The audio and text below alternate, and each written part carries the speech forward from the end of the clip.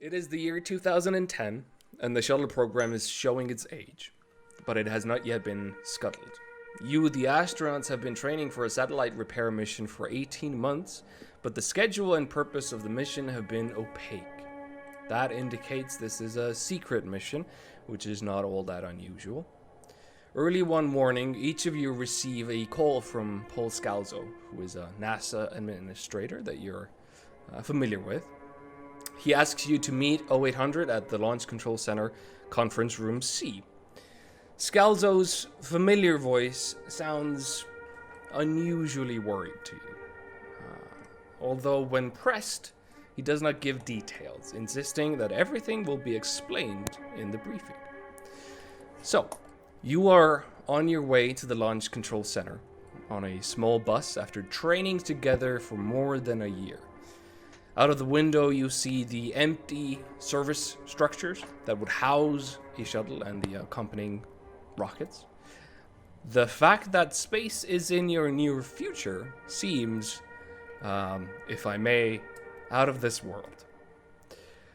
Let's take a moment to meet everybody on this bus as you're kind of conversing. Lieutenant Colonel Michael Spey. At this moment in time, what are you doing? Are you talking to people? I guess I would be going over whatever information or whatever brief I have to mentally prepare myself. So I guess I'm sitting on my own and just going over everything I have in my head currently, trying to prep myself for whatever is to come. Can you give us a description of what Spey looks like? How old is he? So Spey is about a 50-year-old guy. Still, for his age, he's well built. Coming from a military background, he's kept really good tabs on his physical side. Works out regularly, and he's not a buzz cut, but a short-haired guy, darker hair, but he's got a bit of gray, which might be genetical, might be from all the stress and all the secrets you have to keep. And yeah, all in all, just sharp facial features, clean shave, pretty well tanned. Might be coming from some R&R. But yeah, looks healthy. Says he looks handsome as well. All right. Maybe a bit like Max. Who's Max? Anyway, moving on. Major Dirk McMillan. What is Dirk up to at this moment in time on the bus? I think Dirk will have probably tried to sit down right next to Turner, probably. Bit of legs kind of wide apart, sort of man-spreading situation going on. He's 47. He's a bit on the short side, but I think probably quite like broad shoulders, fairly buff, although probably not as buff as he thinks he is. With like short brown hair. I feel like everyone would just know that he has a really hairy chest. Just feel like who mentions it or shows it off, just gets it out. And yeah, probably like, leading on the side of the seat, man spreading, and like just chatting some shit to Turner. All right. Yeah, I'm not super paying attention to how much he is interested or not.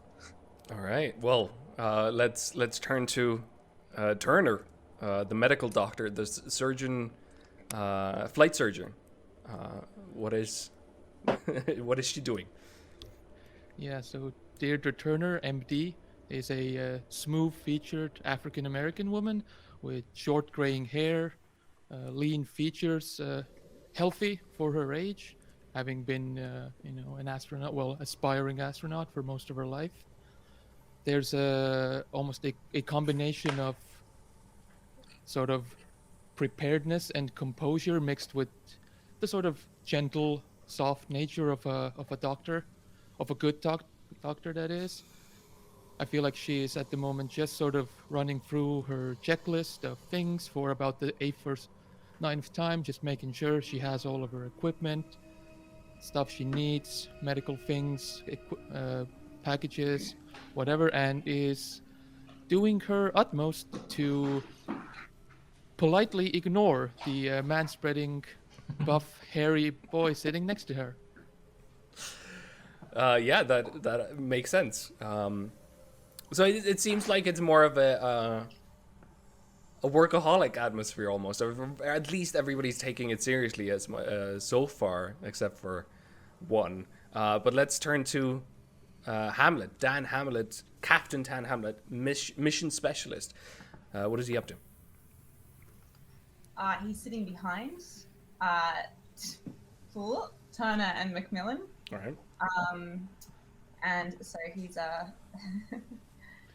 he's got blue icy eyes, and he's got perfect astronaut hair. You know, those kind of pictures you see that are put out into the world with those very clean parts. Everything about Hamlet is the image of a perfect astronaut. And he's fine. I'm not going to lie to you. He's an attractive man. Sure, there might be a little lack of sparkle behind the eyes, but he's the picture of what his nation expects him to be. And he's currently trying to cut in with Macmillan and talk to Turner and be like, yeah, that's why I wanted to be a mechanic, because, you know, it's the most noble art form. I fancied the idea of being a pilot for a while, but then I thought the seat of the action, it's all about what makes things tick internally, and that's where the real work is.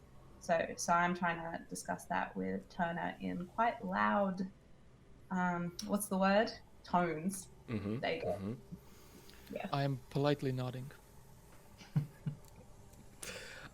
Finally, we have Lieutenant Commander Luke Belton from the U.S. Navy. What is Luke up to? So he's probably sitting like on the opposite side of the bus from the group of three, or the two that are surrounding Turner. He's sort of early 40s, very slim, kind of lean built. He's got a jet black hair, which is recently being cut. Quite a trendy sort of fade cut. Very smartly dressed as well, probably too smartly dressed for what's about to happen.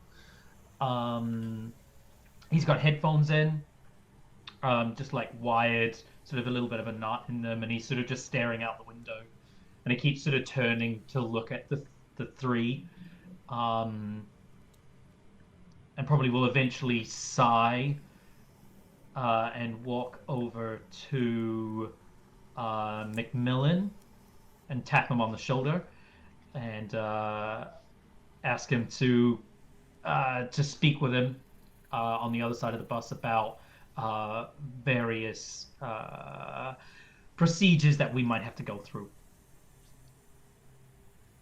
Yeah, let's have that scene as you do that. I have no idea what voice is going to come out of my mouth. So, you know, he's lived a lot of places in the US and around the world, so it's a very eclectic accent. Hey, there are some things we probably should discuss before we get there. Most likely we're going to be, well, as we know, in the driver's seat, as it were. I mean, what do you think there is to discuss? I think we'll get there and we'll just react to the situation as it develops. Do we need to talk it all through? I mean, what? Look, this is not a training simulation. We're actually going up there now. We need to be on our A game. Yeah, I mean, I'm always on my A game. I just don't see how talking through the situation beforehand is any help at all. You know what? Sometimes it's good to visualize these things. Oh, gee, okay. Look, these people, their lives are in our hands to get them up there. Listen, man, if you think that's what you need to, you know, be able to perform your best, sure, I'll help you out. Okay, let's go. Great. Just like beeline to the front of the bus. All So, unless anybody else wants to talk to anybody. I have a pretty high alertness. Depending on where you're putting me to sit, would I hear Belton going over to Macmillan and kind of gauge what they're talking about, or at least even eavesdrop in, I guess? Yeah, I would say. I be able to... Yeah, I would say that it's more of a kind of a minivan type of a bus than a big one. So you're there's a couple of seats that are free around you, but yeah, if you want to, you can totally overhear what's going on. Got it. And kind of roll my eyes, making sure no one sees. All right. I'll sort of, as Macmillan leaves, I'll sort of glance and look at Hamlet and be like, I'm surprised someone was able to get him away from me for a change. Yeah. So I'll come sit next to you then. I much prefer your company, to be honest. Well, that's really lovely to hear, Miss Turner. Dr. Turner. Sorry. Yes, thank you. Yes. So it's unusual that you would be coming to space. Oh, well, you know. I know. You know a lot, apparently. I know some, but I don't know outside my specialty, and I'm very interested in your specialty. And I was encouraged by my comrades to talk like this, so if anyone doesn't like this, I'd like to just spread around the responsibility. Well, let's just say my specialty is keeping all of you people alive. So I would prefer if you don't get into much of a tussle or, scrape knees, stub toes. But if you do, I'll probably be able to handle it. Dr. Turner, I'm going to vow right here and now that I'm not going to get into any tussles, any scrapes. That's just not how I do things. Well, Hamlet, I will hold you to your word. I hate myself. It's great. I love it. It's great. Well, it seems like the atmosphere is a bit more. I guess people are still a little bit not completely at ease with each other, having been kind of more in a sense of training more than socializing. But soon enough, you arrive to the control center, to conference room C. As you walk in, you see, and you should be able to see in Foundry the photos of these people as well under your journal entries. You will see Scalzo, who is talking to Colonel Aaron Woolrich, who is a familiar Air Force officer. Now, Woolrich has overseen parts of your training, has appeared from time to time, but hasn't ever really directly interacted with you. You also see, which is I guess the stranger sight, are two unadorned jumpsuits, two men, sitting glumly at the table. One of them, chubby-cheeked, looks like he's almost gonna vomit at any moment. His jumpsuit is stretched over bulging thighs, swollen belly. The other is akin to a scarecrow. Thin, white, thinning hair as well. Deeply kind of seamed face, and his expression resigned. Scalzo addresses you as you all walk into the room and sit down. Or rather, before you sit down, I'd just like to introduce Colonel Woolrich. I'm sure Colonel Woolrich steps forward and very kind of sincerely and severely almost greets all of you, gives you a firm handshake, and gives you kind of a patter about, it's an honor, you're serving your country well, that type of stuff. Woolrich then... It's an honor to be here. Of course. It's an honor for me to lead the mission. Woolrich then introduced the strangers as Bruce Weintraub and Pierce O'Neill, both misters, both civilians apparently. So yeah, Woolrich introduces the strangers, and kind of looks to you as you're all seated at this point. Well, these gentlemen are all read on to BLACKSAT, so we can discuss matters directly and freely in front of them. I would just like to get a confirmation verbally that you agree to the mission at hand, whatever its details. Yes, sir. Yes, sir. Rest of you as well. Maybe it'd be good to go over these, just the basics again. Make sure it's aired in the room. I'm sorry, but that's just not how military intelligence works. Melton, just say the words. Yes, sir. Good man. Yes, sir. Daniel Hamlet, Captain.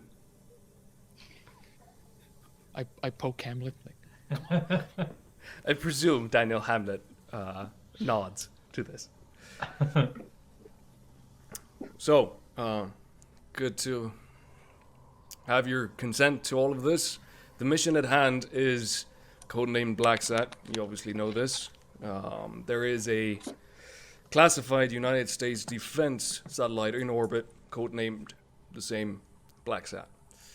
It needs repair and recalibration. You, the astronauts, are to escort these fine gentlemen, Weintraub and O'Neill as an alternate, on a covert shuttle flight to the satellite so they can effect that repair and recalibration.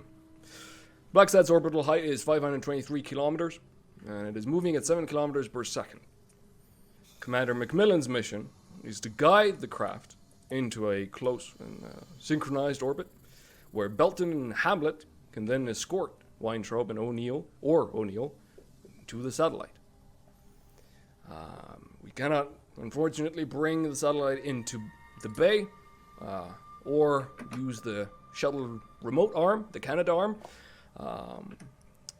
purely because the techniques and the technologies that we will use are classified separately from BLACKSAT, and you are not cleared for those. Now, the shuttle will be loaded with 3 manned maneuvering units, which will allow you for one of the civilians to maneuver under escort by the 2 mission specialists. The repairs are in 5 days, liftoff is in 48 hours. Any questions? Looking around, blank-faced. Why No, is it? of course not. Excited to get started, sir. what are some expected potential complications? Well, we will obviously keep you informed of any and all threats and dangers that you are cleared to know, but let's just say that you will be doing the country a great service by keeping BLACKSAT primed. We don't anticipate any hidden dangers as such at this Why moment is in time. it that? Sorry, No, go ahead. but why is it that Weintraub and O'Neill here? Why are we bringing civilians? We have plenty of trained specialist engineers, electricians who will be able to come up with astronaut training. The problem Sir, is... Sir, I think the better question would be, who does Weintraub and O'Neill answer to? Well, If it's my mission, are they under my command, or do they answer to you? safe to assume you are the mission commander, and they will take orders from you. Now, what are their qualifications? Why are they on this mission? The simple matter of the fact is that they are the 2 people who have the abilities to fix BLACKSAT. Unfortunately, they do not have the flight training. Although O'Neill has gone diving on vacation. But I appreciate that, but I just think that actually my years in specialties, I could handle it. You know, this is a piece of machinery which I've studied in depth as much as possible, and I don't know why we would need civilians on top of my military grade engineering abilities. At this point, Weintraub leans forward and goes, "Well, I believe you do not understand the Cortis differentials now, do you? And it is quite a difficult mathematical." I eat differentials for breakfast, actually. But is that the words you said? Quarters differential. It is a phrase that is not familiar to you at all, but sure, you can say that you. I'm gonna blag my way through. Yeah.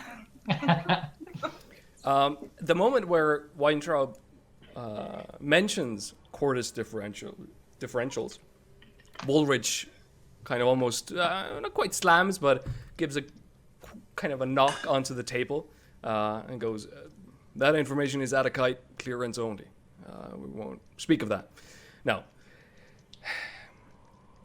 if anybody wants, Hamlet, you seem interested, you can make a human roll if you wish to kind of attempt to read the subtext, if anybody else wants to as well.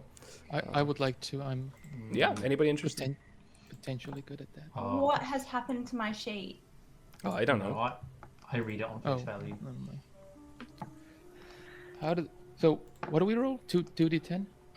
Just click on the human on your sheet. Funnily enough, I succeed. There you go. All right. My sheet has changed radically. Oh, wow.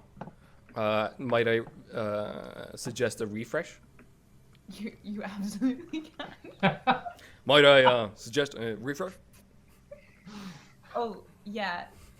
Hamlet is an android. Someone gets a pen and puts it into a little hole in his head. It's just funny, isn't it? Because I'm an engineer. Okay. Yep, I see it now. Thanks for the tip. I'll roll. All right. So one success.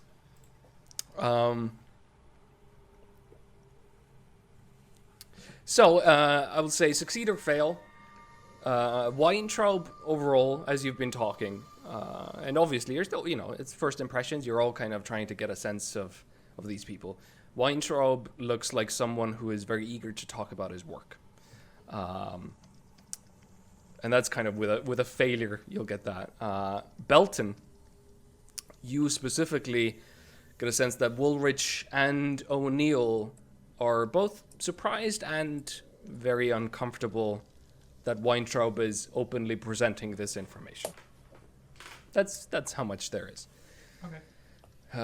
Now, I cannot tell you the details, obviously, but one of the civilian experts needs to get close to BLACKSAT, close enough to effect repairs using classified technology. This will require a spacewalk. So these two people here together, they are 50% of everyone on Earth qualified to do the repairs. We can't hand that part of the operation over to the astronaut. It's highly restricted. So, wonderful that they're so trained, but I'm American. Wonderful that they're so trained, but are they trained to do a spacewalk, or is that something we're going to have to hold their hand through? They are willing, let's say. They are not astronauts. That's why we need your help. At this point, Weintraub again leans forward and says, yes, I actually suffer from fibromyalgia, but I control it with quercetin. Yes. I had a close friend who had fibromyalgia. I'm quite close. I know what that's like. It's very strange that you've been given clearance to go to space. Like I said, I control it, so it should be quite fine. Have you gotten enough sleep lately? Not fatigued? That's the common symptom of fibromyalgia. Colonel, might I suggest we have means of establishing secure channels of communication. Might I suggest Weintraub and O'Neill stay behind once we reach our target and we're ready for the spacewalk? They can guide us through it. I'm sorry, but that is simply not an option. There is a very specific, and they are the only people qualified to do this operation near the satellite. I expect the repairs for them to take about 30 minutes, no more than an hour, certainly. I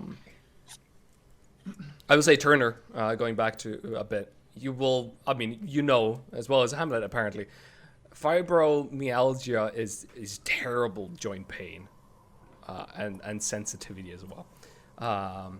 Often kind of associated with depression, HD. Right off the bat, being a doctor, you will know that the shuttle launch will be hell for him. As for this drug, quercetin or something that he mentioned, that seems to be kind of a natural flavonoid that probably doesn't have side effects, but also doesn't have any benefits that he mentioned. I also know what flavonoid means. Doctor. As a doctor, yeah. Doctor. Oh, yeah. Cell signaling pathways and antioxidant effects. Yeah, of course. Now, any other questions? I suppose I have one concern regarding the mission. Given that you're sending 100% of your trained professionals who are able to do this repair, why is... I'm not saying that this mission is going to go bad or go south. We are all trained professionals. We will see that this goes through without a hitch. But should there be a hitch, you've sent all your specialists out there. I will correct you at this point. And O'Neill actually leans forward and says, actually, there's 4 people on Earth who can do this type of thing, so we're really the 50%. There's also the other 50%. But to which Ulrich again kind of leans forward and goes, beyond the point, this is how it is. Unfortunately, you do not have clearance for other matters. All right, so it is take it or leave it. I'm sure I can find other people who are willing to go to space.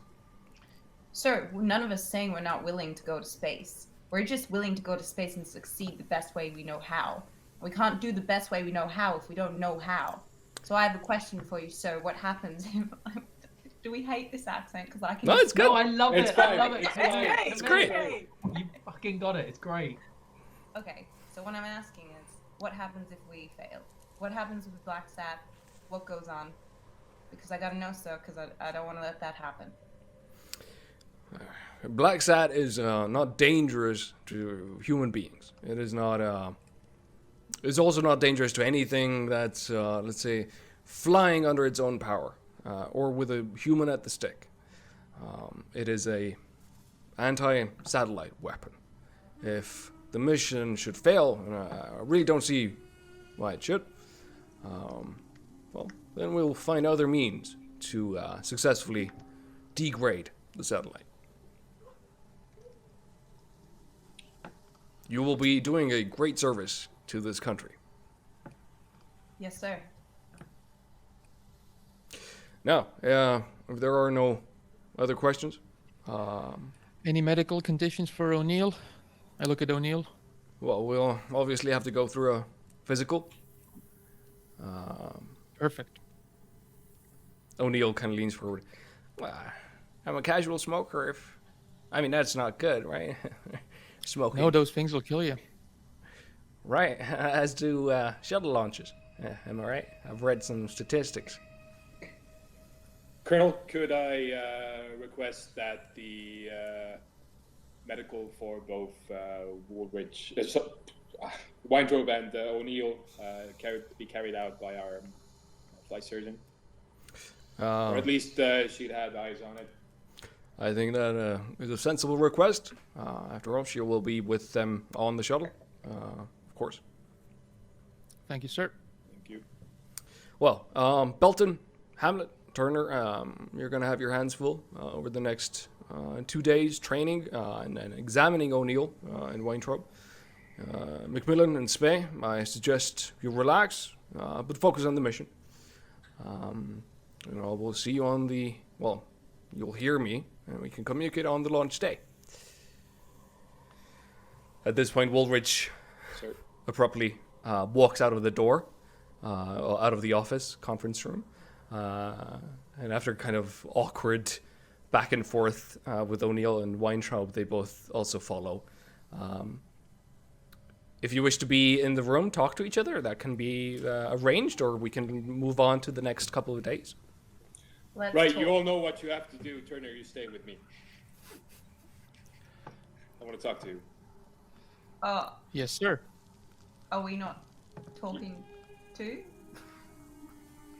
We're not. We'll catch up later, Macmillan. Also, great to see you again.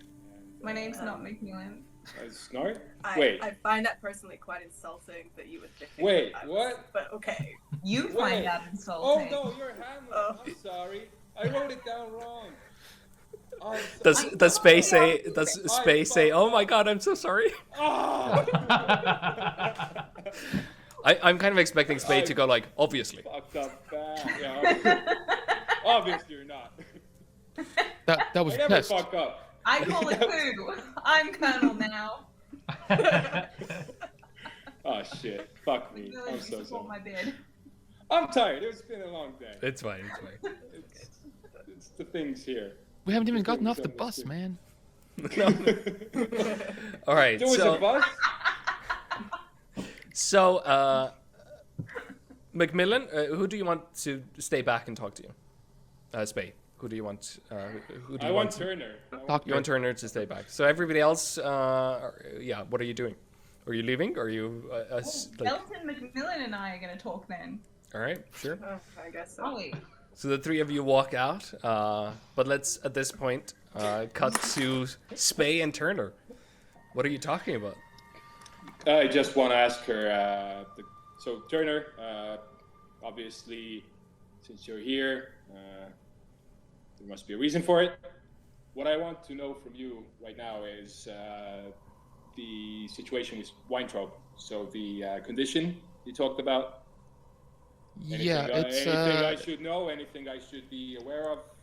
yeah, it's a bit of a doozy. I'll be honest with you, sir. It's You don't have to sir me. oh well, thank you, sir. You're a civilian. Okay. Basically, just to put it in simple terms, he's in constant pain, and any sort of vibration, rapid movement, what have you, will intensify that. So I'm expecting the shuttle launch to be hell for him. As such, I would like to sit next to him when we launch, in hopes of maintaining his sanity, so to speak, because it can be quite harsh. Right. Anything we could do to dampen the effects of what is surely to come? Anything I could do, Game Master? You could sedate them, I suppose. That's one possible thing to do. I suppose I can like ask for that equipment or Yeah. those drugs Right. and stuff. Would he wake up from the pain? Would have enough sedation. Say he's unconscious during the takeoff and the flight. Would I know? Would that be the better option, to mildly sedate and keep them? I mean, drugged it would. rather than Yeah. risk. So I would say. Being in pain. So I yeah. would really enjoy my people under my command, under my care, to be as alert and present as possible. So say we knock him out. Well, hopefully we won't have to knock that him work? out. Hopefully that we can work? just. Would That would work? definitely work. I'm just saying I can probably just convince him to take the drug that will make him not feel pain. Right. Well, if you can get that, if you have any trouble getting it, let me know. I'll get that done, sir. No problem. Yeah, you're dismissed. Thank you. Thanks, sir. I'll leave. All right, let's cut to Belton, Macmillan, and Hamlet as you're walking down the corridors, leaving. A little bit angry, I guess, that you've been dismissed so suddenly. But yeah. What do you reckon, Belton? I reckon I'm a bit nervous that we're taking two civilians up there. It feels like a Fine. death sentence. Really? doesn't it? This seems a little bit dramatic. I don't know where you're getting that from. I mean, yeah, they're probably a little bit useless, but, I'll get through. They're 2 of 4 people in the world, and one of them is chronically ill, not going to even survive takeoff. I'm not being dramatic, I'm being pragmatic. They sound the same, but they're radically different things. I do Macmillan, agree with you. I think you could afford to be a little bit more dramatic and pragmatic. Both of those things you could afford to do more of. Look, these guys are important, and they wouldn't be sending them into space if they thought they were going to die during takeoff. Like, I think you're really overthinking everything. It's going to be fine. I don't know if I'm overthinking over everything, or if I'm just like, just because of my profession, I'm good at logicking, Macmillan.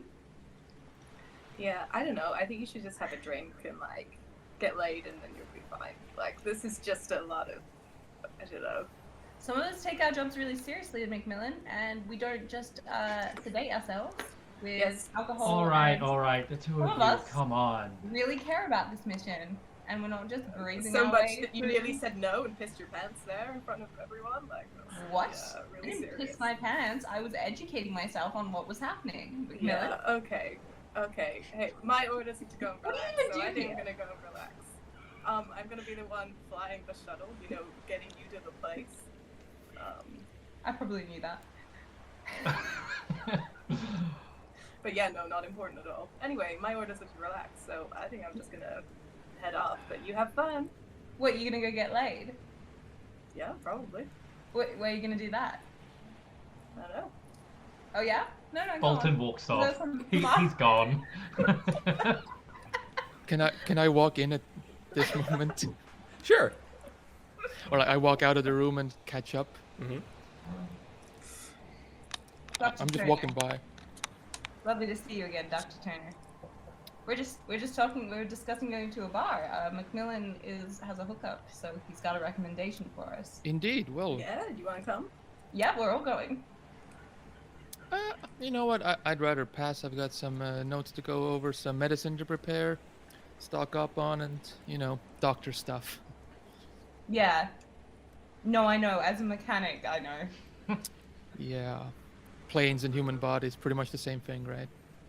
Well, the inspiration for planes had to come from somewhere.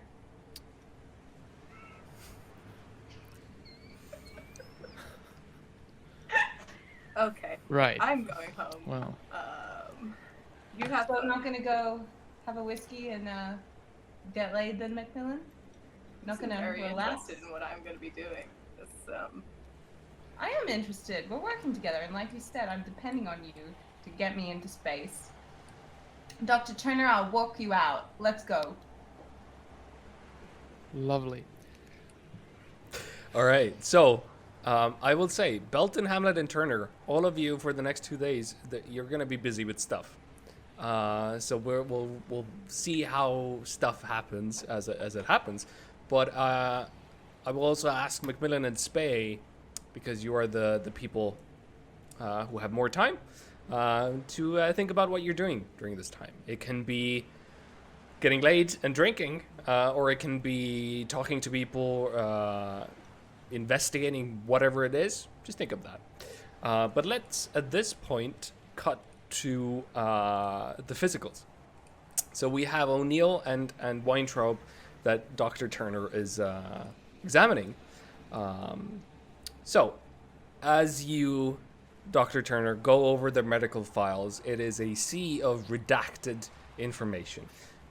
The black marks, omissions, deletions everywhere.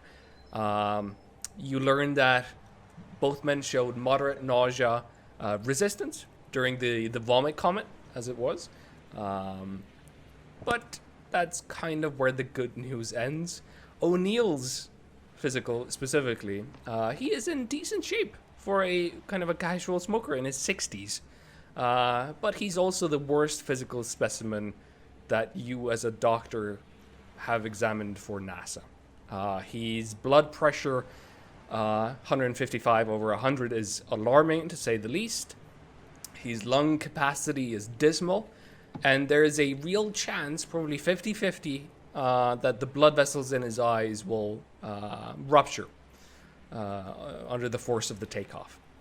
The odds of him suffering a fatal heart attack are likely, the odds of that are better, 1 in 10 probably, which is better than the 1 in 5, which would be the massive embolism. But make a medicine check to see if you can reveal other things. Who's dramatic Medicine now? check. I am extremely good at that. A success. So there's a couple of things that this reveals. You notice old scarring down his left side all the way to his foot.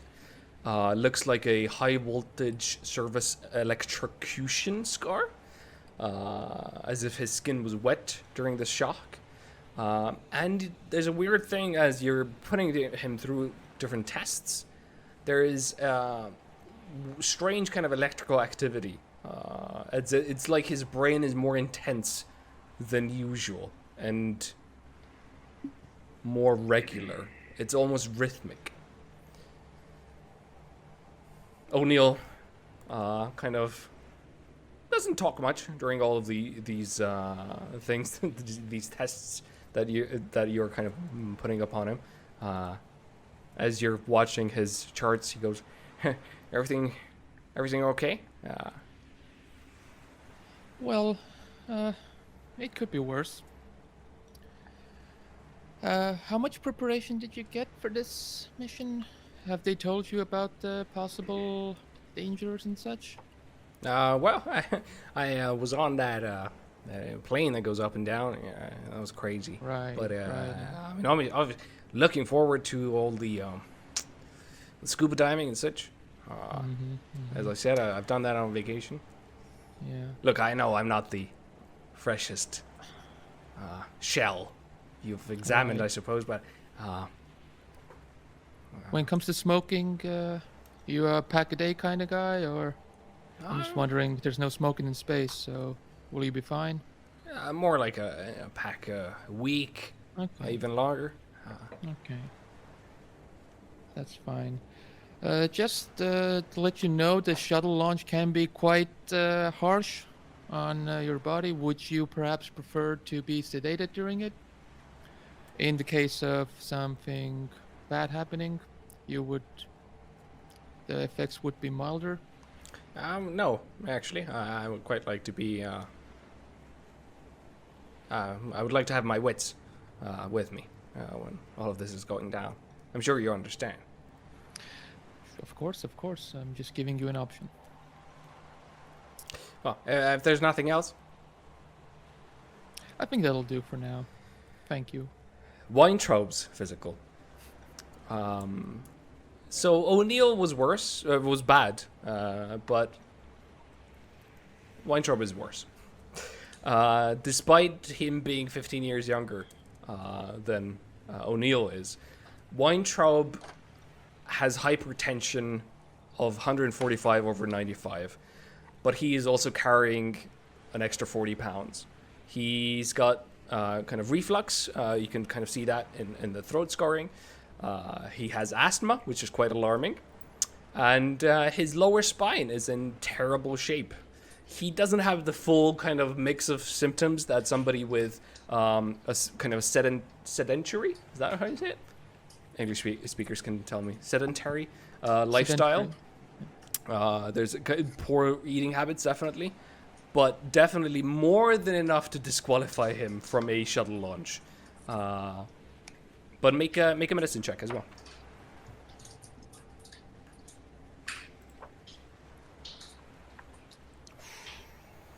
Failure. All right. So Edie. let's cut back to during this time. Actually, Spey and Macmillan. What are you doing during this time? So the medicals haven't been concluded yet. It's up to you in terms of like they're happening over the 2 days, let's say. So it's up to you where you want to put. I mean, yourself. I definitely, if there's a gym in the center, Right. definitely take the time to work out every evening at Mm-hmm. least. Then, yeah, for sure, I'd like to talk to Macmillan at some point. Okay. But overall, I'd go over mission details, the shuttle abort modes, launch procedures, everything like that. And I'd also like to get a report from Turner, which would lead me to, like, hearing the things you've said right now. Yeah. Would lead me to do other things. But Yeah. Yeah. That's basically, in a nutshell, what I would All right. do. Macmillan. I think Macmillan probably would try and, in terms of, I feel like he's not much of a, like, you know, reading manuals or like plans or any paperwork kind of guy. In terms of ways to prepare for like flying the spaceship, either in like wants to like feel the like practice doing it. So either like, I don't know, simulators, or even if he just spends a bunch of time like just driving around in a car and just like trying to be like instinctual, like, yeah, I'm just so on it and feeling the way your vehicle moves, and you know. I will say Sorry, that what? both of those things, Bay and Macmillan, both of those things are probably things that you have done probably every day for many decades. Mm-hmm. So if there's anything specifically out of routine that you wish to do, if not, Nothing we'll- out of routine, probably. yeah. But Macmillan and Spay, you wanted to talk at some point. Well, yeah, if I catch Macmillan at some point, I would Mm-hmm. maybe throw a few words at him. The All real right. Macmillan this time. All right, let's. I will say let's cut back to that after the training that will happen with Weintraub and O'Neill. Could Yeah. I, even though I failed the medicine check, I would still like to try to convince Weintraub to be sedated during the launch. Oh We yeah, can sure. Do that at some point, or right now, or whenever. Yeah. So Weintraub overall is kind of as you're talking to him and trying to talk to him, he seems kind of distracted, almost like a child, very talkative, much more talkative than O'Neill is. And he, you kind of sit down after the physicals, and he goes, "All right, everything okay? I hope. I know I'm not the best astronaut that NASA has probably had, but I think, how hard can it be, right?" Right. Well, Weintraub, you seem like a nice enough guy. I'm gonna be straight with you. It's pretty hard. Tell me that much. Was I better than Al was? Bruce O'Neill was. In some aspects, yes, you were better. Good. In terms of the space launch itself, I assume you've never. I assume you went through the up and down machine, as O'Neill put it. Yeah. How was that? Any pain? Well, it was uncomfortable, definitely. Some Right. joint pain. I did vomit every time, Right. but you know. The actual space launch is going to be much worse. Oh yeah, sure. I can imagine. Uh, American. What do you call them? Those things, the things that go up and down, the little carts. I imagine that type The of roller energy. Huh? coasters, you mean? Yeah. Yeah. Think of it as a roller coaster that only goes up and doesn't stop for quite a long time, and also the pain will not stop once it starts. So, as the doctor in charge of your health and your care, I would urge you to be sedated during the launch, so as to prevent any adverse effects. Right. I can assure you that is, whatever doubts you might have about that is preferable to you going through that just normally. What about Knessinger? O'Neill. What about? Is he did he agree to be sedated as well? He did not. Well, I have to then refuse as well. I'm so sorry. but I'm I did- afraid, Weintraub, I will have to insist. This is not only just my professional medical opinion, but also a order from the commander. Well, I would say me and O'Neill have worked together for years. Yeah, and whatever he decides to do, I will try and follow. So, truth be told, he's one of the few people who have showed me any kind of friendship. I feel indebted to him. So, I guess it will be up to Woolrich then. Hmm? Right. Well, understand that this is not coming from a place of command or any sort of military one-upsmanship. I am saying this to you as someone with a large amount of experience in medicine and care. If you go on this shuttle launch without any sort of medication, you will suffer. Look, a lot. I like you, okay? Yeah, you seem like a nice person. And I will take your advice and think on it. Let me sleep on it, yeah? Sure, sleep on it, but please let me know first thing on the second day before the launch. Yeah. Before the launch. Well done. I must get to the Right. training, I suppose. Right. You are dismissed. He kind of is halfway through the door when you say that. He kind of turns back. Yeah.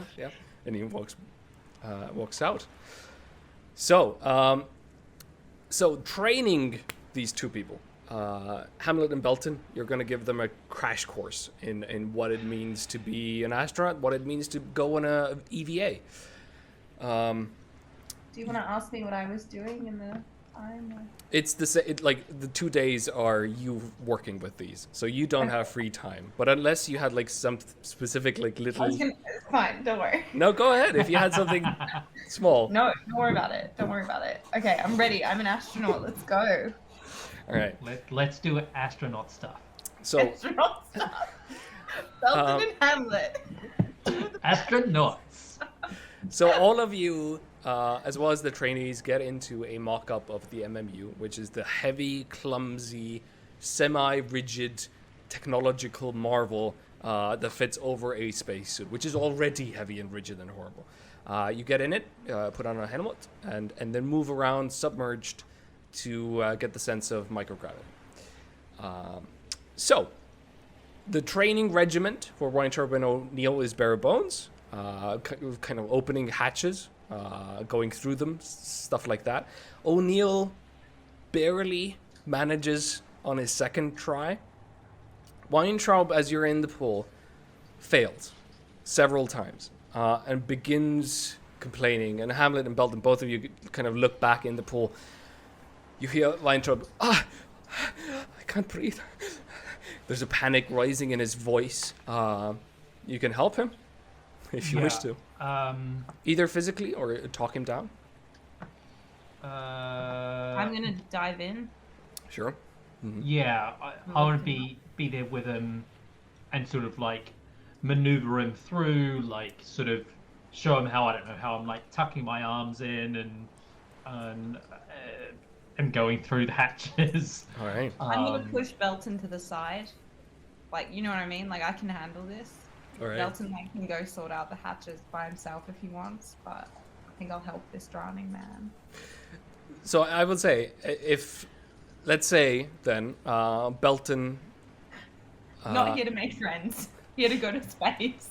So I would say Belton make a general charisma check, and Hamlet make a pilot spacesuit roll.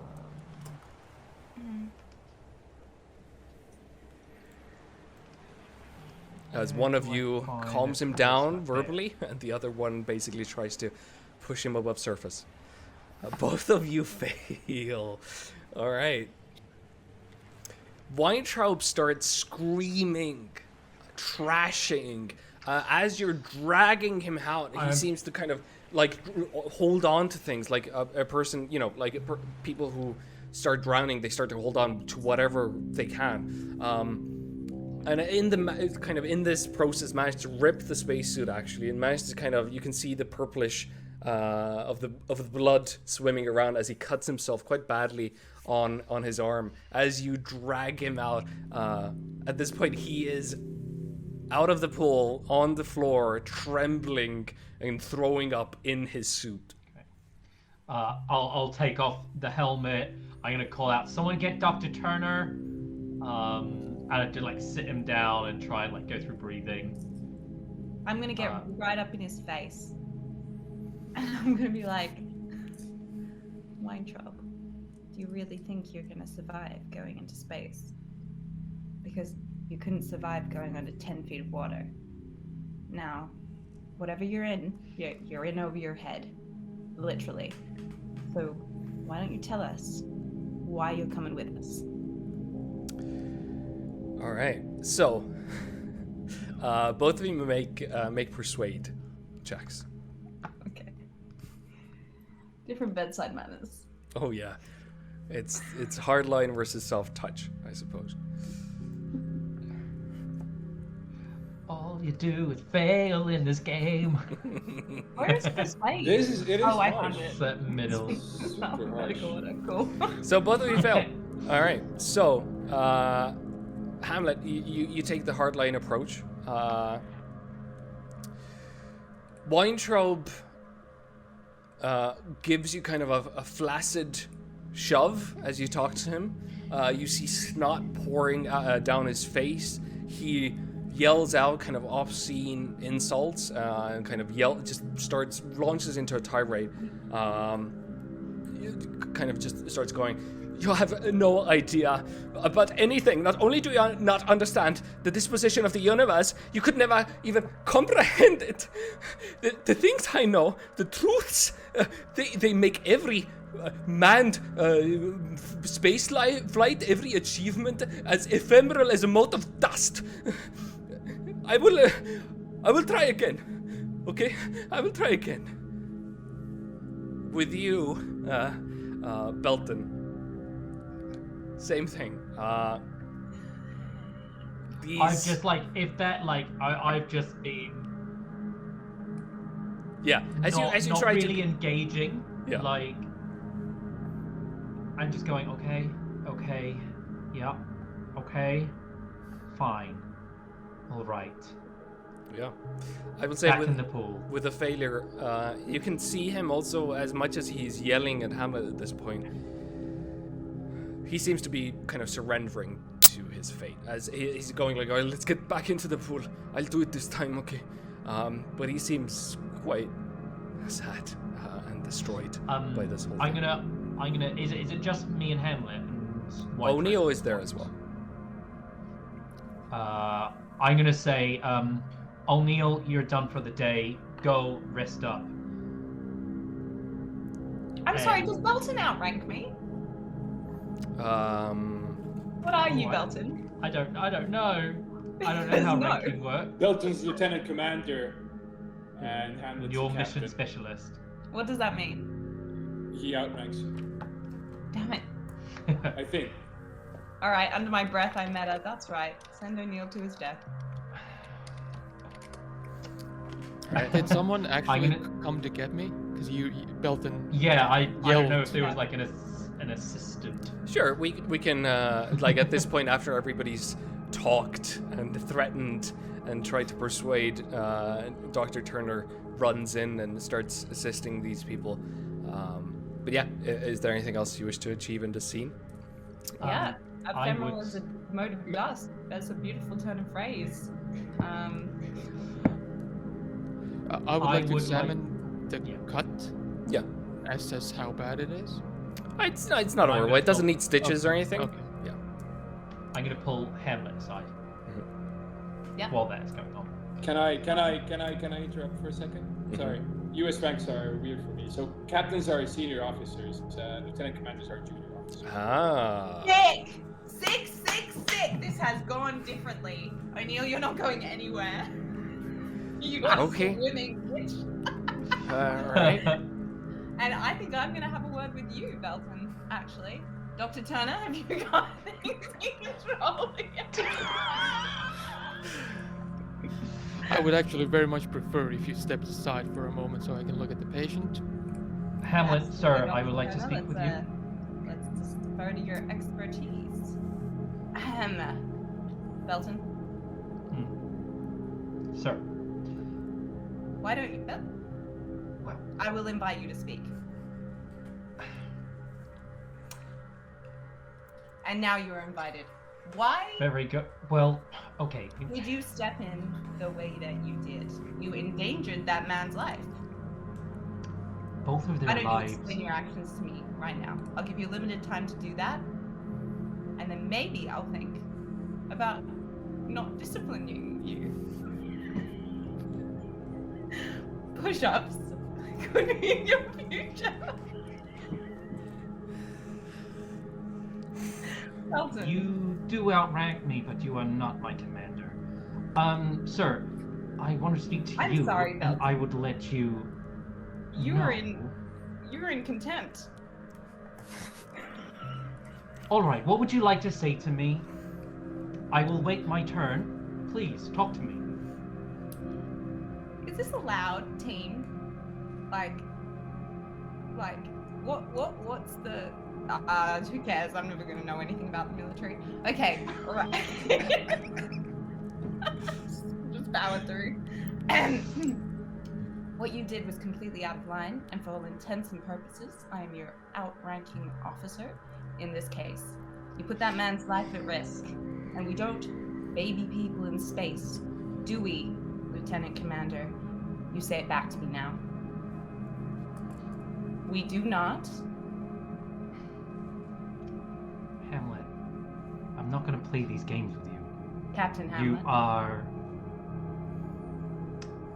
You are smarter, wiser, clever enough than to play these childish games. Now. I don't know if these are childish games or expressions of the system and the nation that we have dedicated our lives to, Belton. This kind of reckless, this kind of like caring and, oh, I'm gonna walk someone through these hatches when they're gonna need to know how to get through these hatches by themselves. You're endangering all of us with that kind of blasé attitude. And I appreciate that you're in the big leagues now, but the rest of us have been here for a while. Now you better catch up, son.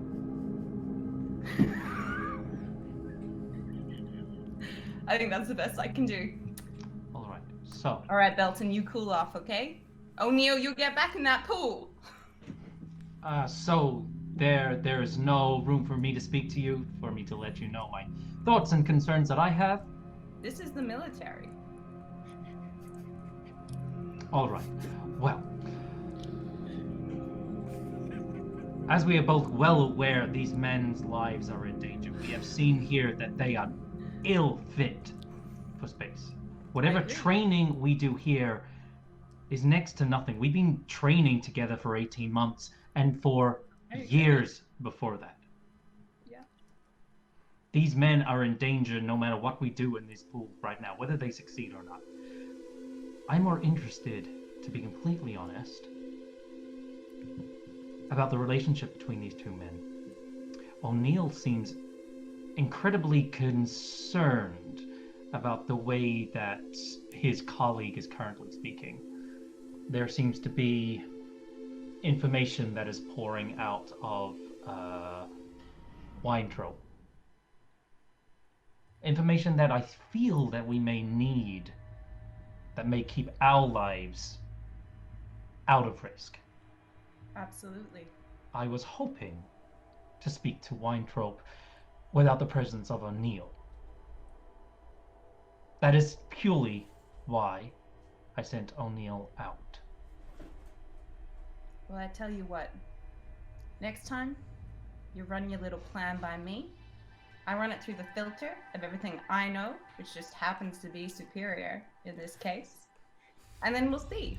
We get to play dice. Because Belton, you're not the only one with a plan. And you're not the only one with a set of motivations in this game. Now, I popped Weintraub like a grape at a fall festival. I is this close to being wine. It's just a matter of time.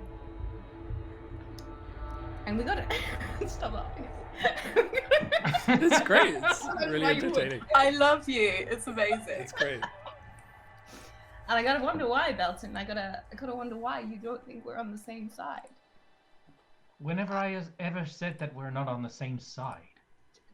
I have revered you as probably one of the most outstanding men in this group. To be honest, you turning on me like this is... Well, it makes me wonder if you think I should even be here. And if there is something that you do not like about me, about my position here, about who I am and where I have come from, if there is an issue with that, please tell me now. Or if it's just to do with my personality, I would like to know. Or is it just purely based on this situation with these two civilians who are so out of their depth? They're so out of their depth. I agree wholeheartedly. I agree with you, Belton. And what I'm concerned about is that there has to be some kind of order because we are going into space. This isn't like it was in training. You don't necessarily always have my ear. You don't always necessarily have the direction I'm going to go with. We need to work together, but we need to work together the way that's going to keep us all safe. I appreciate your can-do attitude. I appreciate it. You're a good guy. You're a good guy, aren't you? You're the best of us. But let's just get back on the same page, shall we? Little cup of the cheek.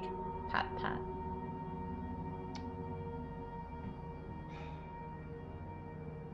Hamlet, let's get back to work. Captain Hamlet. And so we shall. I don't know why I'm not so... No, it's great. It's great. You turned out to be a right tosser. I mean, Give me Hamlet. idea of the power. Hamlet is kind of a, it lives up to its name, I guess. So, I mean, at this point, probably all of you are overflowing with complaints. But yeah, just before the launch, what do you wish to do? To wish to speak one of them? I'll say, you've all kind of been set into the same kind of dorm building to sleep there and get ready there. So all of you have easy access to each other if you wish to converse, or make a tirade, or whatever you wish to do before the launch. I'd like to speak to O'Neill. Okay. Mm-hmm. O'Neill, how you doing? Night before? Feeling excited? Feeling nervous? Yeah. I suppose I'm nervous about all of this. It's obviously a difficult thing, and what happened with Weintraub today was not a good thing. No, not ideal in the slightest. I had an interesting conversation with Weintraub. Seems that I suggested to him as well that he be sedated during the launch. I'm sure you're aware of his condition and how bad that can be, how painful that can be, and he seemed unwilling, since you were also unwilling to be sedated. I was wondering what the dynamic there is exactly, if you wouldn't mind telling me. Make a persuasion check. Not too shabby at that.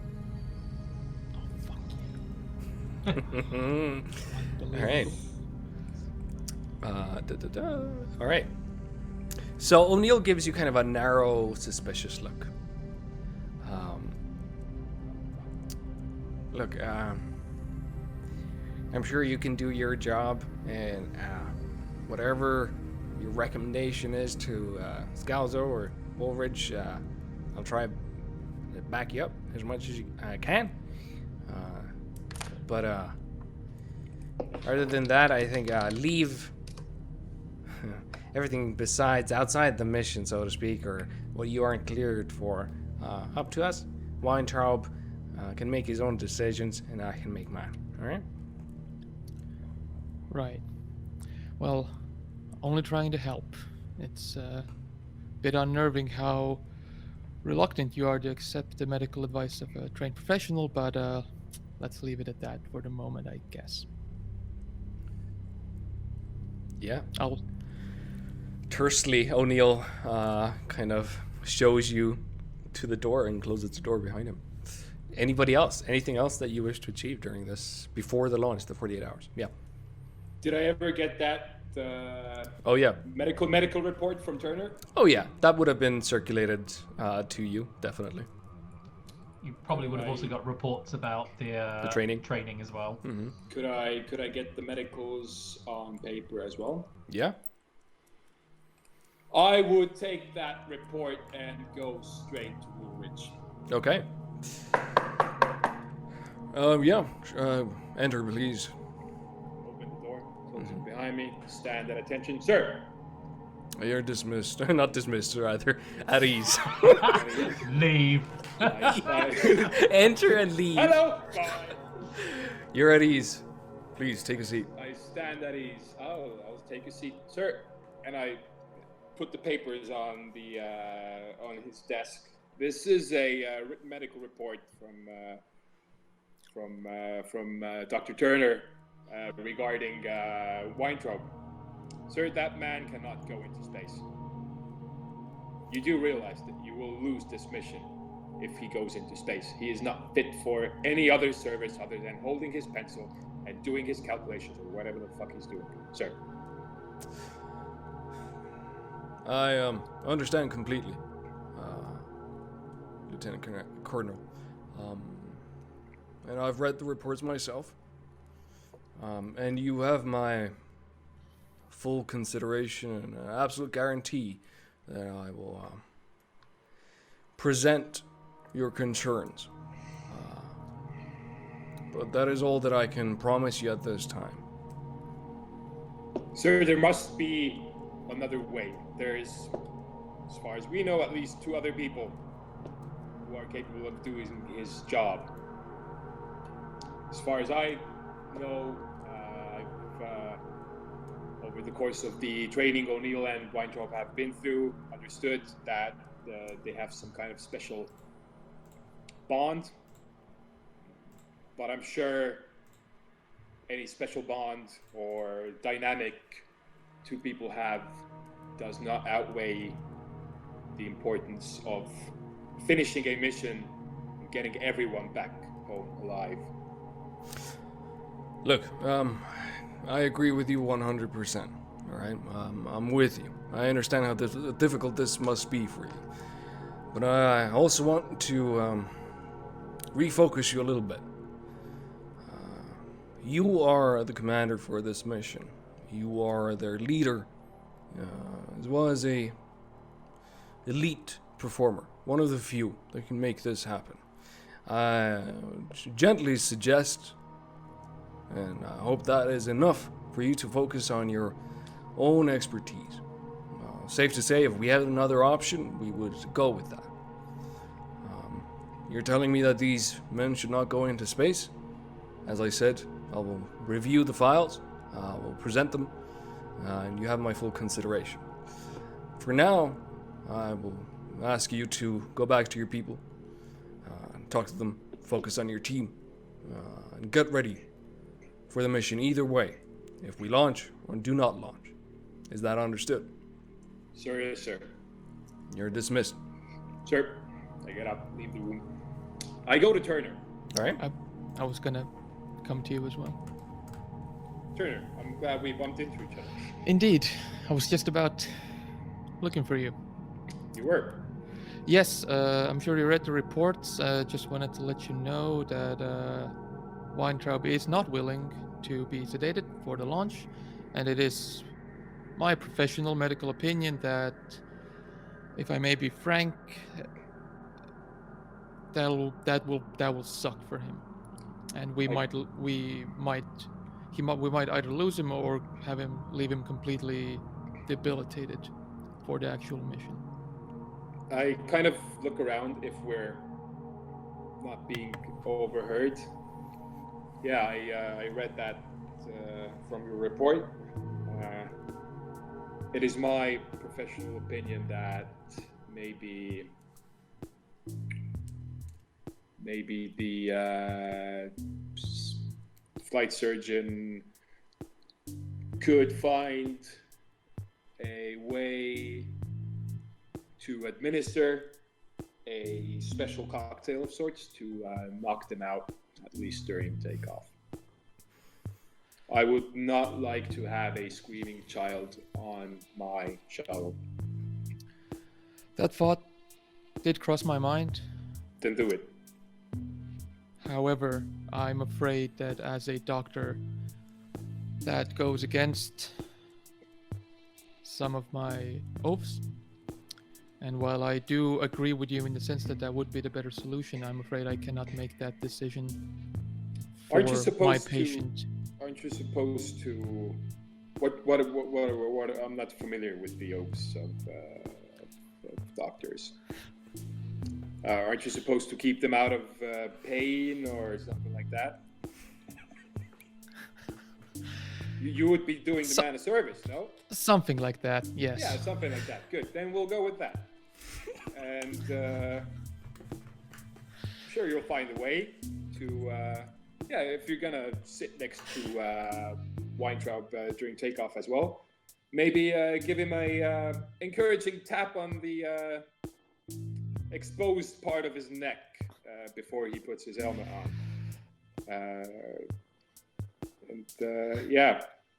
There's before we take off, Commander, while I different kinds of while I chemicals. appreciate the military lingo and the straightforwardness of your mannerisms, I will have to decline on doing that.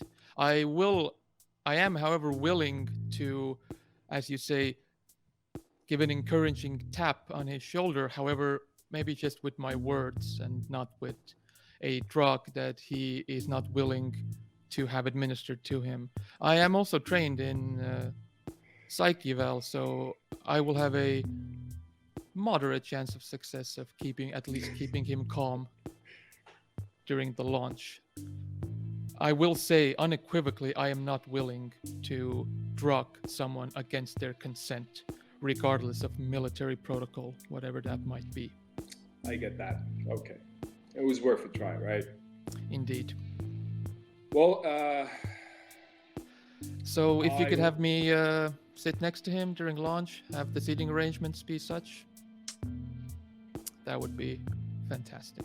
I will take your request under review and I'll let you know. Thank you. Anything Will that else? be all? No, we're done. Great. Okay, fantastic scene. Anything else during these, hours leading up to the launch? Could I I go will and make. speak- Yes, sir. No, you go ahead.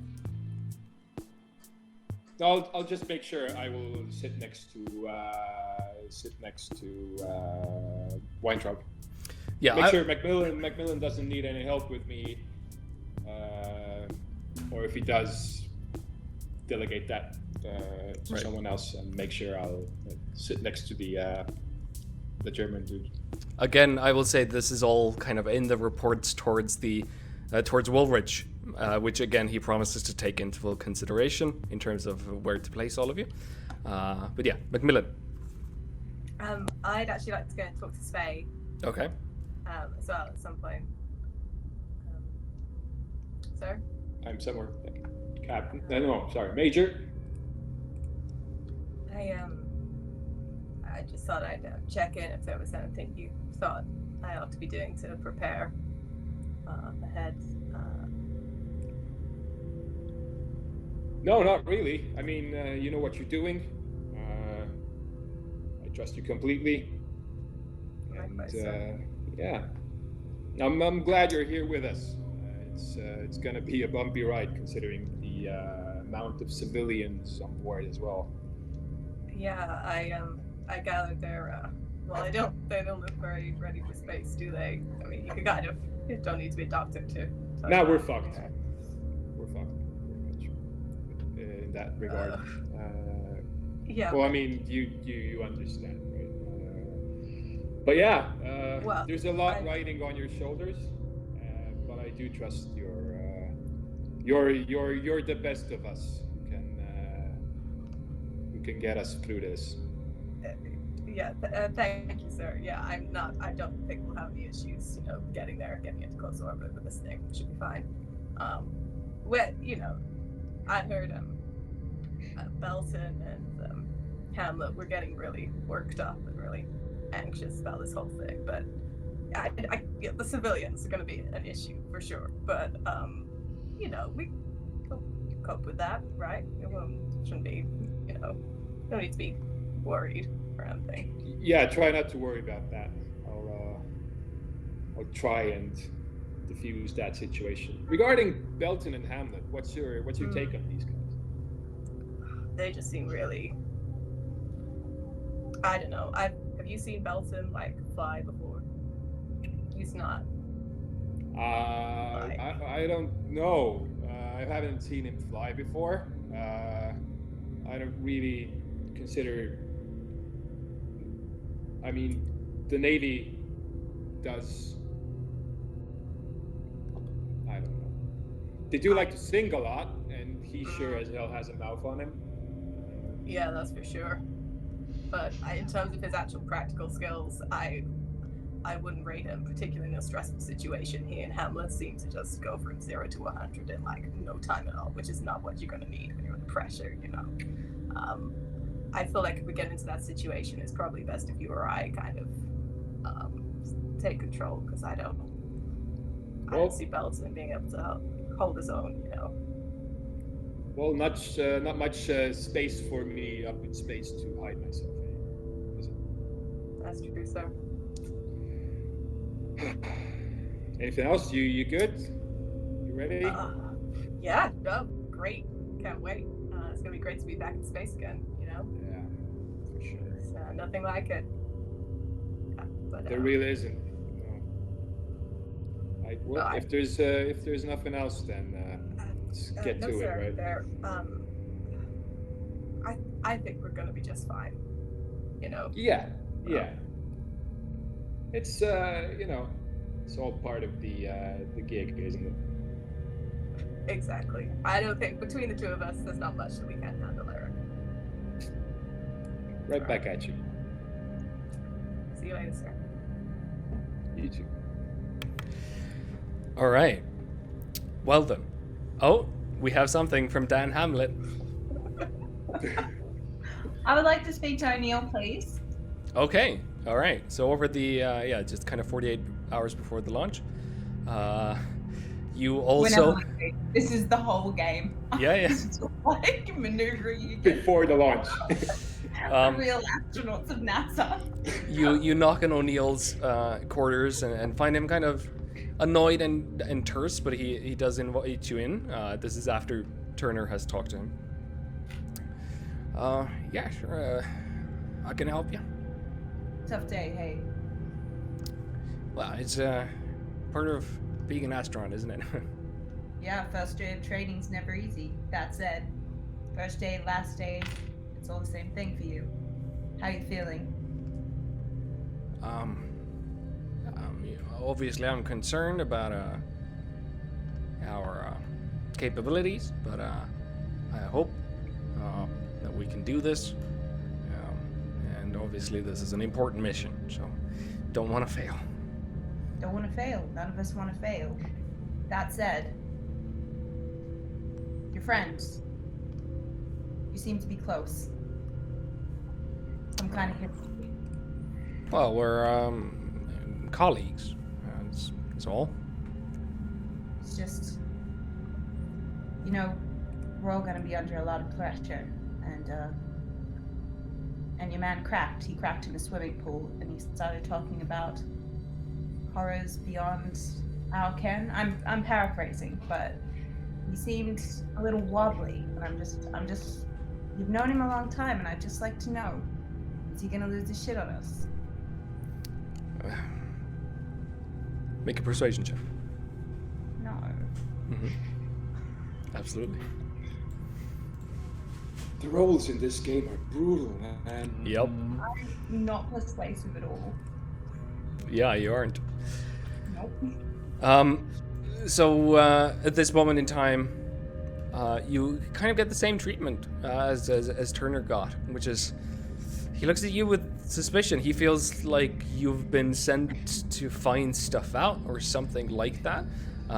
He goes, look, I'm sure you can talk to Weintraub yourself, and I'm sure Weintraub can make his own decisions. If he thinks he can handle the mission, then I'm sure he can handle the mission. Okay. Well, you know him best. He's your friend, so I trust that you can evaluate this situation fairly. Look, BLACKSAT is dangerous. I have to excuse myself. I have to get ready for the upcoming day. When you say it's dangerous, I thought there were other options. No, I've said too much. I'm sorry, but I think you need to leave. You haven't said that. They haven't said that much at all. Just a couple of follow-up sentences, and then maybe we could call it a night for saying things, but just a bit more. He walks up to the door and opens it. All right, O'Neill. Well, you know where to find me, and I'll try to look out for you up there as much as I can. I know it can be brutal, but us specialists gotta stick together. Good evening. Good evening. I salute. Welcome to the Force. So, about 12... Oh, we have another one. Luke I'm Belton. so sorry. My tiny little one. Okay. Just during any downtime that there is, Bolton will not obtrusively, but sort of hover nearby, or just be keeping an eye. Just poke myself in the eye. We'll be keeping an eye on Wine Man. What's his name? Weintraub. Like just to see what his demeanor is in his downtime, see if his nerves has calmed down. Also, if him and O'Neill are over together, maybe make a poignant walk past, see if I can catch any of a conversation or their interactions. Just sort of like keeping an eye on them. Overall, they definitely seem to be, friendly with each other and definitely talking to each other in kind of hushed voices as much as they can get away with. There's nothing specifically that seems like malicious about this to you. It's more like they are the only friends they have in this, seemingly, and they seem to want to comfort each other. You do hear like very odd phrases as you walk past them, like kind of paradimensional matrix collapse functions and like very deep math that they're talking about that you have no idea what it is or what's it about. So hopefully they are focusing on whatever their mission is. All right, so 12 hours before the launch. Well, even less than, probably 8, like right on the cusp of the kind of evening before, you will get the information spay from Scalzo's secretary, who calls you and informs you that the mission is proceeding unaltered. Their complaints have obviously been registered, but the importance of the flight takes precedence. You are expected to continue, overcome, and succeed, and Woolridge takes full responsibility. Weintraub will be sedated to reduce launch trauma. And then, during that night, you sleep, and then in the morning you wake up, and you realize that you're going to be in space at the end of that day. Or rather, because of the odds of being an astronaut, you will either be in space in that day, at the end of the day, floating in 0G, or you will be dead. And of course, the odds are even worse for O'Neill and Weintraub. So, all right. So, where were we? Jump forward to launch day.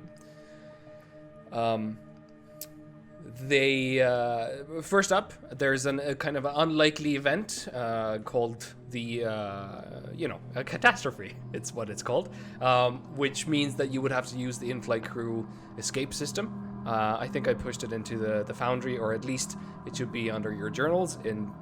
There's the BLACKSAT clearance, as well as the abort modes that the commander can engage if he wishes to, but that would be end of the mission, basically, because you would be, escaping the shuttle, and it's the last resort.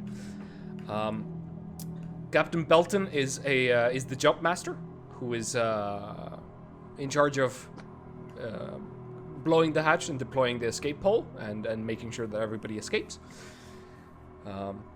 Other than that, you find yourselves dressed in kind of orange jumpsuits in the advanced crew escape suits, which, despite the acronym of ACES, everyone just calls a pumpkin suit. Weintraub and O'Neill is with you in the van that you're all herded into, which is called affectionately as the Astro van. As you come around the corner in the van, you see in the harsh, kind of huge xenon lights against the pre-dawn, you see your space shuttle, your spaceship, the vehicle that will take you into space, off of this planet. You sit in the van, hushed and quiet, as it gets bigger and bigger. Soon enough, you find yourselves crawling into the ship, find your stations and chairs, which also should be in your journals. You can see where you're seated. The hatch is closed behind you, and suddenly what has been a lifetime of dreams and denial and failure and success, rejection and acceptance is now a reality. You are here, and you are leaving Earth. There is not much that you can do as mission commanders, the people that pilot the ship, just because a lot of it is automated. So, the launch begins. T-minus 3 minutes. The massive nozzles in the back of the shuttle swing back and forth, and the vehicle itself shudders. And it feels like some massive creature waking from a long sleep. At this point, Weintraub is weeping, and O'Neill is trying to comfort him.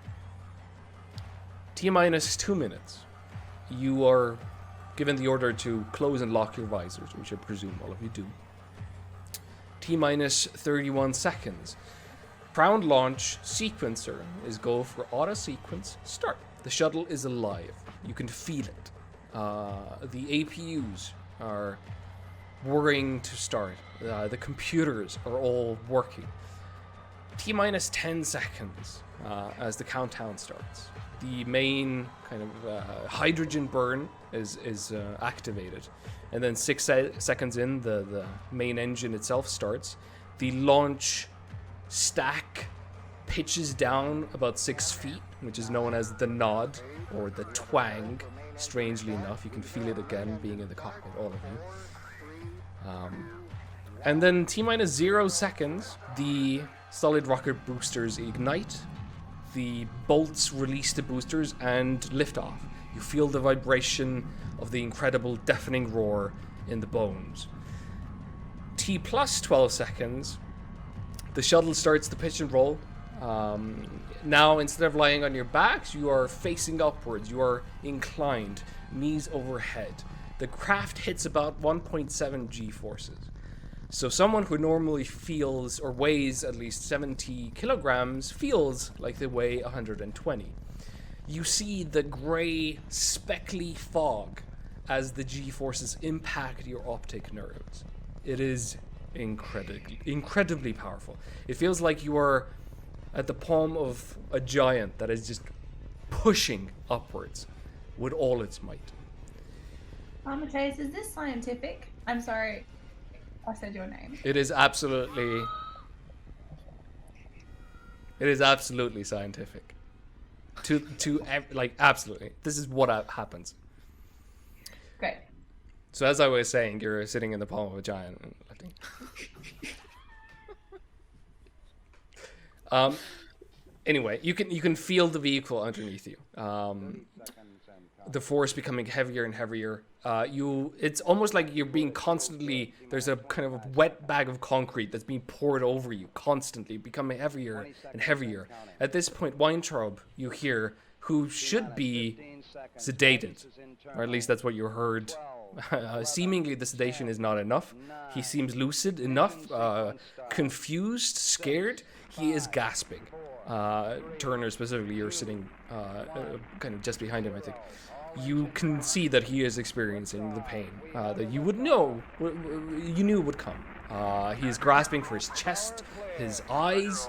I assume we have some sort of communication via radio or. Yeah, you whatever. can. I mean, yeah, you can see all of you. You can hear him gasping and struggling to breathe and saying that it hurts. But the G-forces are strong at this point. I still talk, right? Yeah, with difficulty. I'll try to the best of my ability, calm All right. Weintraub down. I'll tell him, Weintraub, I know you're in a lot of pain. Try to focus on a singular point in your mind and try to let the pain fall aside. Try to breathe in through your left nose, breathe out through your right. In for your left, out for your right. Just focus on that motion and let everything else fade away. You try to Left get in, that right through out. the massive G-forces, the radio kind of statically cutting in and out. Go ahead and make a psychotherapy check. That's what I was going for. Come on, dicey dice. It is a failure. Oh, come on, I'm so good at this shit. If he can hear you, it's not helping. At any point, T plus 19 seconds. So 19 seconds after the countdown has been done, Weintraub is screaming. The roll itself is complete. Suddenly, everybody besides Turner, the screaming goes off. Either the launch control has cut Weintraub screaming from your headsets, or something is just interfering. Turner, you can still hear it, Weintraub screaming. And from the launch control, you can hear Woolridge tell you, or inform you rather, that the heart rate and blood pressure have leaped into danger zones. Woolridge specifically instructs you, watch them, prepare for treatment when the shuttle reaches orbit. Whatever you do, wait until microgravity before attempting to render aid. Understood. You stay seated, strapped in.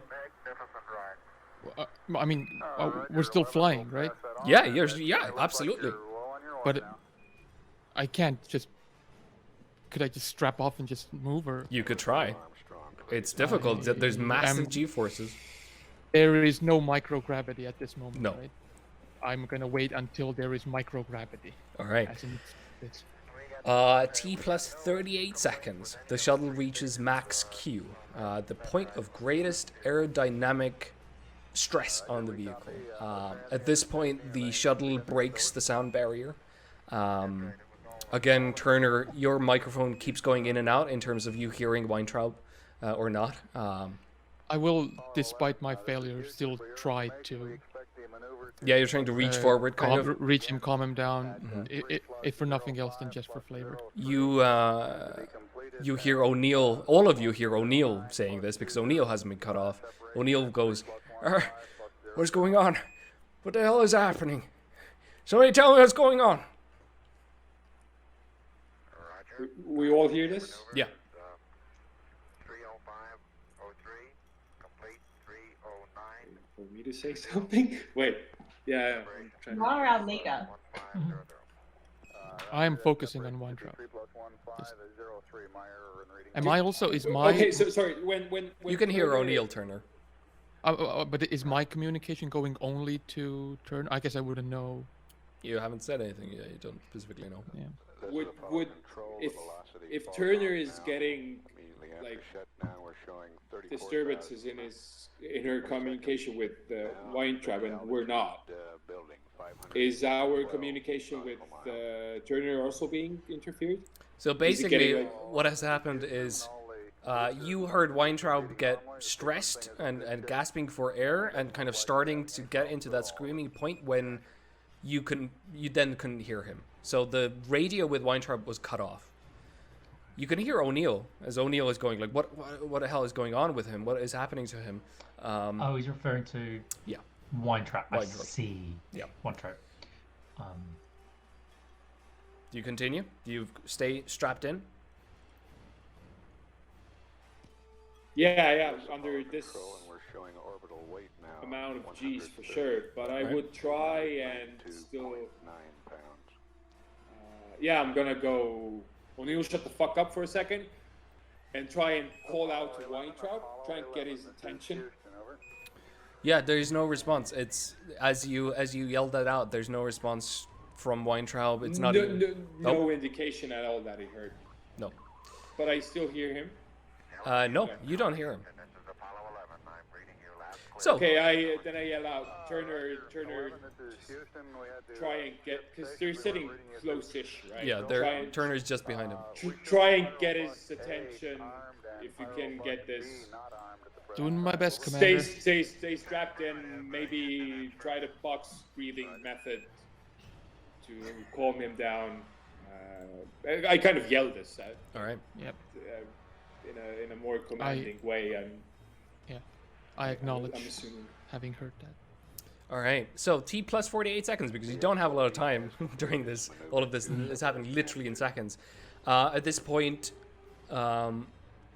you are hearing Spay specifically. You're hearing, and everybody else is the launch control is trying to check in. It's coming through very distorted, very difficult to understand what they're saying. The radio itself seems to be there's problems. Clearly, there's a kind of a cutout. At this point, Turner, you now hear Woolridge ordering. If there's any way to give aid to Weintraub, do it. I understand it's against protocol, but I'm ordering you. I'm sorry. Aren't you under the jurisdiction of Colonel Spay? Wait, we can hear what Woolridge is saying. You can hear Woolridge. Oh, okay. Oh, Woolridge. Okay. I thought only Turner did that. Yeah, I thought so too. Yeah. Then that is a really good question, right? I'm ordering you to administer aid to Weintraub, if possible. Acknowledge. Sir, I'm going to cut in on this. I would really not lose 2 people instead of 1. So maybe keep her strapped in, yes? I'll be honest, I don't think I have good chances of navigating these G-forces unstrapped. No, Turner, you stay strapped in. T plus 57 seconds. The engines start to increase the thrust again. Radio gets freaky.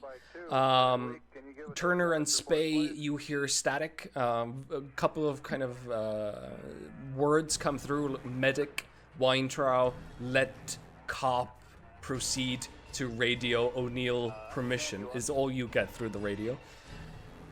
So, at this point forward, it's really hard to move or do anything. Weintraub seems flailing as you kind of look at him, Turner. He seems still alive. He seems to be grasping at his kind of at his helmet, as if maybe he's gone blind.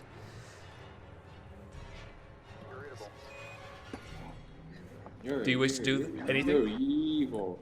Wait, but they're like the 3D model is accurate, right? Yeah, but the diagram is better because then you can see the names as well. So yeah. So they are within arm's reach, right?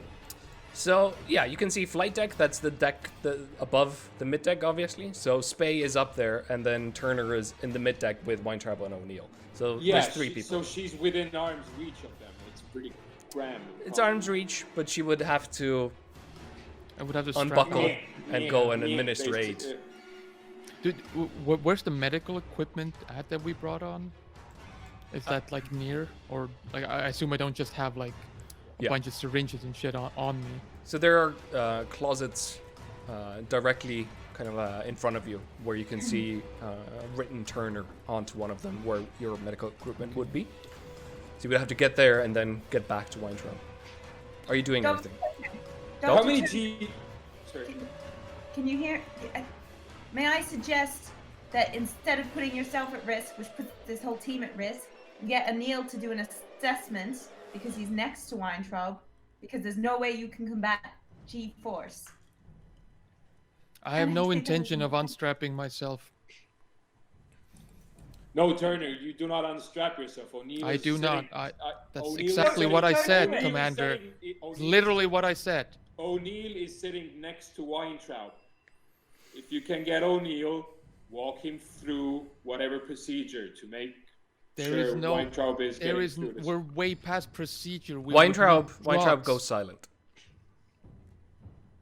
Go silent? Okay. I mean, you can hear it. Turner can hear this. He is screaming, and then he kind of and goes silent. Okay, He's how dying. many G's is this right now? I mean, I don't have the specifics. You said it's scientifically accurate. You must have something.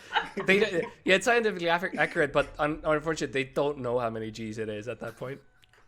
Right. They just don't know. Weintraub probably does. He probably did the math and like, I'm out at 10. I'll tell Spade that the clorazepam that we need to revive him is in my closet. If you think you are capable of administering it to him, I'll leave that decision up to you. I know I cannot withstand these G-forces. However, that is the only way to do anything at this point. He is probably dying. I know where the medicine cabinet is, obviously. Yeah, there's a. Do I know what the compound she's talking about looks like? DM?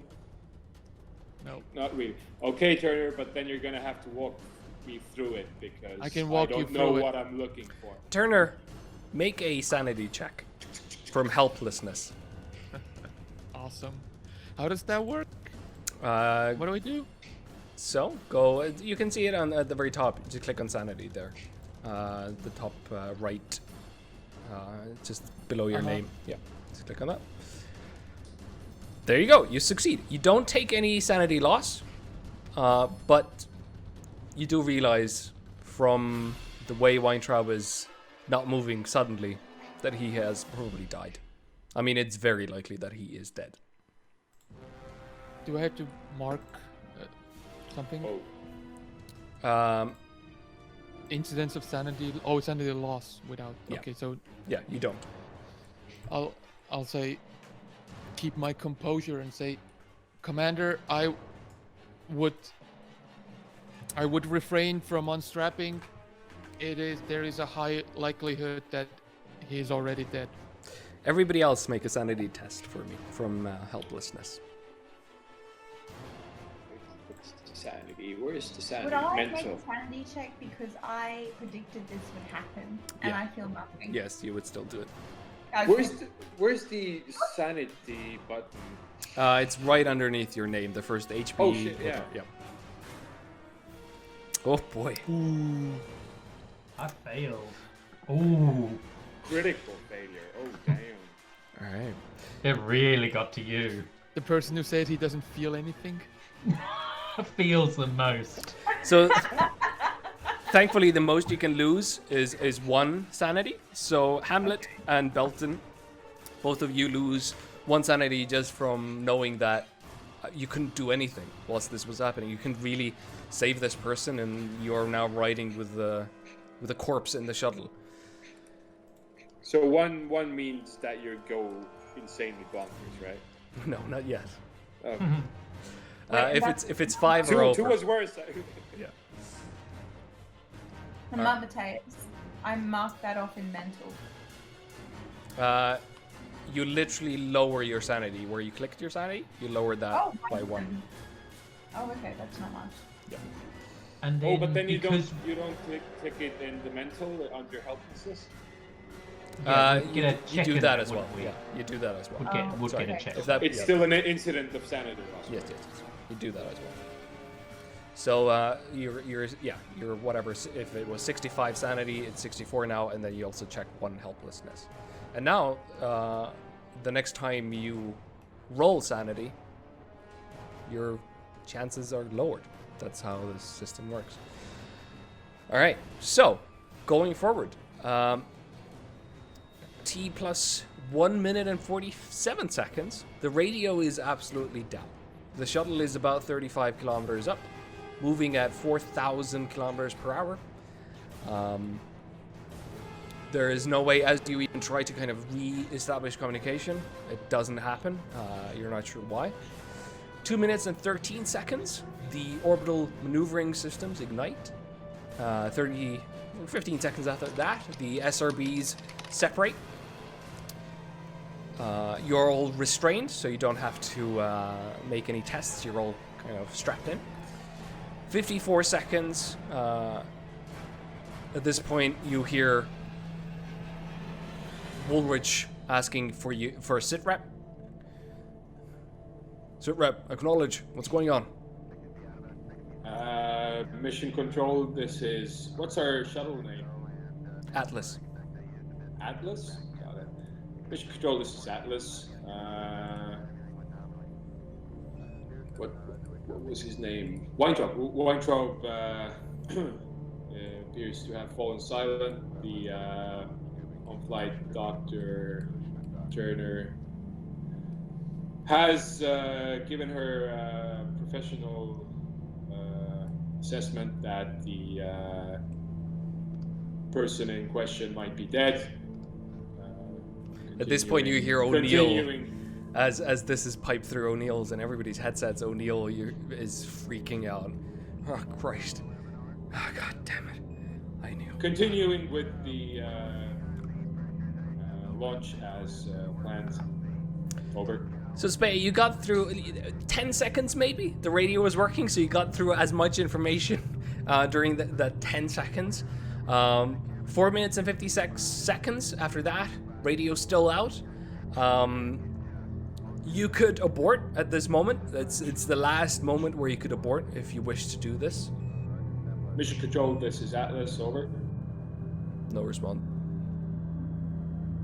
Mission control, this is Atlas, over. I mean, I couldn't do it in that short amount of time. No, yeah, we push on.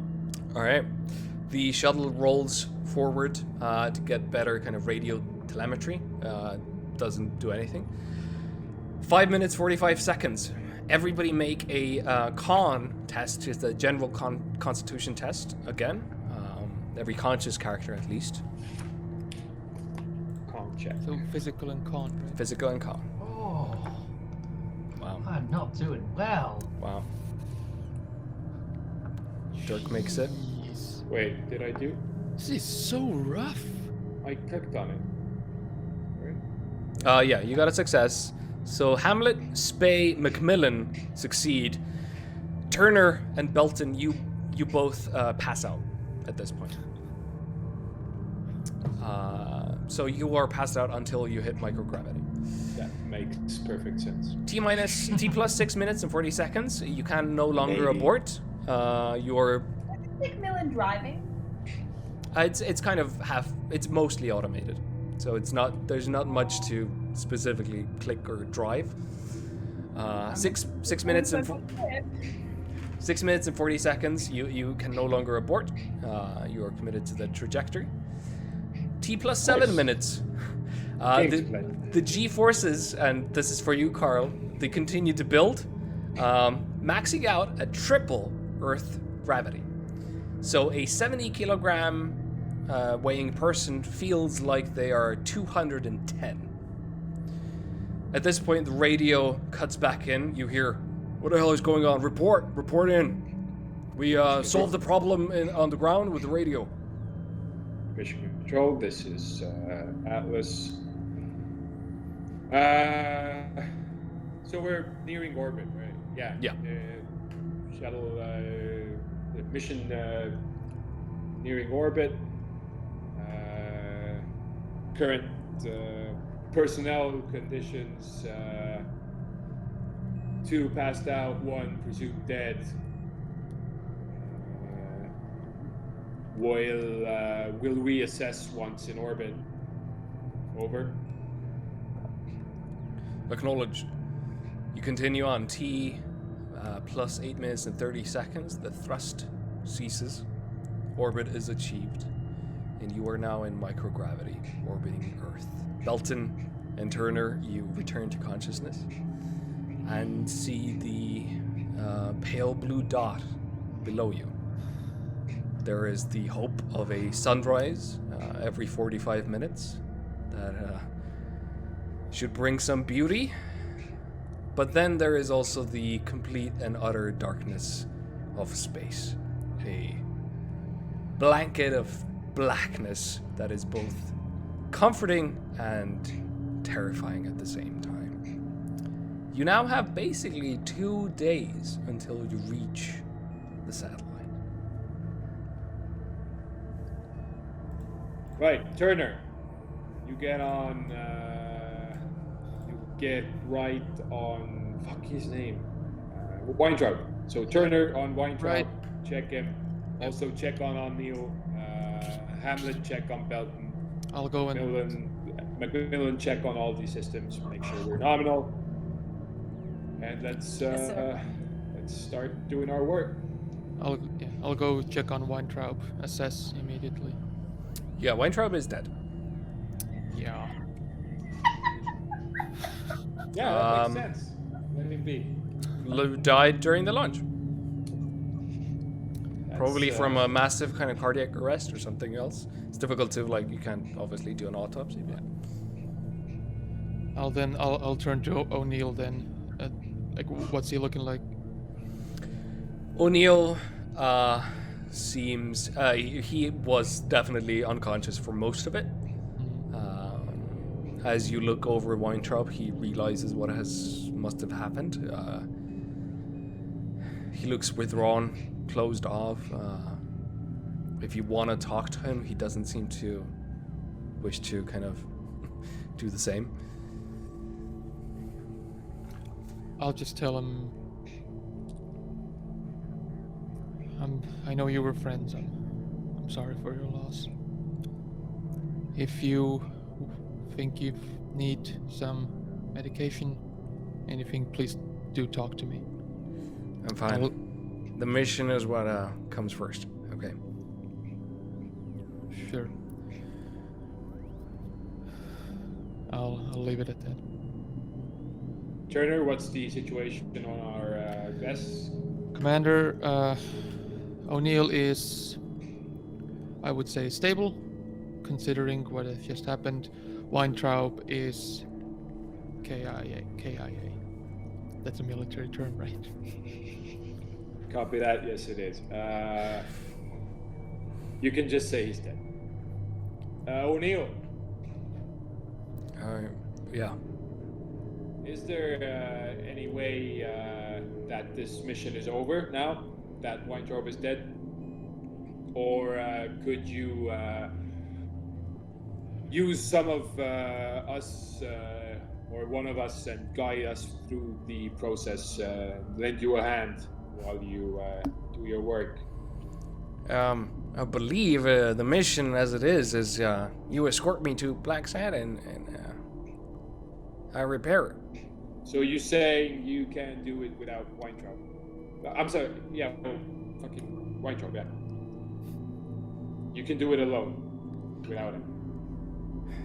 I find your callousness. Yes, I can do it, of course. Copy that. But I need somebody next to me. That is Right, important. that was what I was asking. So you could use one of our crew to help you. Well, as it is scheduled, it's Belton and Hamlet who are meant to do the EVA with me. Yeah, but they could also replace Weintraub in some situation. Is what I'm asking. You can do it without him. I'm a trained engineer. Just jumping in on the comms, just so you know. Sure. In a manner of speaking, yes. Got it. Mission In a control, manner this is that Atlas. I'm not dead. Yeah, I am a trained engineer. Mission control, this is Atlas. Yeah. Sit rep. Mission control, this is Atlas. Situational report. We have one KIA. Weintraub is dead. O'Neill is stable. Has instructed us or confirmed to us that we can proceed with mission without Weintraub. Rest of crew is okay, and we are proceeding with mission as planned. Over. Acknowledged. I would say he died a hero. I would also say that Belton and Hamlet should go over their man mobility units, their uniforms and spacesuits, make sure everything is in order. And it is up to you and Macmillan to guide the craft to the satellite. Copy that. Over now. I will also say that Shit. ejecting the body would be considered littering, so please just keep Weintraub where he is. Copy that. Over and out. I'm sorry. I actually got a realistic reaction to that because the one who calls is usually the one who ends the call. So when I say over and out, that's transmission over, and you don't say anything. If you want to talk to me again, you call me out again. Like that's procedure. I was like, I'm not. Woolrich doesn't follow. Oh, you had like an honest reaction to it where you were like, "Wait, what?" Yeah, you just broke signal procedure. Man. Maybe someone else wanted to come on because like then you're gonna. Well, Woolrich is not that good at his job, I guess. All right. So over this time, Spey and Macmillan, you're both kind of in charge of getting the shuttle to the satellite, which means kind of careful maneuvering, obviously. And Belton and Hamlet, you are meant to go over the spacesuits to make sure that they are in order. But other than that, you have 2 days to do all of this. I would. Go ahead, Turner. Thank you, Commander. I'm sorry. I would ask someone to move the body, maybe away, just like to a storage compartment or something. There's not space for that. But I mean, what? Like, what's the least like apparent place? Like, There is literally In a no way. seat. I'll put some blankets over here. Okay. Not apparent, but like humane. okay, we'll put him on the backmost seat and then cover him with a blanket. Yeah. Yeah, make sure he's all sealed up so when he starts to smell, we don't have to deal with that. And also strapped in because we don't want a dead body floating around. We do not, sir. We do not, Colonel. And Turner, try and not blame yourself. It's rather him than both of you because there's nothing you could have done. Nothing you could have done. Pointed look at O'Neill. It was the right call to stay strapped in during that. I wish we had been more prepared, though.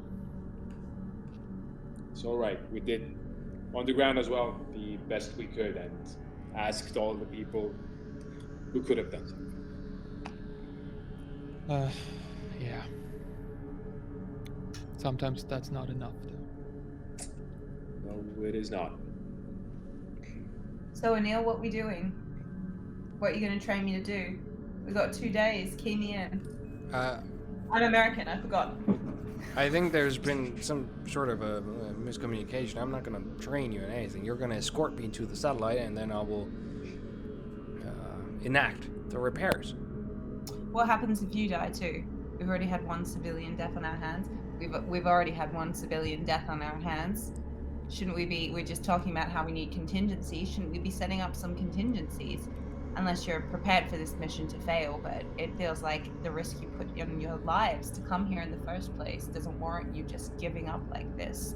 So why don't you just walk me through some of these highly sophisticated engineering techniques that I, in my however many years I've trained for, which is probably a lot, considering my score, have not encountered before.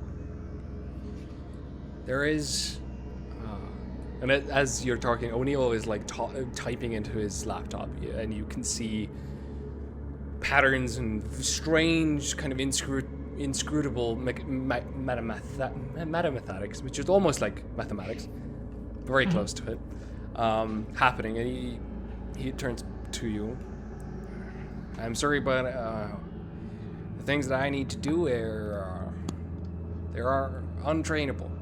It requires a very specific skill set. But I need you with me. I can't EVA on my own now, can I? So you're doing a great service to your country, obviously, helping me. I hope to do more, and I'm feeling a little bit of a deja vu, sir, and I hope we don't have this conversation again. Let me rephrase. I hope I don't have this conversation with somebody else because you're dead. If I'm dead, then there is literally no way to repair or really save BLACKSAT. I cannot train you in 2 days in this. This is a lifetime of expertise. I'm sure your views in being an astronaut are similar, but I'm here with you and I managed to get through it. So let's both of us focus on our mission. The thing is, you can prepare all you want for space, and you must. You must be good, you must be physically ready, you must know your shit. But when you get up here, you can be as prepared as you want, but you're going to need to improvise because stuff comes up, stuff we haven't prepared for, and that's where the training goes. It goes into making those decisions. And the thing is, sir, I understand it's a lifetime of work because I too have dedicated my life to something, not just this knowledge, but my country. And if I can serve my country with 2 days more of information, so I'm prepared to extemporize, just like you should be prepared to extemporize in this unusual circumstance, then my life will be well served. But I'm here, you know where I am. I'm a couple seats in front of you or behind you, I forget. So, come chat to me if you need. He turns away from you.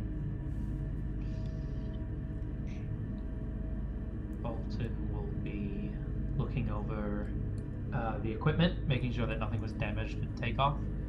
All right. Spacesuits, the EVA stuff, the shuttle, what's its space. Yeah, sure. Make a craft electronics test.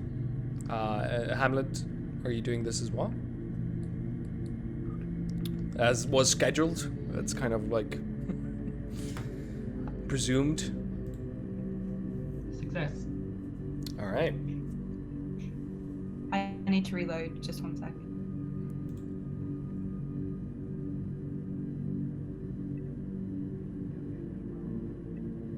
So no one's gonna say anything. Full of silence. What check am I doing? I'm gonna go over it. While I'll say to Hamlet while we're going over it. He's stubborn. I don't think we're gonna find out any information about what they're doing on BLACKSAT, unfortunately. Is this not getting more and more suspicious to you? It's getting more and more frustrating. We knew he was gonna falter. We knew he couldn't make it. Yeah. At least we don't have to send Weinrod into space, I suppose. Out there, anyway. It's listening to that man suffer. As we're told not to do anything, as we're told just to mind our manners and let these shit go down. It's just a waste of a life, which could have been preserved if it wasn't for some redacted bullshit. Anyway. Pretty cool we're in space though, hey. Here's a question. I don't know. Have we been in space before? No. Cool. It is very cool to be in space. So, good scene. I will say, Hamlet, you rolled the wrong skill.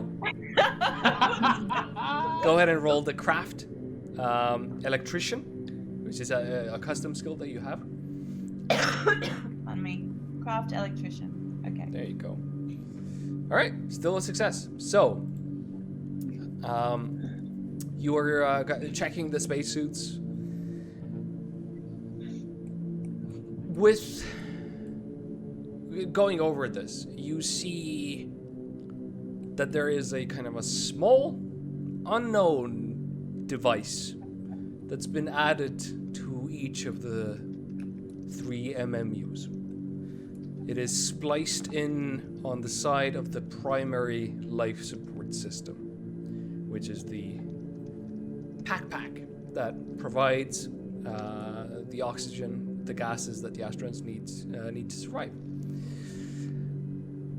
In addition to that, with a success, you also find that the wires of this new device are going from the internal antenna of the suit to a small digital receiver, as well as there seems to be some sort of an effector output that disappears into the bowels of the oxygen regulation system. Without taking the entire thing apart, there is no way to know more.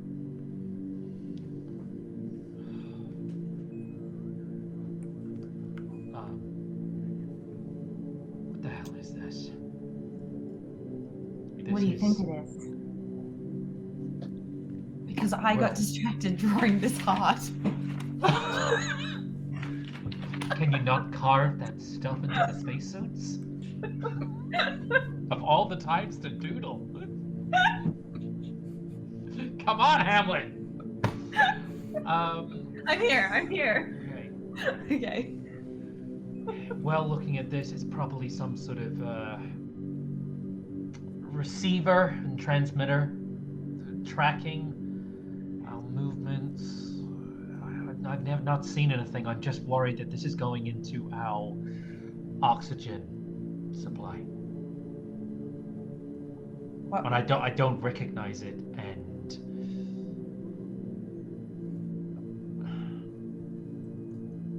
Why would they want to fuck with our oxygen supply? Like, we're the best hope they have. I don't know if it's fucking with us or monitoring us or we could sort of realizing we're in like 0G. I'm just like, this is not the place to pull it all apart to find out. Should we tell Spay? What do you reckon? Do you think he's in on it?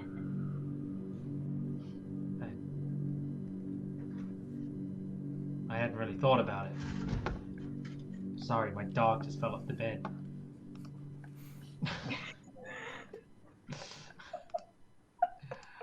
So many stakes. I know. Oh, Spay! Oh my God, Spay! The scene is going to shit. I don't think we. You know what? Spay's got a lot on his mind as it is. I don't think we need to trouble him with anything of this nature. You know what? I'm worried about it because it's going to be affecting us. These are our spacesuits that have been tampered with and changed. These are our lifeline. We go out in these and they do something untoward. I will refuse to go out there until I know what they are. Okay, let's I go think talk we to go to Spay. Spay. Let's go to Spay, who can probably hear this conversation. Spay. I presume like all of that was on intercom, right? It doesn't need to be. I mean, you're in microgravity. I'm joking. Yeah, you're floating around talking to each other, and then you're floating up from the mid deck up to the cockpit, fighting Spay at the controls. Oh, Spay, how you doing, buddy? We're in space. It's pretty cool. Spay, we've been going over the suits that the three of us will be heading into BLACKSAT. Right. Some additional components have been added which haven't been on any reports I have seen. Some sort of transmitter and receiver and something else that goes into the oxygen and gas supplies for the spacesuits. Do you know anything about this? Do you know anything about this or anything else? That's what I said. Negative. Do you know what they are? I'll sort of like reiterate what Matthias said, sort of about the handler said regarding, it's some sort of transmitter. It looks like, and something that enters. Is that right? Something that enters I into mean, the oxygen. do you know what they do? What your findings like purposes? We need to take apart the equipment, Spay. We can't just eyeball it. We'd have to do further investigation, and now doesn't seem like the time. It doesn't seem like the time. Why? Okay, we'll do it now. We'll do it now, won't we, Boss? No, zero Is it gravity. dangerous? Anything that we take apart is gonna fly and go into the other systems in the ship. We can't be just pulling apart electrical equipment. Our spacesuits. We have no way to retest these if they are still operational. Right. So you're saying it's dangerous and possibly detrimental to the mission, right? Exactly, but because we Right. do not know what is being. Would you be able to describe your findings in a technical matter to someone from Mission Control? Of course. Mission Control, this is Atlas. Acknowledged.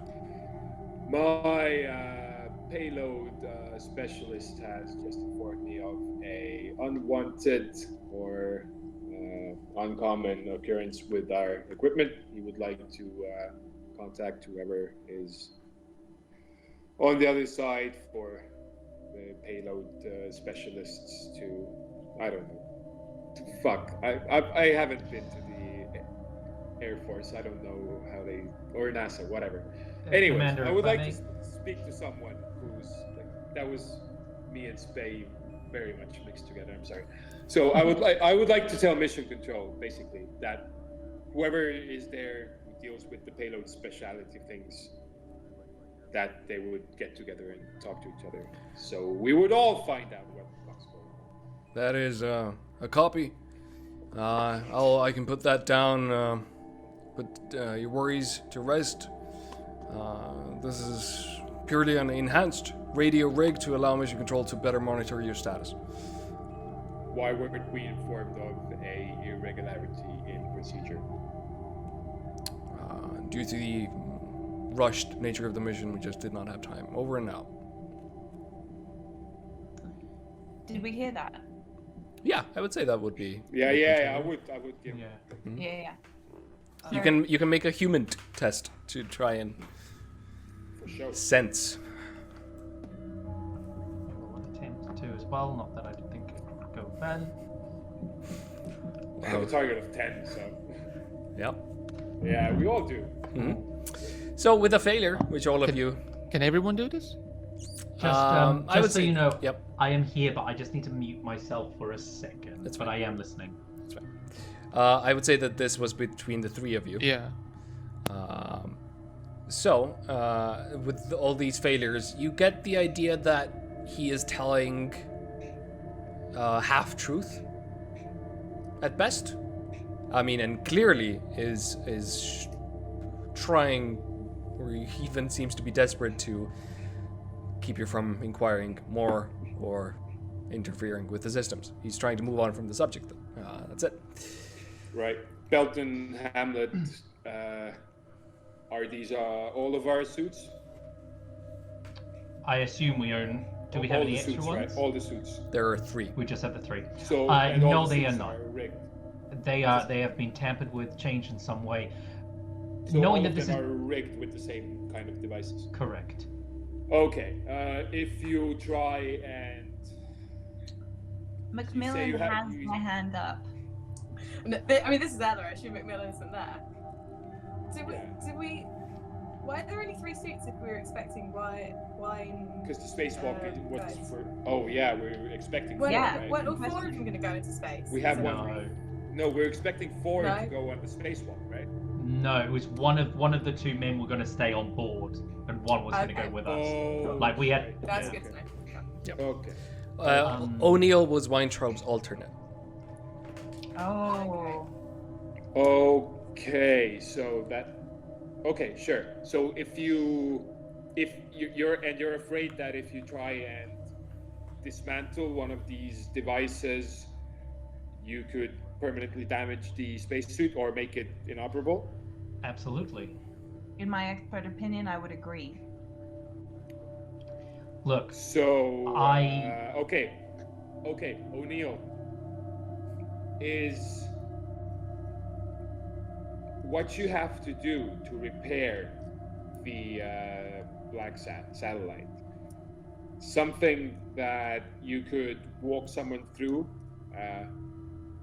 with the while you being here in the shuttle as to actual no. Absolutely not. I need somebody there with me. Okay, do you need 2 people or 1 person would suffice? 2 at least. I think the 2 would be best. I Would be hope- best, but you could do it with 1 in a pinch. he needs assistance from 2 people to take him over there. The one of us to assist, one of us is there for contingencies to make sure if something was go to awry, you need the fail safes. We need to both be out there with it. I'm sorry. Is there something wrong? Actually, No. O'Neill might be able to shed light on this situation, Commander. Yeah, perhaps, or at least maybe technically guide. But in a case, like I'll just be transparent. I'm trying to weigh the pros and cons of potentially destroying 1 spacesuit to find out what's wrong with the 2 of them, so that when it comes to like in a pinch that it would be 2 people going out. And Belton, I would trust you to actually escort O'Neill alone. It's If just I a may, spacewalk. if I may, I would actually, I would like Hamlet to be there with me, if that's possible. Copy that. I don't know if I mentioned I'm an engineer. Yeah, Belton's a Navy guy. He knows how to swim. I know how to swim. O'Neill needs help getting there. I know how. Space is swimming, basically. Yeah. Without any friction to it, so it's not I like mean, swimming. I've- Yeah, the Navy would be fucked there, wouldn't it? I'm really good at piloting too. That was my It's attempt just- at a joke. Sorry. Okay, well, I missed it because I take my job so seriously. Say it again. Mm-hmm. Try and dismantle 1 thing, 1 suit, or like the one, whatever Alright. the fuck it is, and Oh, use I- O'Neill and use. I Just will before have- we rush into that, O'Neill, what's on the suits?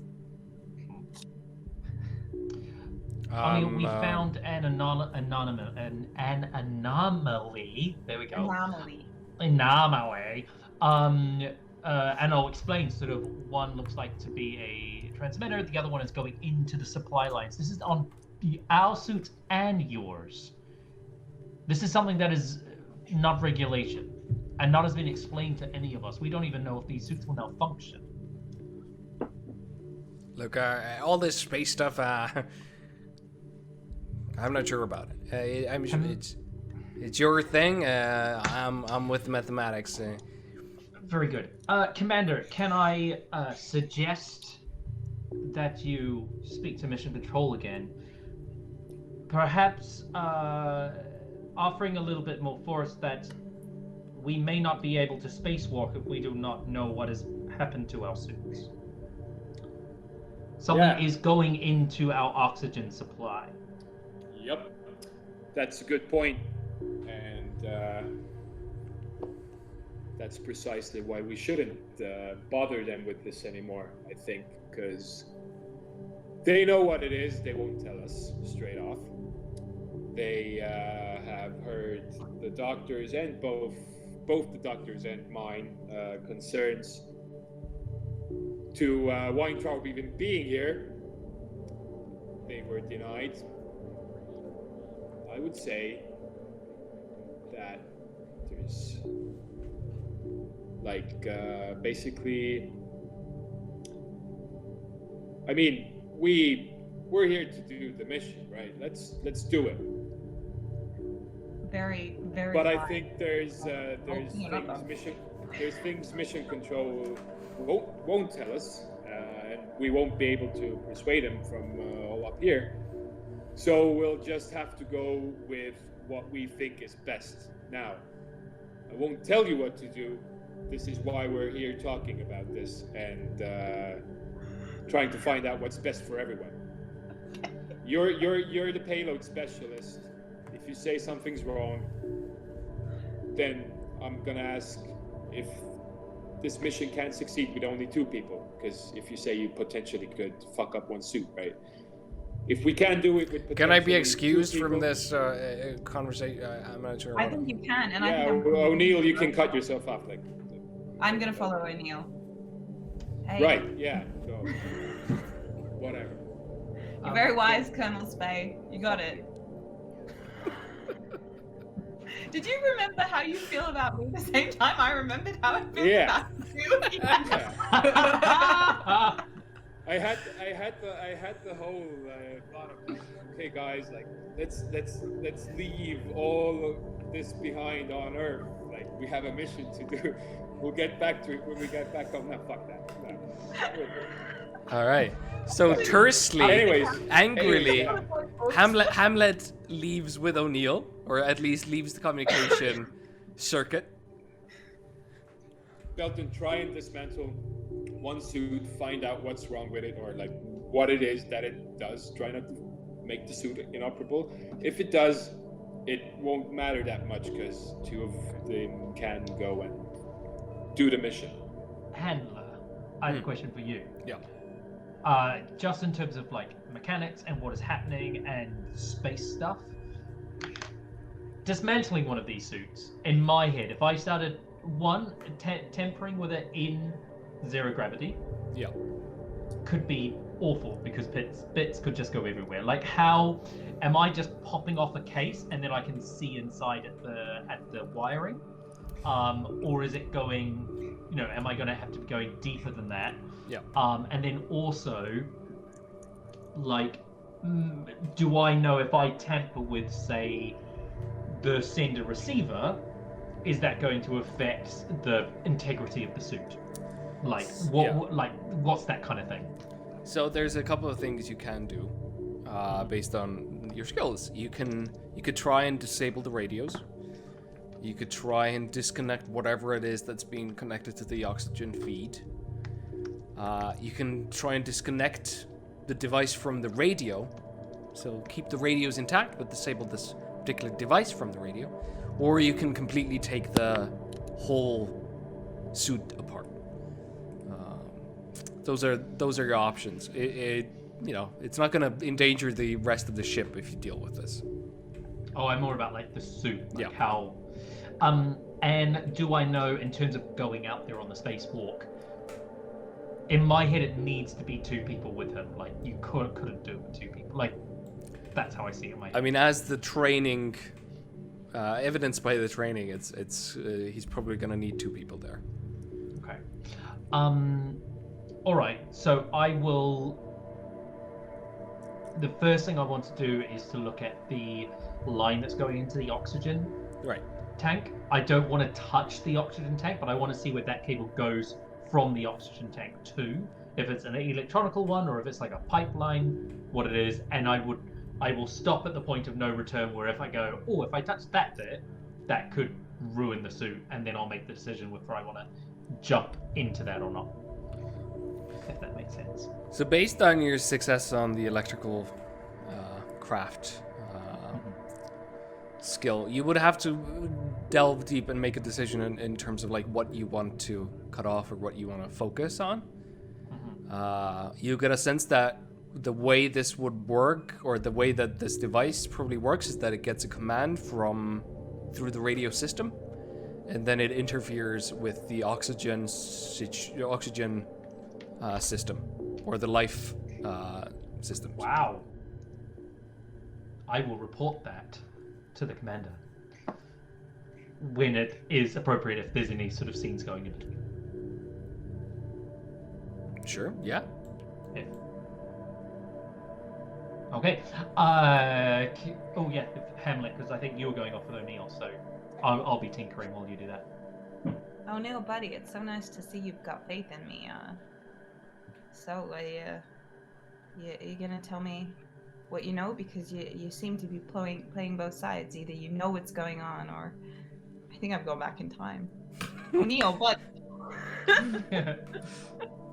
it's the 1920s. Like, okay. Yeah, because you're saying that I couldn't comprehend the type of engineering you're doing, but you want me with you, and you don't understand what's going on with the basic spacesuit. So I'm not exactly sure where your expertise lie. Fine, I suppose you've earned a little bit. My expertise relies in hypergeometry. Hypergeometry. Do I know about hypergeometry? Nope. What's hypergeometry? To put it into terms that you can understand, consciousness is mathematics. And hypergeometry is a term we use in that world. It's difficult to discuss without a person who understands any of this. Weintraub, unfortunately, was one of the other people I could really talk. Do you know, it's so funny that you say this, and I'm really sorry for your loss, but I've always had a suspicion as an engineer and an appreciator of anatomy that something about our experience be justified by a kind of mathematical framework. So tell me more. Tell me more about this hypergeometry. Well, you're right about the idea of consciousness being more important than it is, or as we thought it is. It can become more real than people think. My own mind is, let's say, stronger than most other people. And I believe my consciousness will persist after my bodily death, entertaining the immaterial intelligences out there. Are you speaking about a soul? Are you speaking about something different? I'm saying that consciousness and hypergeometry is observer dependent. Consciousness can manipulate physics, can manipulate reality. Yeah, I mean, I it's the year 2010, isn't it? Yeah, I mean, I know I'm up on quantum physics. You have to be, you know.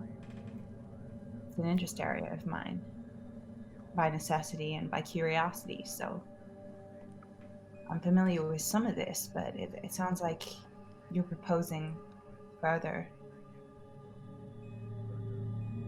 I'm not proposing anything. I'm just here for the mission. But I'm sure we can talk more when we're on spacewalk. And you can tell me exactly how hypergeometry factors into BLACKSAT.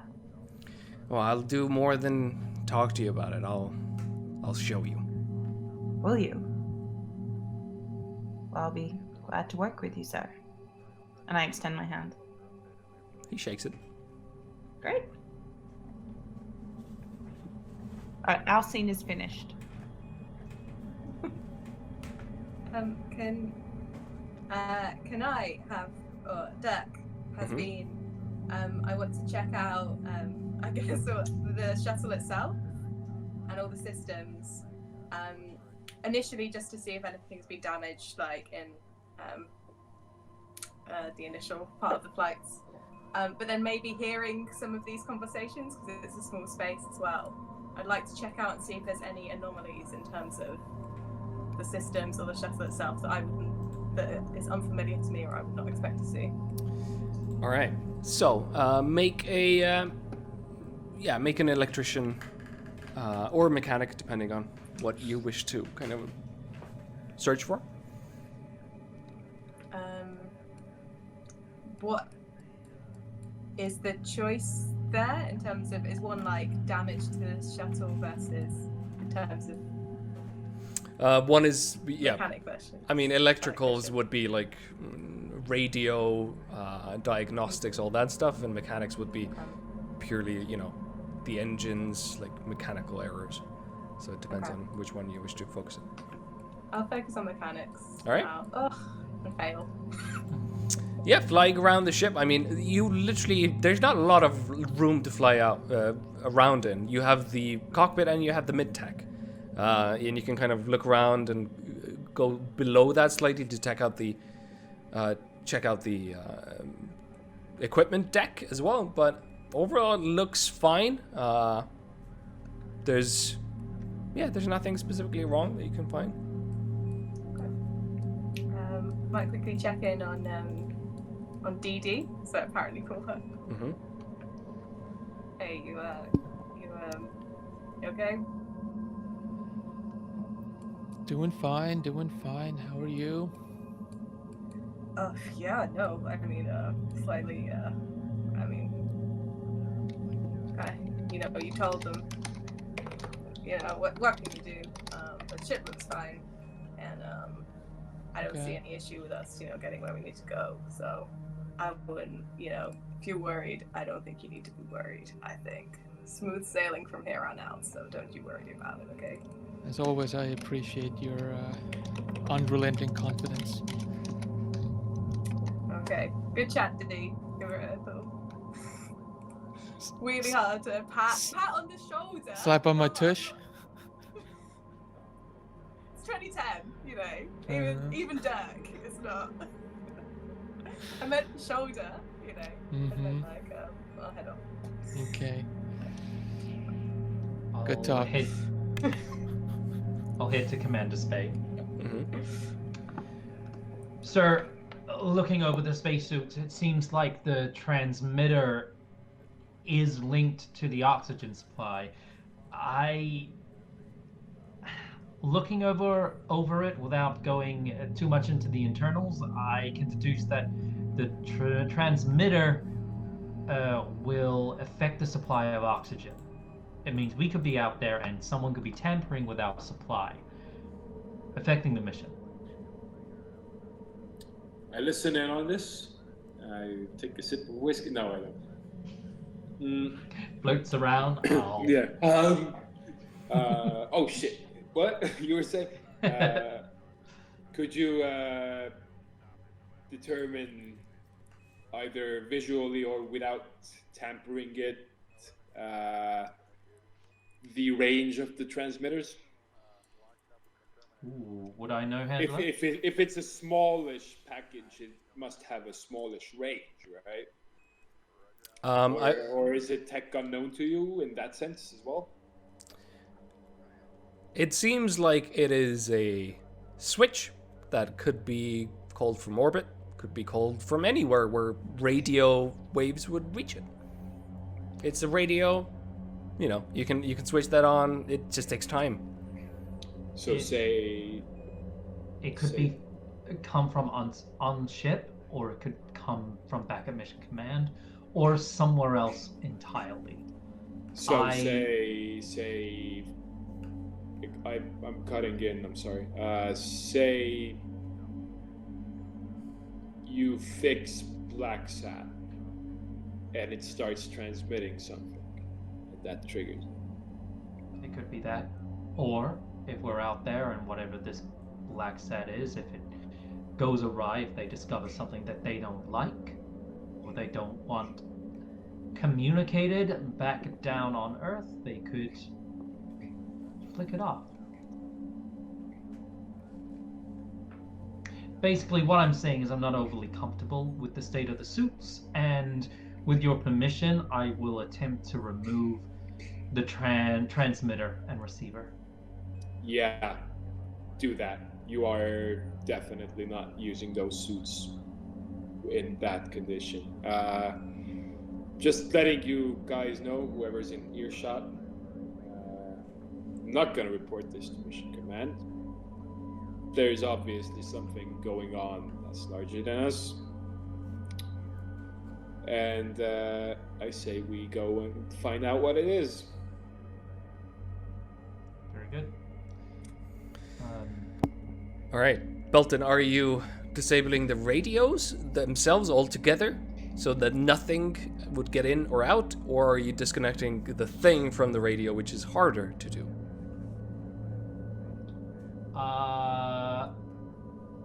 I would probably start with what is easier. Like, my plan is to disable the transmitter so that whatever sort of goes to it can't activate. Yeah. I mean, again, I'm saying there's two options here. You can either disable the radio system as a whole, in terms of that you'll be on your spacewalk and Spay will send a message and that will not come through.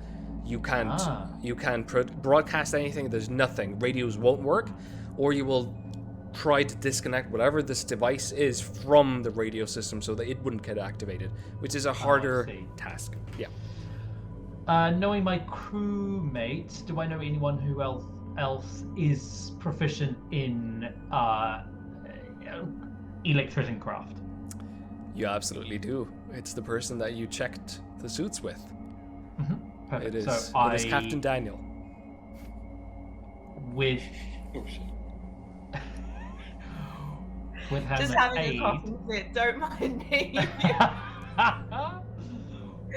What can I do you? Look, we have two options here. We can tamper with the system generally, but that will ruin all communications with each other, with the ship, or Whoa, we can. whoa! Why are you talking about such radical steps, my friend? Where's this coming from? Where have you been for the last half an hour?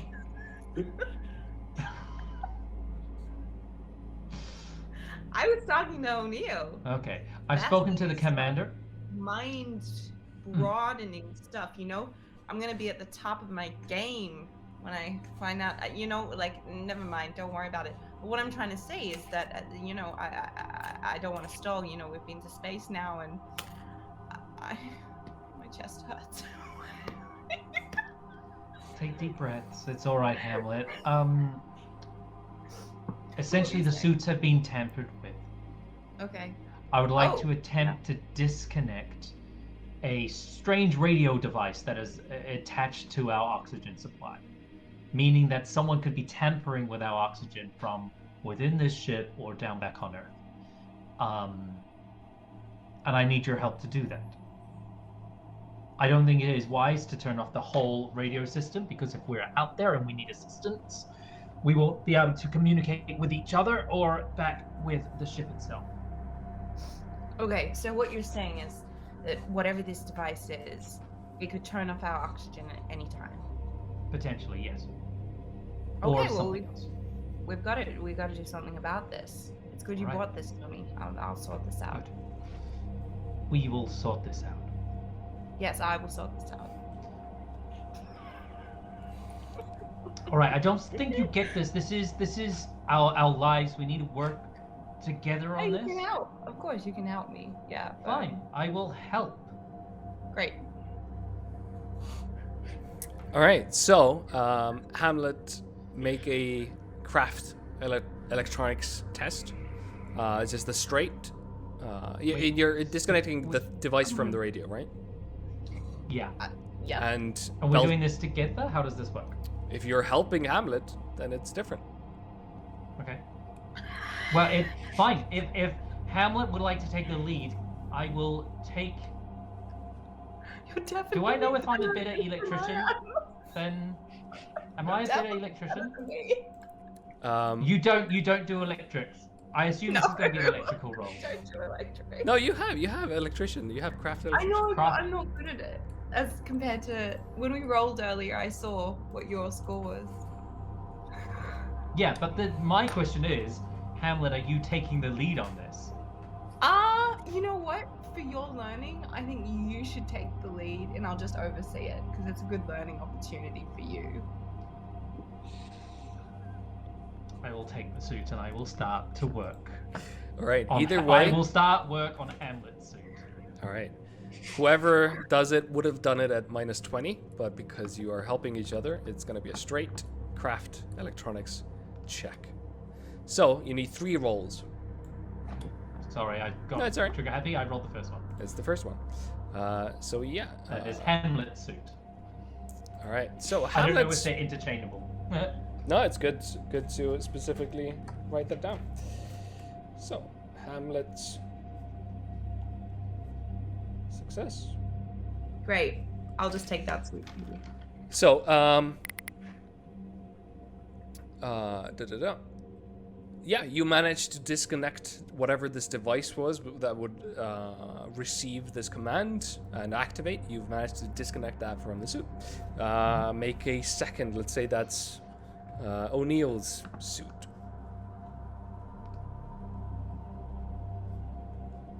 Again. Oh no. Yeah. Oh. So on a failure,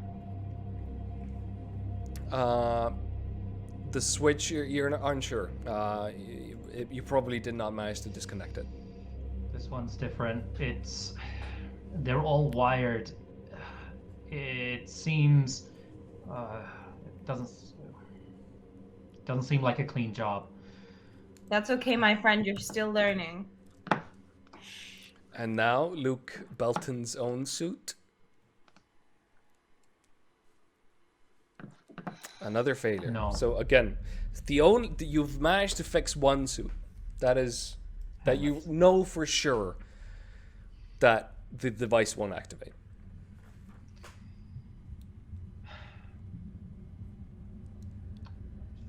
From looking at this, could I disconnect the whole radio? Yeah, you could disable the whole radio system. I'll disable my radio system. All right. So one of the suits gets. Yeah, But the on my radios are one. not working. All right. Does that just work? Yeah, Okay. So But- I won't have radio on mine. it works, but also it leaves you in the icy depths of space without no way to talk to anyone or hear what anyone else says. Cool. All right. I'll report that back to Spain. All right. Exactly what you did? Okay. Yeah. Okay. Well, got it. Yeah, I think you made a good decision. Yeah, I guided him to that decision because he's my junior officer. So Right. you're welcome. Right. I'm gonna float Colonel down Slay, at is some there point anything I to. Oh. I'm gonna float away from that conversation and head over to. At some point, I want to head over to Macmillan, but I'll do that whenever is suitable. So how's the family, Colonel?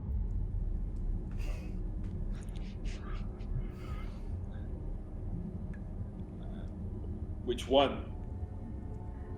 You have more than one family? Sorry? You have more than one family? Are you referring to the proverbial family of NASA? Or are you referring to, do you have a secret family? Listen, Hamlet. Yeah. Go on, shoot. It's bad enough that you fucked my wife. Now you come into space high.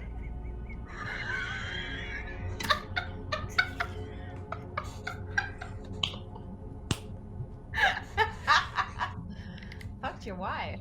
Sorry, Get the fuck out of my face. Go do your job. I think I was. You're dismissed. You're the one having an emotional outburst. Catch you You're later, Colonel. dismissed. Did I hear any of that as I was floating away? Did any of us hear this? Actually, we all probably did, right? I'm gonna say everybody heard that. Yeah, for sure.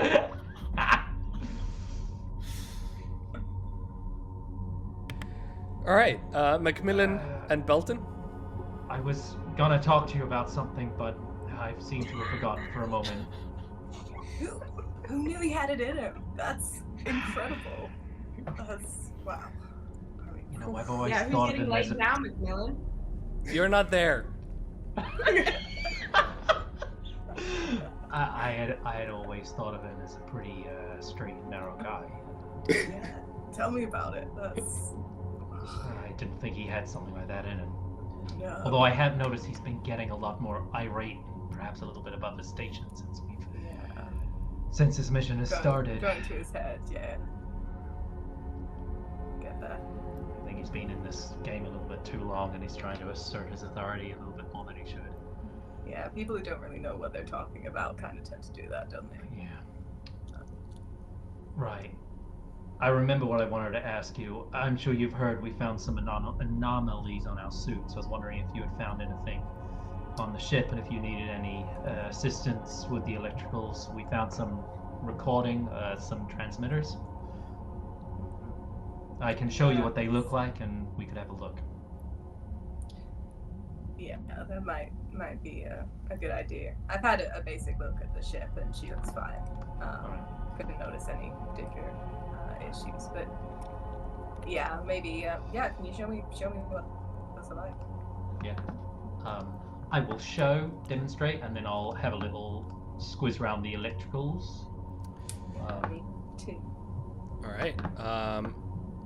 Again, if you're doing this, Luke Belton, you can make a craft electronics or mechanics with a +20 to take a look at the shuttle itself. Mm-hmm. I'll do an electrical with a +20. All right. Okay, so I don't know how to change that. So I'm just gonna Right click add. on the skill. And then Yeah. add +20. Yep. Does it just? I think it's just done it automatically. Whoa! You're kidding. Yeah, even though you take a couple of hours to go through all I of had a this, 90! Come on! Come on!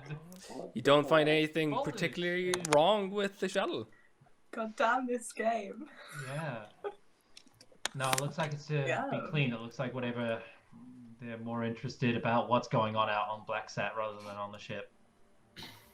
I guess that's reassuring, I suppose. Yeah. That's super. Do you have any idea what these guys are doing? I've not really like the maths, and I don't. But it seems super. I don't know. It's I don't weird know. they're not telling us like anything. Weintraub was jittery, man. All through training, his mind was somewhere else. He was spouting. I don't know. Things beyond engineering and electrical and the realm of sort of normal understanding. I don't know. There's something on there that they're hiding or they want to retrieve. I don't think we're fixing something. I think it's something more than that. Yeah, it seems. I don't know. I mean, I'm assuming we just can't trust O'Neill at all. I don't think so. I think this is to be completely honest, I regret coming up here. I think our lives are in danger. Sending up 2 civilians up, one of which was certainly going to die on the way up. The other in a pretty poor state of health, if Dr. Turner says is correct. I mean, I don't want to be like, that guy, but like, if we lose a civilian, I mean, we're gonna be okay, right? We can look after ourselves. We can get ourselves, back. Yeah, you can. I may be out in the depths of space. Yeah. Yeah, good luck with that one. Yeah, thanks, Alright. thanks. Right. I think I need to sleep. Pull Yeah, I myself wish I up. could have a drink. Oh. Still, space. Space. What a beautiful place to die, you know. Alright, I'm gonna go back to the controls. I'm gonna fly off and be a bit sad. All right. Let's take a quick 5-minute break, and then return to the final act of this mission. Ooh.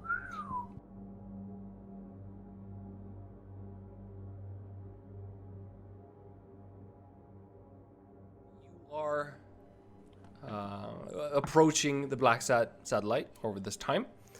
There's 3 of you that are scheduled to do the EVA, as well as to do the breathe, which is basically the kind of camping out in the pure oxygen atmosphere to get rid of all the nitrogen in your system, so you wouldn't get the horrible pain in your joints and stuff. Same thing that scuba divers do.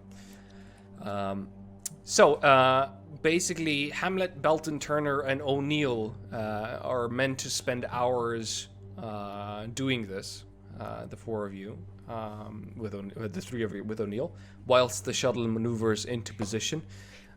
During this time, Spey or Macmillan, either of you, make a pilot spacecraft roll to kind of get the touchy, hesitant speed to match up with the BLACKSAT satellite itself. Could one help the other? Yeah, absolutely. Sure. I mean, we're both very good, so. Wait, what's the pilot? Wait, Pilot that's under spacecraft. skills, right? Custom skills. Pilot spacecraft. Oh shit. I mean, I would trust Macmillan. I would use Macmillan's dirty toothbrush. Mm-hmm. Too sad. Yeah, I'll. Can I? Yeah, so right click plus 20%. Okay. Oh yes. Yay! Oh, good. Just barely. Good. Never had any doubt at all. What do you mean, just barely? Macmillan's a fucking legend. Thank you, sir. So you succeed. You get the shuttle pretty close to BLACKSAT. Not too far out, which is good. Before this, I should rather say, O'Neill and the 3 of you are in the airlocks, getting ready. At this point, O'Neill increasingly gets more and more anxious. He kind of looks towards both of you, Hamlet and Belton, and goes, which one of you is... both of you are coming? Both of us were coming, but look me in the eye. Look me in the eye, O'Neill. I got you. You know, we're gonna do this. Everything's gonna be fine. Hypergeometry, man. Hypergeometry. Right. I just want to say, whatever happens, I'm sorry. You're sorry? Oh no. Would you care to elaborate on that? I would also like you to elaborate.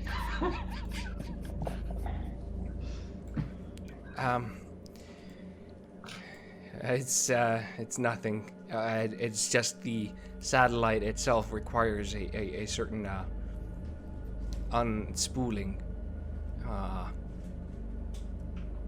Is that a technical term or? Well, there is a chance that my work on BLACKSAT will require a certain type of power that can only be really supplied by a human consciousness.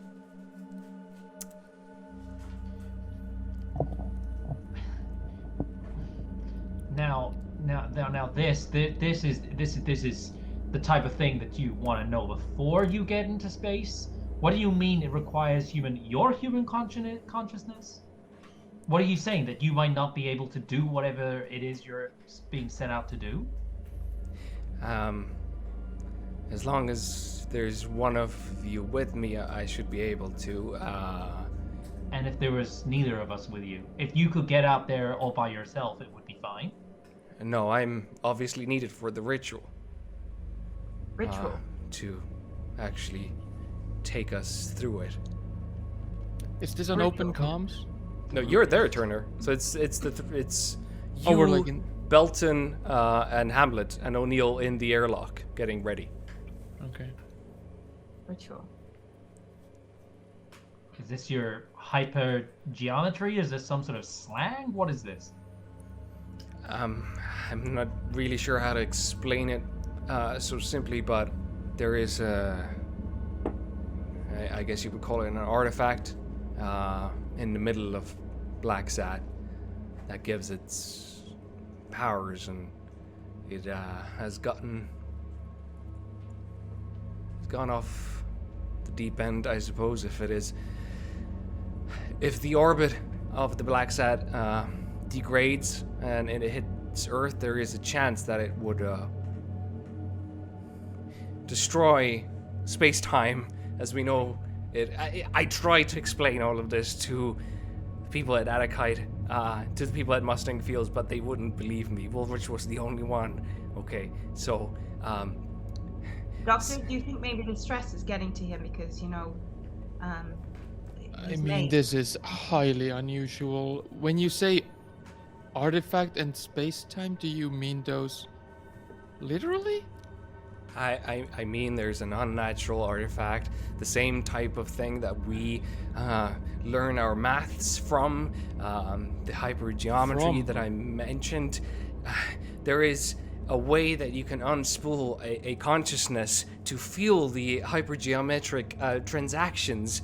That kind of explains actually why there are so many human sacrifices in olden times. A human body is a machine that plays consciousness like a phonograph, plays a record player. Even if the record player is shut off, the grooves in the record remain. Even when the body shuts down, the consciousness remains, and that data, the mind, can be unspooled, and then tremendous energy can be produced. I think your mind has already unspooled. It's clearly lost it. It's clearly the stress of losing his friend and going out into space. He's not in a position to fix anything.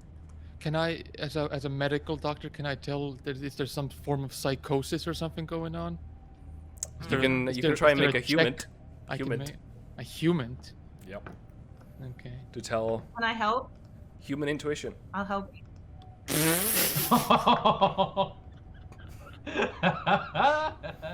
They don't get much worse than that. Literally the worst it could be. Yeah, with a critical failure, I would say that actually make a sanity test. Oh shit. Oh, thank you. Let's say, you roll. You lose one sanity because of what he is describing. He seems completely truthful, and this is unnerving, scary, and you're already in space. The helplessness of all of this is getting to you. Wait, with a success, I still lose sanity? Yep. Okay. Damn. Just one instead of two. Instead of 1d6. Oh shit. Okay.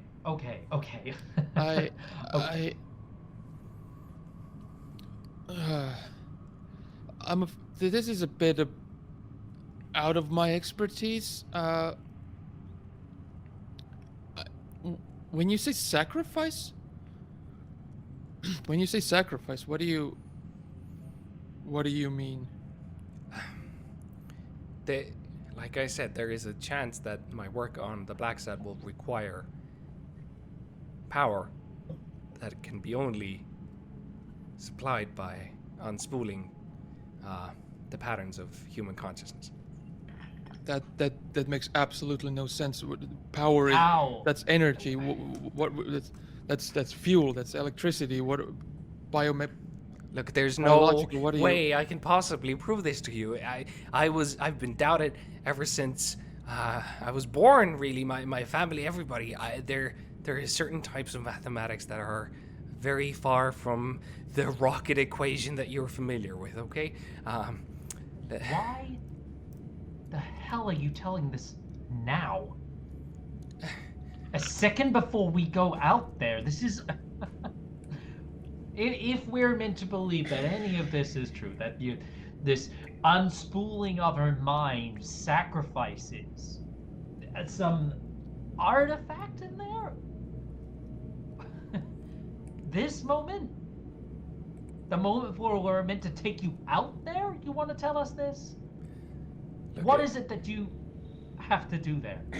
You said you're repairing it because you don't want it to descend into Earth. That we're maintaining its orbit.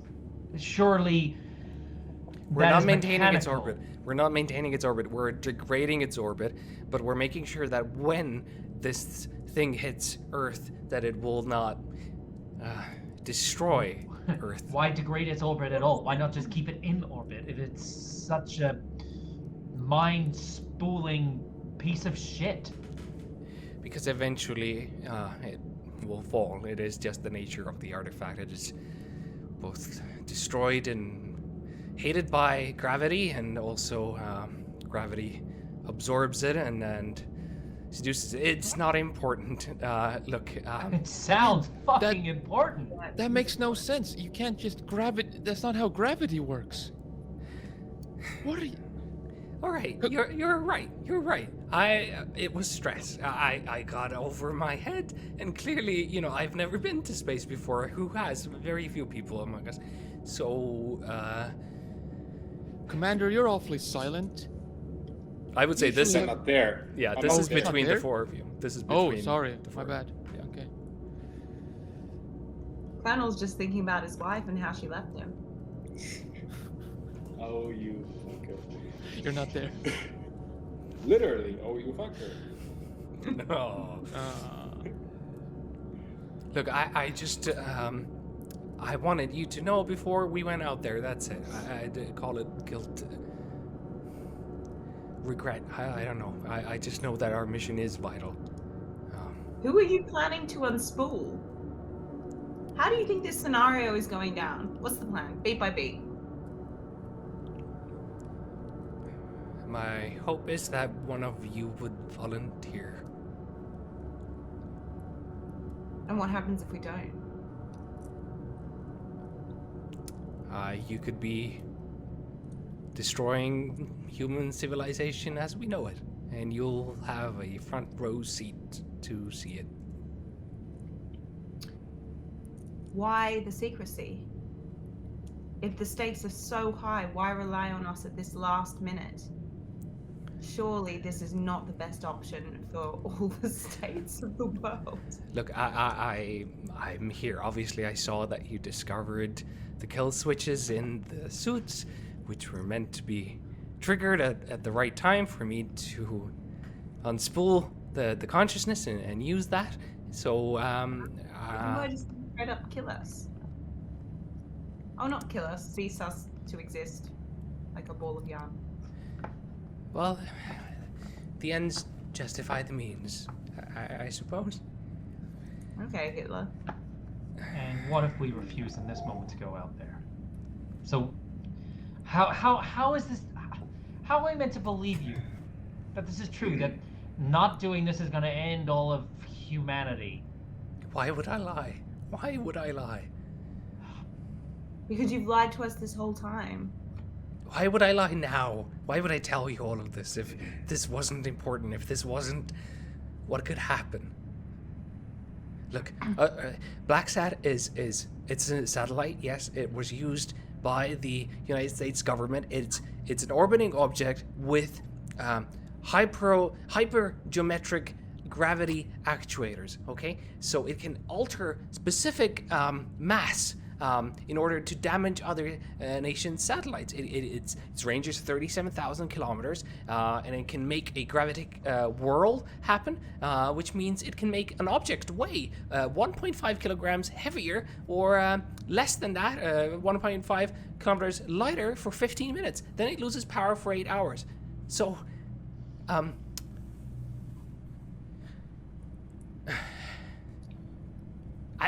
cards are on the table.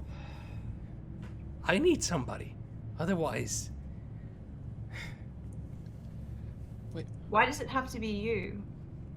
Why can't one of us do the ritual, and then if it's so important, we can unspool your consciousness? It's just not possible. You've seen my... He turns towards Dr. Turner. You've seen the way my brain works. It's specific and it's strange. I already said I am a small fish in an appallingly vast ocean.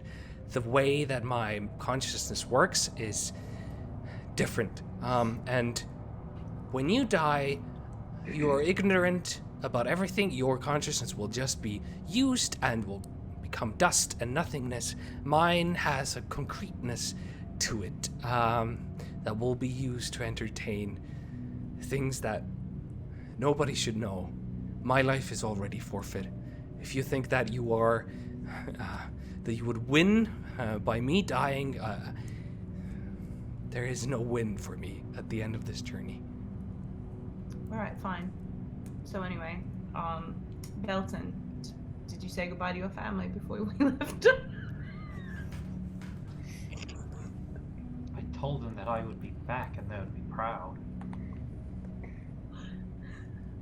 I'm sorry, the laughing is not in character. Is there any possibility of any sort of medical Not or sacrificing. psychological damage during the procedure? Or the ritual, as you put it? To... The sacrifice... Or is the sacrifice something necessary? Absolutely necessary? It is absolutely necessary, I'm afraid, and they will die. You're asking us which one of us is willing to die. Not you, Doctor.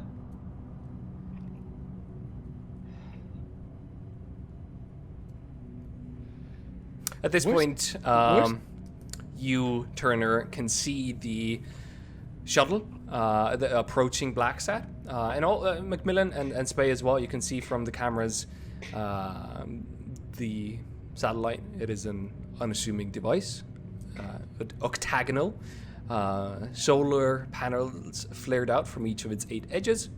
Very kind of unassuming, just black satellite. You can also see the flat plate that seems to be the one that's the actuator plane or whatever that O'Neill was referring to. That is kind of the thing that can aim towards other things using this strange Elder's power, whatever it is. What is the artifact? Like, is it an urn? Is it an amulet?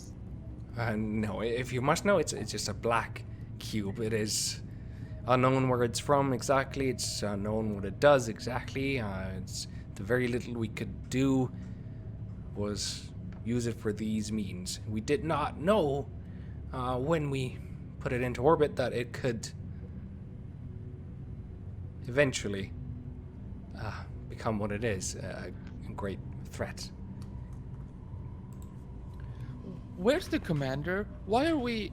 Shouldn't this... I'm not military. Shouldn't you... Isn't this above you? I look at the Belton and Hamlet. I was not trained for this. Well, let's have a chat with the colonel. Yeah, you can float over to the radio and Wait, Belton, you should probably call him. I'll float over. Mm-hmm. Commander But we Spey. can all hear the radio, right? This isn't going to be like a private conversation. It's going to be like... Sure, if you wanted to be... That's the intercom, right? Yeah. Yeah. Yeah. Mm-hmm. Okay, cool. Go ahead, Belton. Commander Spade. Go for Spade.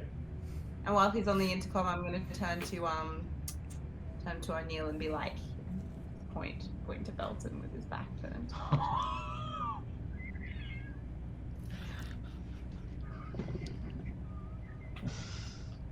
I mean, he absolutely seriously takes that. He's like, fine. Okay. Do I notice that by any chance? I would be subtle. I would not let Turner see. I mean, can I make a perception check? Passive gonna- perception? Perception. I'm gonna say, It's alertness, right? I'm gonna say no. Let's have Hamlet roll a luck, Oh, okay. Okay. which is at the Yeah. very, very top, Very literally next to your name. There you go. So yeah, you don't notice this, Turner. It's a very quick, it's so fast. It's difficult to do opposing checks. Commander Spade, we have I suppose you could call it a revelation, an explanation of what BLACKSAT is, and I don't know if you're gonna like it. I certainly don't, or don't even know if I believe it. Continue. I don't even know where to begin. O'Neill seems to be convinced that this BLACKSAT is some sort of gravitational artifact which needs to be tamed via some sort of ritual. A ritual which requires a sacrifice. And without such a thing, something about humanity ceasing to exist.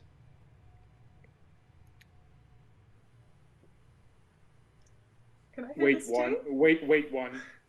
Macmillan, Yeah. you remember when we did you always have to do the high altitude flights? You get a bit woozy in the head. Yeah. Does that sound anything like that to you? I mean, it's gotta be something, right? What are they pumping into that It's pure decompression oxygen, chamber? right? I mean, has it they mixed that up or put something else going in there? That's not. Or is it? I don't know. Sorry, Belton. Hold one. Does Belton have a sense of humor? Because I never thought he did. But No. this seems like. I mean, no. I wouldn't take him for a prankster, at least. Yeah. And I wouldn't presume Hamlet pull a prank on me for some whatever reason. Commander Spade, are you there? Belton, yeah, Belton. Could you put? I assume everyone in the room is hearing this, right? There's a speaker Correct. there, right? Okay. If this is a bad joke, then it's just that it's a bad joke. Could you please maybe don't know if elaborate this is a or joke. try and convince me of the opposite? Because from where I'm sitting, it smells like a bad joke. O'Neill, tell the commander what you have just told myself and Hamlet. Yeah, he floats over to the radio and begins unleashing the same information. Again, reiterating how there is a sacrifice that needs to be made. Unless it is done, there is a chance that when BLACKSAT will enter into orbit, space-time as it is will cease to exist, and Earth and the universe that humans inhabit will be demolished and destroyed in ways that is unknowledgeable, no, nothing about this makes any sense to you, Spay, Yeah. as he rattles and rattles and tries to make you understand. Well, it makes sense in one way. So you're saying there's an alien weapon that's gone rogue orbiting around the Earth? Sure. Yes. In so many words, yeah. It's like that. But it's it's alien. I would say it's unnatural, definitely. And you need a human life sacrificed to it to power it. Yes. Willing or, as he turns towards Luke for a moment, unwilling. Sir. Right. So, what would prevent me from cutting your throat and throwing you towards the artifact right now? It needs to happen in a very specific time in the ritual. There are certain words, key phrases. The mind needs to be rhythmically pulsing at the same time. It's all very. Macmillan, are you getting this? Sir, we Any can't of this? send a madman out into space. That's just not. I mean, No, but this is. Spay, come over. I read you next to the satellite BLACKSAT. What is your sit rep? if you tell them he's mad, I mean, they're not gonna make you send a madman out into space. It doesn't make. He's not gonna be able to fix whatever actually needs fixing, right? I kind of hold the intercom button so everyone can hear this. Mm-hmm. People. So Mission Control has just contacted us. I'm not gonna answer them just yet. I mean, if there is any truth to this whatsoever, I will not ask any of you to sacrifice yourselves.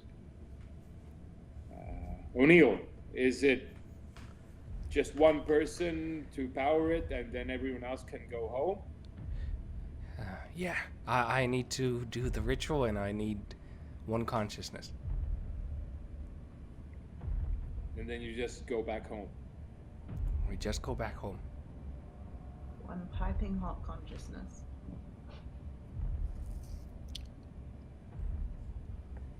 Mission Control, this is Atlas, over.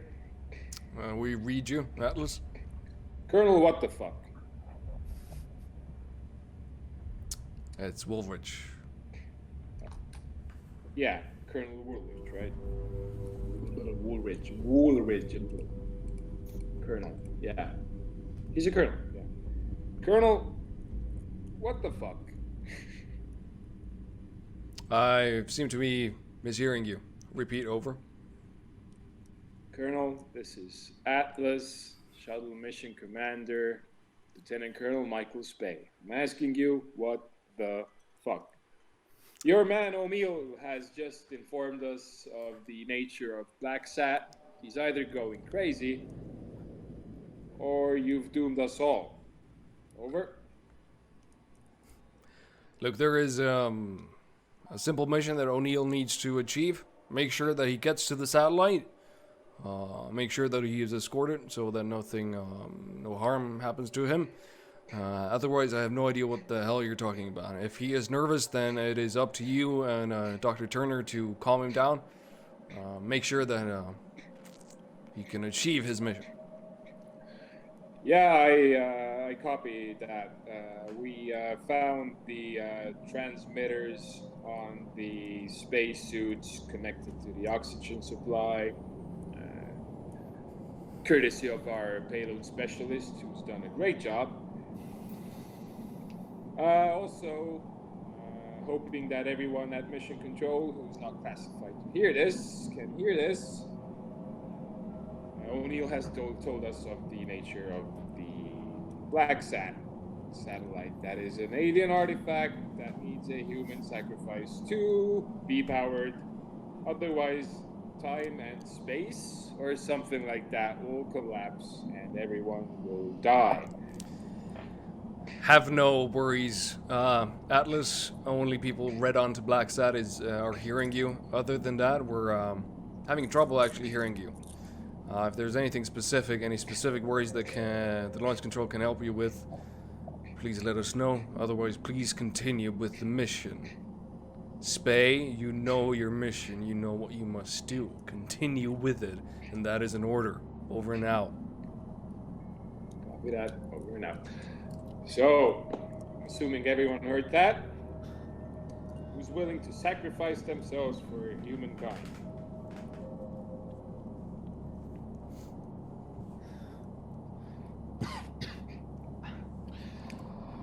To be honest, I sure as hell am. If that means you guys get to go home, that means I succeeded at my job. No, this isn't real. This is not a real thing that is happening. No, it is. So I don't know not. why I think, you've all I made think this prank or it is something a that you think it's sick really funny joke. before, like, it's not. No. I don't. Yeah, Macmillan, I We get can you. stop now, but it's not. I think it's a sick joke, which is why I volunteered to go out with O'Neill. But wait, they said 2 people need to go out, so but 1 sacrifice. So what's the third person? What they just float To back? escort the fucker back. But So now O'Neill, now you get to saying- live. No, now I'm saying as mission commander, you guys, there is a slight chance that this is real, which means there is a slight chance that your lives are in danger, outside of being in space. So I'm taking O'Neill and I'm getting him to the satellite, and if what he says is real, I'll be the one, and he'll have to find his way back. And if it's a load of bullshit, I'll just come back and we'll all go home. How's that sound?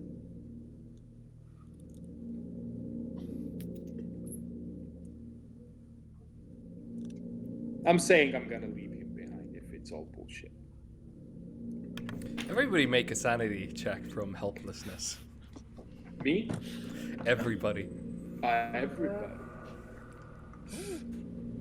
Are you taking this off of everyone's facial expressions? Like, okay, everyone's feeling I'm helpless. taking this off from this is helplessness. And this is Yeah. you are coming to grips with that this might be a real thing. Yeah, baby, success. Alright, so the ones it's not that bad. The ones that succeed take 0. Otherwise you take maximum of 1, even with the crit failure. Still 1. So everybody who failed takes 1 sanity loss. Okay. Alright, so after Alright. everybody takes their sanity losses, as I'm editing in my brain, where I'm gonna cut it. Yeah, so Spay tells you that he will be the sacrifice. O'Neill seems relieved by this. He goes, okay, good. This is incredibly. This is absurd, right? This is so unethical on so many levels. You can't just sacrifice. What? Let's go back to like the whole alien spaceship. This is absurd. What- None of this makes sense. It has no scientific basis. This is not how anything works. Gravity changes the matter, and then that's not. I mean, am I the only one here who went to university and studied this shit? I mean, I'm with you. This is not. I don't know what kind. we of can't prank just this is. sacrifice a person to an alien artifact because How would this is that even absurd. work anyway, that's not a thing. None of this is a thing. So I don't even see the point, sir. With respect of you. I do not going sign out off on and this. humoring this, because clearly this guy is just mad, or he just has a sick sense of humor, and I don't. I mean, I get it. I should get we it. not- why would we I even mean- humor it? Like, what the whole of humanity hinges on it? Like that. You know, to be honest, to be back here, I kind of feel like there's really nothing more. I just want to find out, I guess. But also, I do have a responsibility to all the crew here. And if there is even the slightest chance that this is actual reality, I'll gladly give myself up instead of someone else and not have it haunt my conscience for the rest of my days. I mean, if it is true, I know that you'll get everyone back home safely. You know. You think It's the there's job, the isn't it? slightest chance that this is true? There's always a chance, right?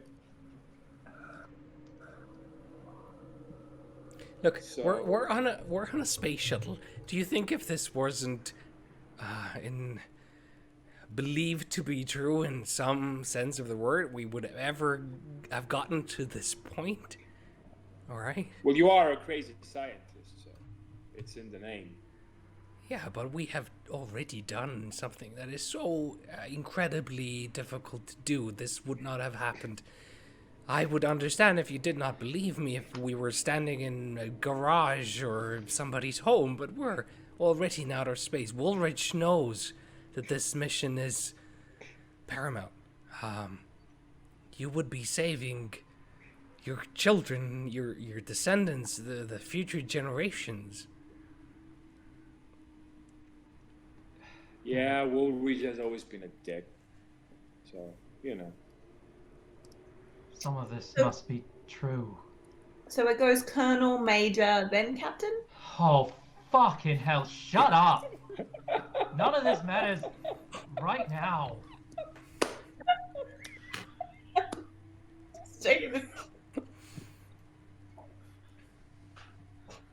Never mind. Anyway, you were saying, yes, unbelievable, isn't it?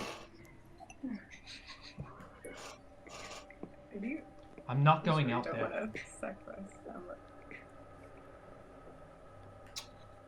I mean, dramatically, it makes most sense for Hamlin and Colonel Michael Spade to go out together.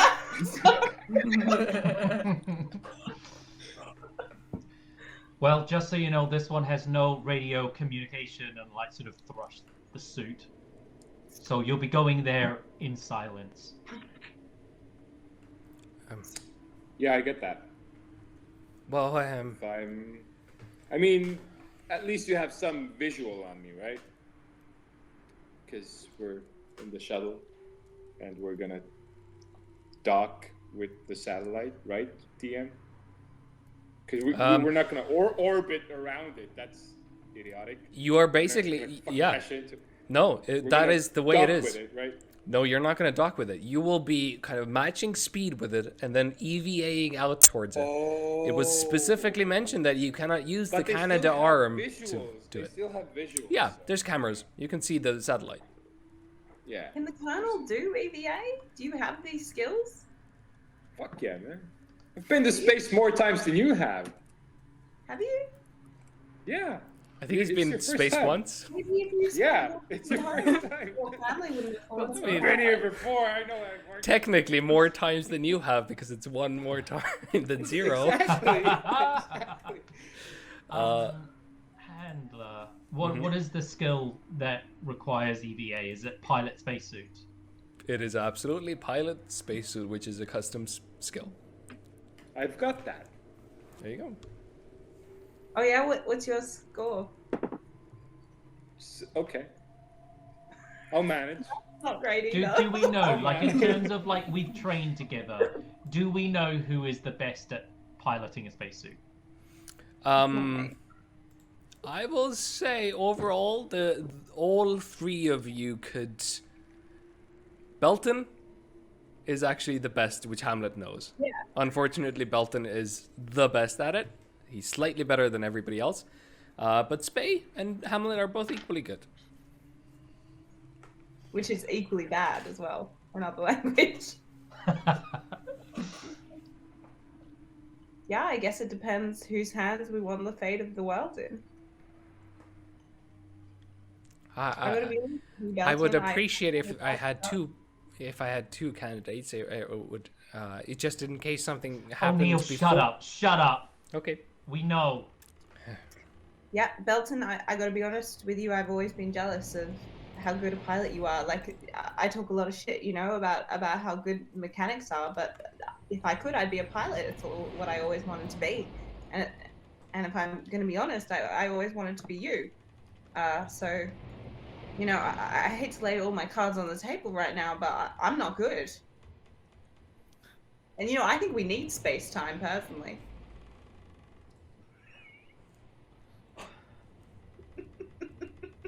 Again, not laughing in character.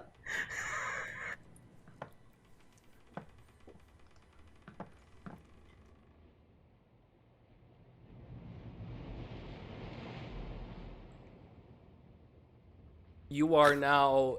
You've been in front of BLACKSAT for a while. You've matched the speed of BLACKSAT. You can't quite fly. You know, you can't dock with the satellite. What are you doing? O'Neill has put his cards out on the table. He has told you a lot of things, whether you believe him or not. What are the next moves? At this point, Belton and Hamlet, O'Neill and Turner, you have been in the airlock for a couple of hours, getting ready, getting suited up and everything. Turner helping you get suited up. If you want to... Oh. How would that work then with what's his name? What's your name? Colonel Michael Spade. He hasn't been doing any of the repressurization. It would take some time. I see. You would have to, basically all of you would need to, well, no, actually the two of you could go out of the airlock and get into the MMUs and then wait for Spay outside in space. And O'Neill would have to go through the pressurization procedures and then join you. So yeah, as I was saying, Belton, you're just a far better pilot than I am. As much as it pains me to admit it, friend, you always have been. And if it's everything at stake, I know you have a family who you love, and I don't want to be responsible for anything happening to them.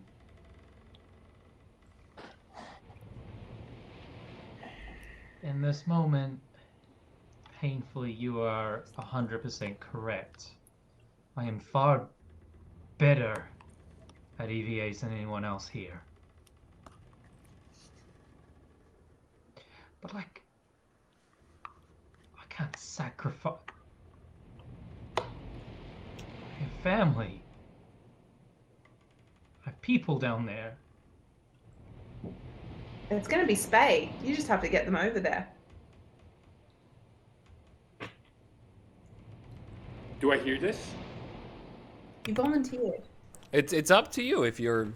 No, I guess I'm not in the chamber yet. No, I mean, it's Do up I to hear you. this? It's up to Belton and Hamlet if who hears this or not. Oh, I wouldn't be letting people hear this. Well, yeah, I've not pressed the button.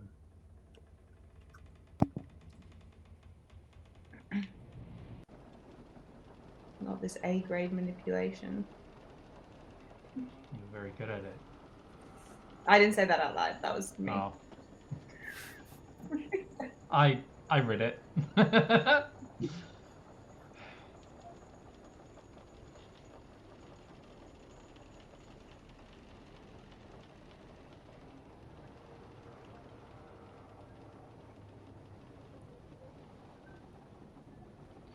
gonna get in the suit. Can I, if you're actually going to do this, can I at least, as a doctor, as a human being, just suggest that the one who's going to sacrifice themselves not get in the suit which doesn't have radio contact? That person's Yeah, no, that's okay. that person's last moments shouldn't be in utter silence. Someone should talk to them. You're absolutely right, which is why Spade can wear my suit. It might be a little tight, but I think it'll be fine. I need to dial down my sociopathy, I think. I just need to rein it back in. It's like a little bit. do we know if we're going to have to wait a couple of extra hours for pressurization? Is that going to change the state of us next to the black site? Is that going to alter anything? You're gonna have to burn a little bit more fuel, but other than that, no. And O'Neill, can we wait? I don't see how a couple of hours would do any harm, but Woolridge is bound to get suspicious. I'm sure I can try and talk to him. Don't talk to anyone.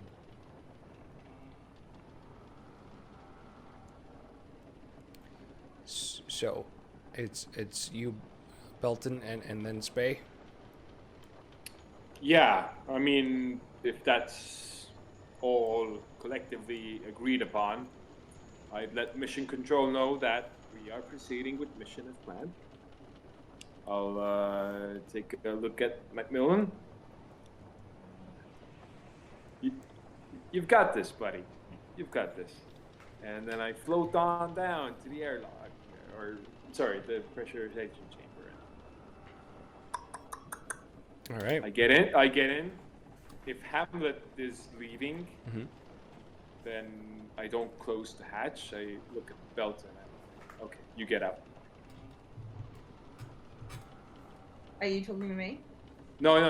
I assume if I open the hatch, you hand me the spacesuit and float on off.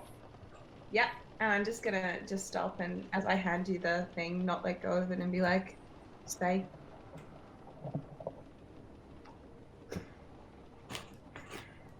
Yeah, fuck you too. I get into the chamber and I just look at Belton. Okay, son, you can go.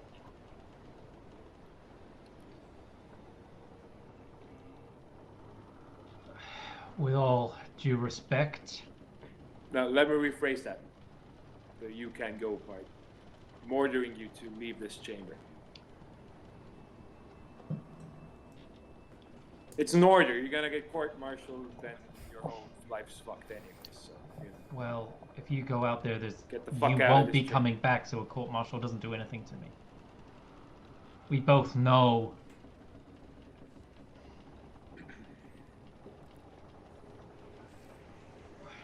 Without If you, this is no, if this is true,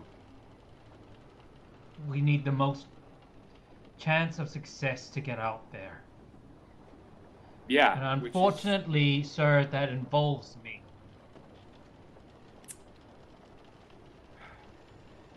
The plan was for one of you to come back, though, right? Belton can come back. Is that right, O'Neill? Yeah, I need one. That's all I need. Yeah, and the other you needed to get back safely yourself, right? Yeah, would be. I mean, there's the tether, but would definitely help me get back. Mm-hmm. So you're saying you know how to get back using the tether, so you wouldn't need help?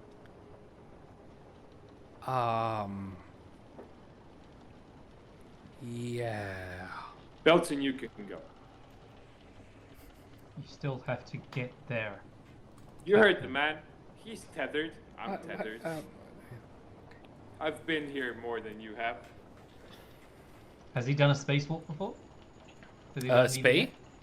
Yeah, Yeah, Spey has been to space once before. but has he done an EVA? That is a good question. I don't. Probably not. Honestly, probably not. He's probably trained Would for he it. know? Would he know? That's That probably you know? not. Mission I've commander. seen his skills in the pool. Oh shit. What does that mean? I'm just gonna press the intercom and be like, Belton, you're the best pilot we've got. And I wouldn't let you Dick. press the intercom. You dick. From when you went up. I would fight you for the fucking intercom. He's telling the truth, being a dick. All right, what's happening? Well, I'm ordering Yeah, Belton what's to go happening? and he's not going. Belton, are you staying? Or are you disobeying an order? I'm disobeying an order. All right. The hatch. I'll have it. The hatch closes. I'm gonna say over this time, Turner. You help them suit up again. It takes a couple of hours to in the airlock for them to get pressurized, so to speak, to do the pre-breathe. Then they go on to the climb out of the airlock.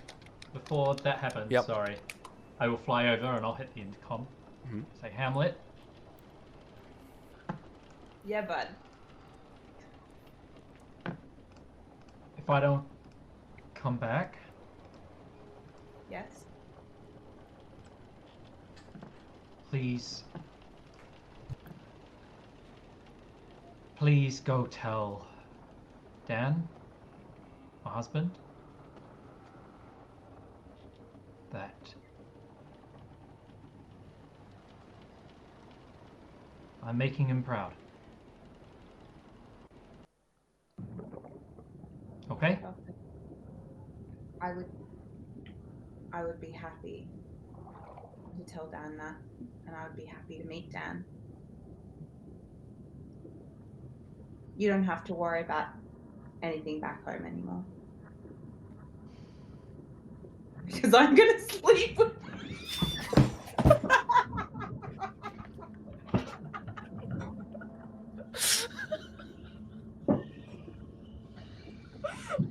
Can I just kill Hamlet? I don't Yeah. I don't want to be great morals. Oh my.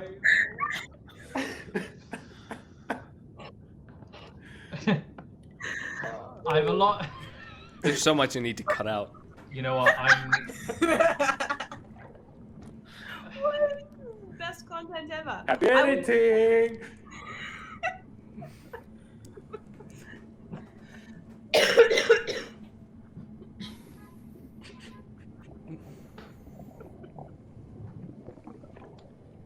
So, O'Neill, It was a pleasure serving with you. Captain.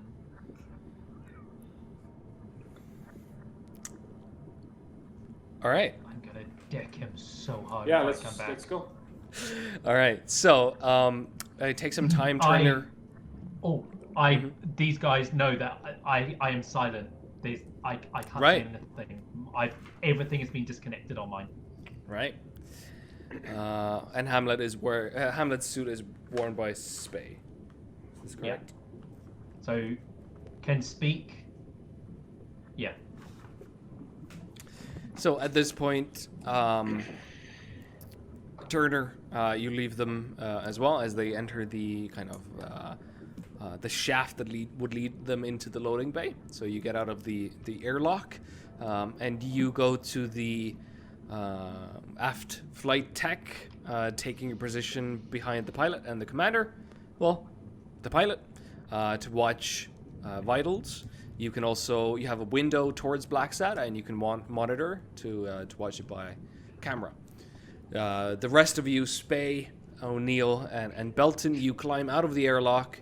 You tether onto the shuttle, and then you climb down to the payload bay to put on your bulky EVA MMU rigs, and then start maneuvering out towards the satellite. The suits are all flawless trim, which is, I guess, great if you don't count the kill switch in them. It kind of dampens the enthusiasm a little bit, but you exit the cargo bay without problems. The airlock opens, the payload bay doors, the large doors on the shuttle open as well, and you are in space floating.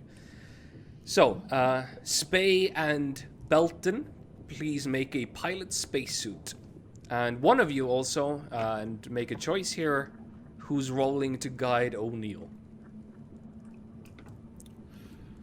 Boy, crucial roles. I mean, that would be Belton, right? All right, Belton's He's assisting O'Neill. Ooh, fuck. First failure. All right. Nice. I failed. Yep. Let me just write that down. So, at this point, as you're floating towards the black satellite in even blacker space, O'Neill starts muttering to himself. You hear him, or rather, Spay only, and the rest of you in the shuttle, but Belton doesn't. You hear as O'Neill goes like, I can feel something. I can feel a presence as we're approaching. Yeah. At this point also, strangely, you hear Woolrich's voice in your headsets, which tells you to execute excessive calm, get to the satellite, execute the mission. At this point also, Spay and Belton, another pilot spacesuit roll for you to get actually near to the satellite.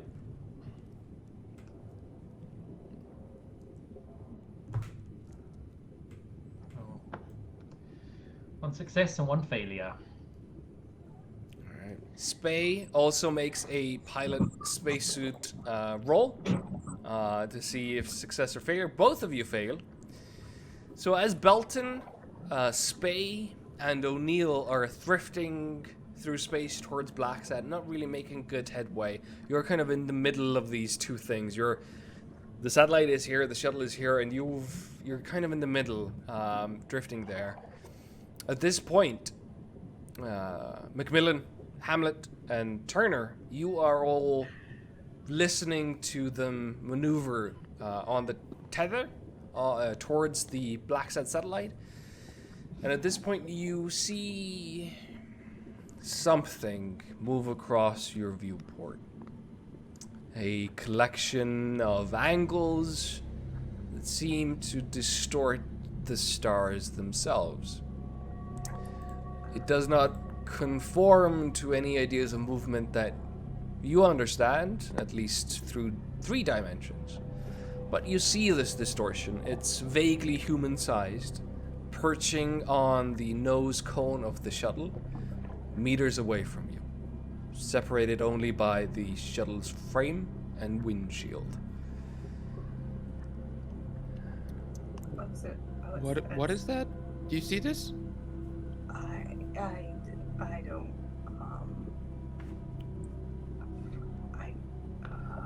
You hear through the radio, O'Neill. What do you see? What are you seeing? Tell me. There's these shapes, like God, how would you describe that? Is this hypergeometry? It's a derivative. Don't. Okay. My God, we were right. Don't look at it. Whatever you do, don't look at it. I avert my eyes. What happens if we look at it? I mean, all of you have stared at it Yeah, at some I also point. look down. Everybody make a sanity test. Ooh. Except for Spay, Belton, and O'Neill, obviously not. All right. So, Dirk. Hamlet, you lose 4 Again. points of sanity. Dirk Macmillan, please make a 1d4 roll. Mm-hmm. And Turner, you're fine. You don't lose any sanity. This So- seems fine to me. Is this helplessness or is it something else? This would be from the unnatural, so none of those things. Okay. So yeah, Dirk, you lose 2. Turner, you lose 4. Hamlet, you lose 4, and Turner, you lose 0. Looking at it, even for a moment, there's this kind of, I guess, closest you can get to O'Neill's brain. There is something about this that you're seeing that is revealing truths about the shape of space, about intelligence. It's akin to having an apple fall on your head that will reveal gravity to you. It's that type of a thing. It's unnatural. You look at it. It is non-physical. but yet its movements are distinct. There's purpose to its movements.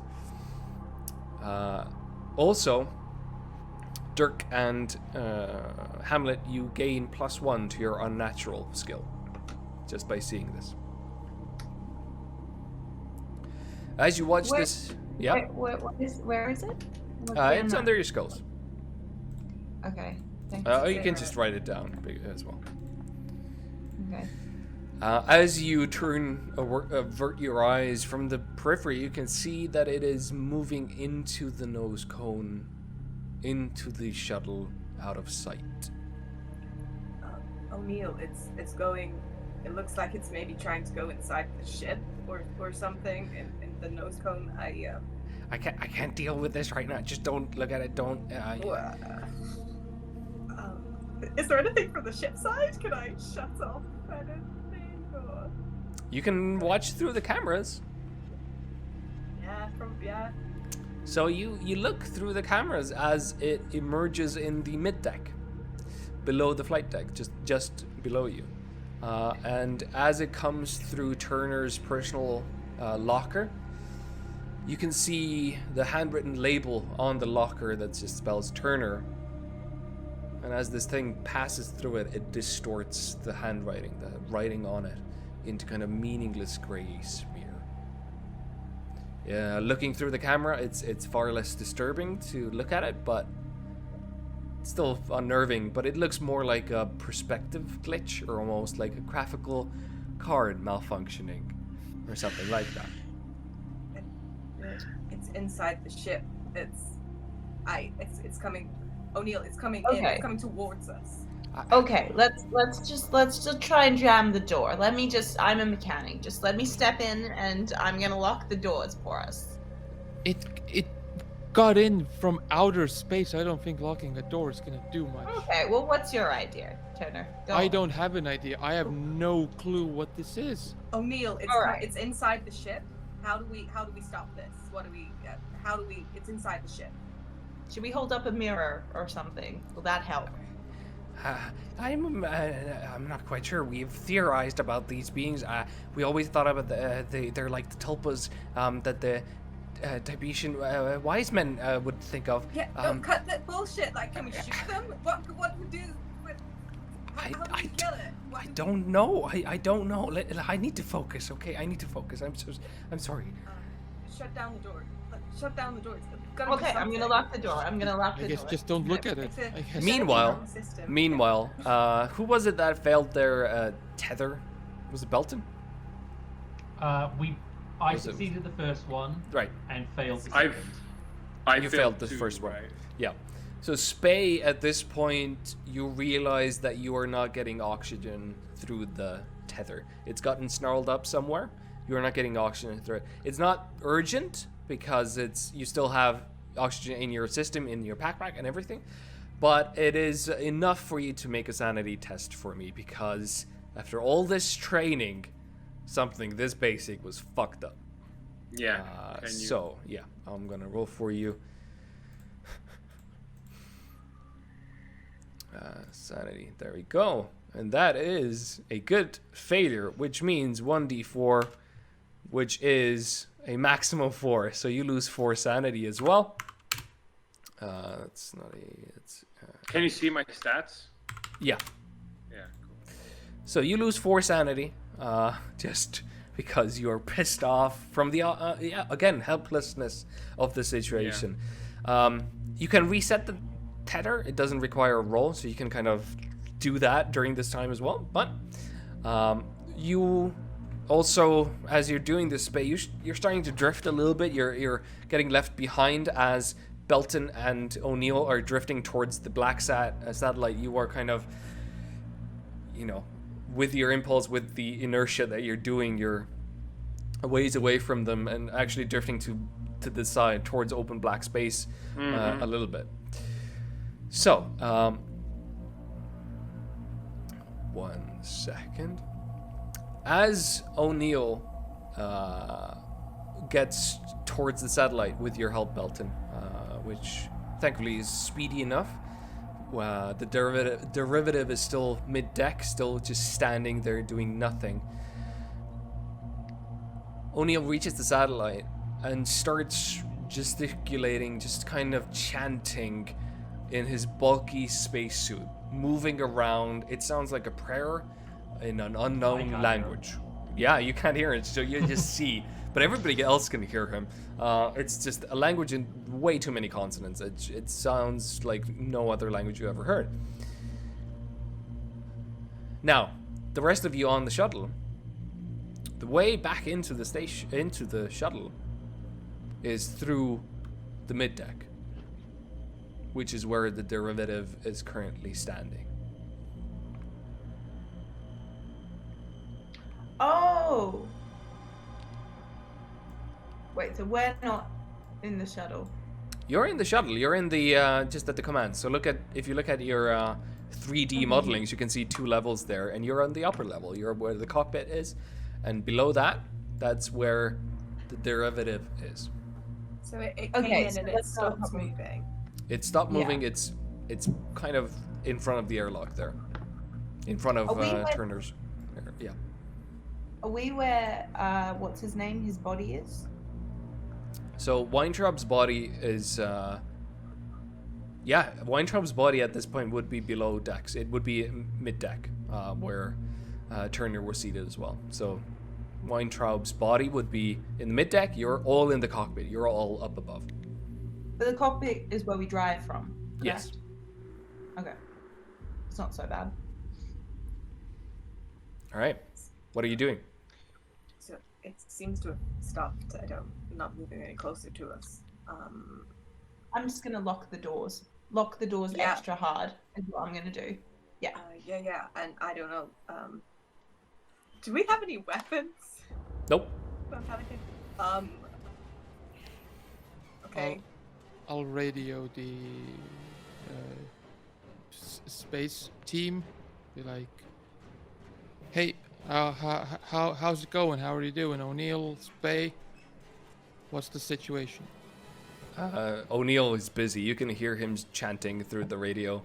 Spay, you're slowly drifting towards the 2 of them. You're still making your way there. Yeah. I'll let Turner know that. Yeah, we're proceeding as planned. Yeah. How's Belton? How's Belton? Belton's doing really great. Belton's doing really great. Yeah. Okay. He'll tell you all about it when he's back. He better. If I turn in my silence and I can see Spay, is there anything I can do to help guide him in this? Is there anything I can do to make sure that he makes it here? Can I see if he's still on trajectory? Yeah, he's just taking his long time to get there, but you could. There's not a lot you can do really because it's all about inertia, and you're in bulky suits. You can't drag him. It just takes time. At this point, Macmillan, you hear a voice in your head, and you hear, Macmillan, copy. What did they say in the army? I've really forgotten everything you said, Carl. I want you to execute an emergency disengagement on the tether, and close the doors, and then commence the burn to get back to orbit. Motherfucker, do I get that? Sorry? That is only for Macmillan. Only for the shuttle, right? Okay. Yeah. Fuck. Do the right thing, Macmillan. So that would mean leaving them all behind, am I correct? Follow the orders. Did you just say that out loud? I guess so, yeah. Yeah. What now? Excuse me? Order received, sir. I don't do anything. All right. Looking through the cameras, you can see that the derivative is going towards Weintraub's body, towards the suit, and you can see it just going through the suit, and then you see this kind of as his body and everything inside it just becomes goop, just disgusting grayish green liquid. Thankfully, it is in, it's inside the suit. It's not in the atmosphere itself.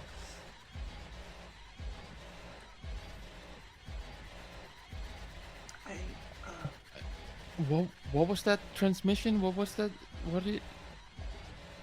What order did you receive?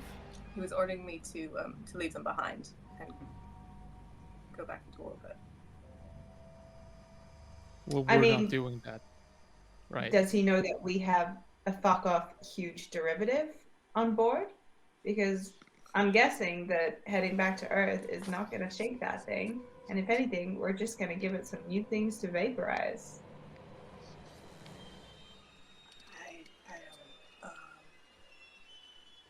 I don't. Macmillan, you're in charge. We're not gonna go. Not now. No. We need weapons. Is there anything in this room I could use as a weapon to fight a mathematical equation? There's probably a fire extinguisher. Yeah. I'll scrap a fire extinguisher. All right, you grab it. At this point, O'Neill turns towards Spey, who is just about making its kind of reaching Belton as well. Kind of now or never moment, as O'Neill is still chanting, still working on this problem, whatever the ritual is demanding, but he's looking expectantly towards Spey. I mean, yeah, let's do it. Yeah, let's fucking do it. I go on comms. Yeah, everyone.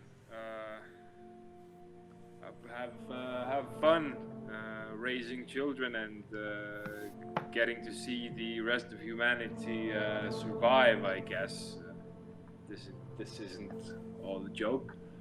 Yeah, I don't know half of you half as well as I should like, and I like less than half of you half as well as you deserve, so.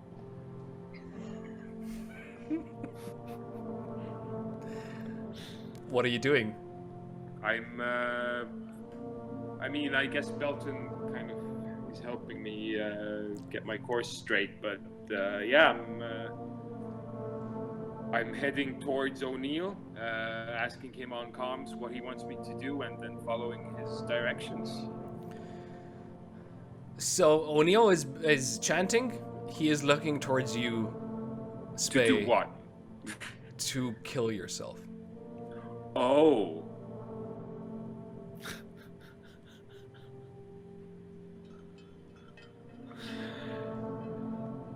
Like, do I have to, like, look at the artifact or what? Just kill myself? That's the look I get?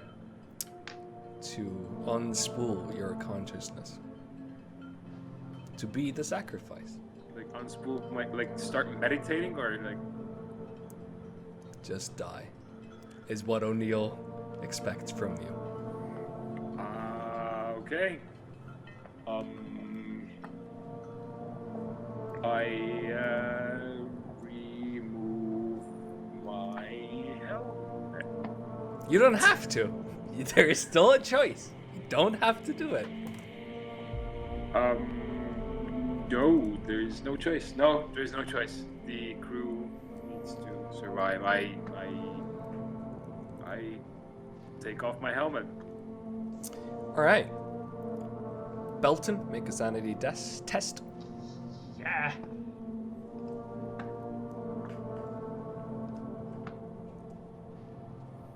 All right. You take 1 point of sanity loss as you watch your commanding officer sacrifice themselves for this ritual, as they don't even get to open the whole helmet, just the very edge of it. There's just tiny little kind of crack in the helmet, and if you could hear, you would hear the and it's done. I turn my head away from all of this, and and I grab my tether and I just start pulling myself in. All right. Make a pilot spacesuit roll. At this time, Turner and everybody else who are looking down towards the mid deck, you can see the derivative dividing. There's now 2 of these glitches mid-deck standing there. Do we know that Spade has died? After that speech, probably, right? Okay. Oh my god, Spade, what have I done? What have I done? What have I done? You gave me so much. You're my father. What did you do? What have I done? I shake Macmillan. He can't be dead. He can't be dead. This can't be happening. No, Macmillan. Take us around. We have to get him. We have to get him. They're coming back, and we gotta fight this thing. If there's anything else that can be lifted up, I'll just grab something that can be removed and just hand it to Hamlet like a weapon. Whatever there is available. If Spade is dead, I deserve to die too. I'm opening all the doors. Don't. That is fairly difficult to do, actually. But yeah, you can start trying. I'm an engineer. I mean, let's start. Trust me, I'm an engineer. If we try, I would try and stop. Macmillan, you don't understand. Colonel Spade was like my father. He was everything I wanted to be. I only slept with his wife because I wanted to be more like him.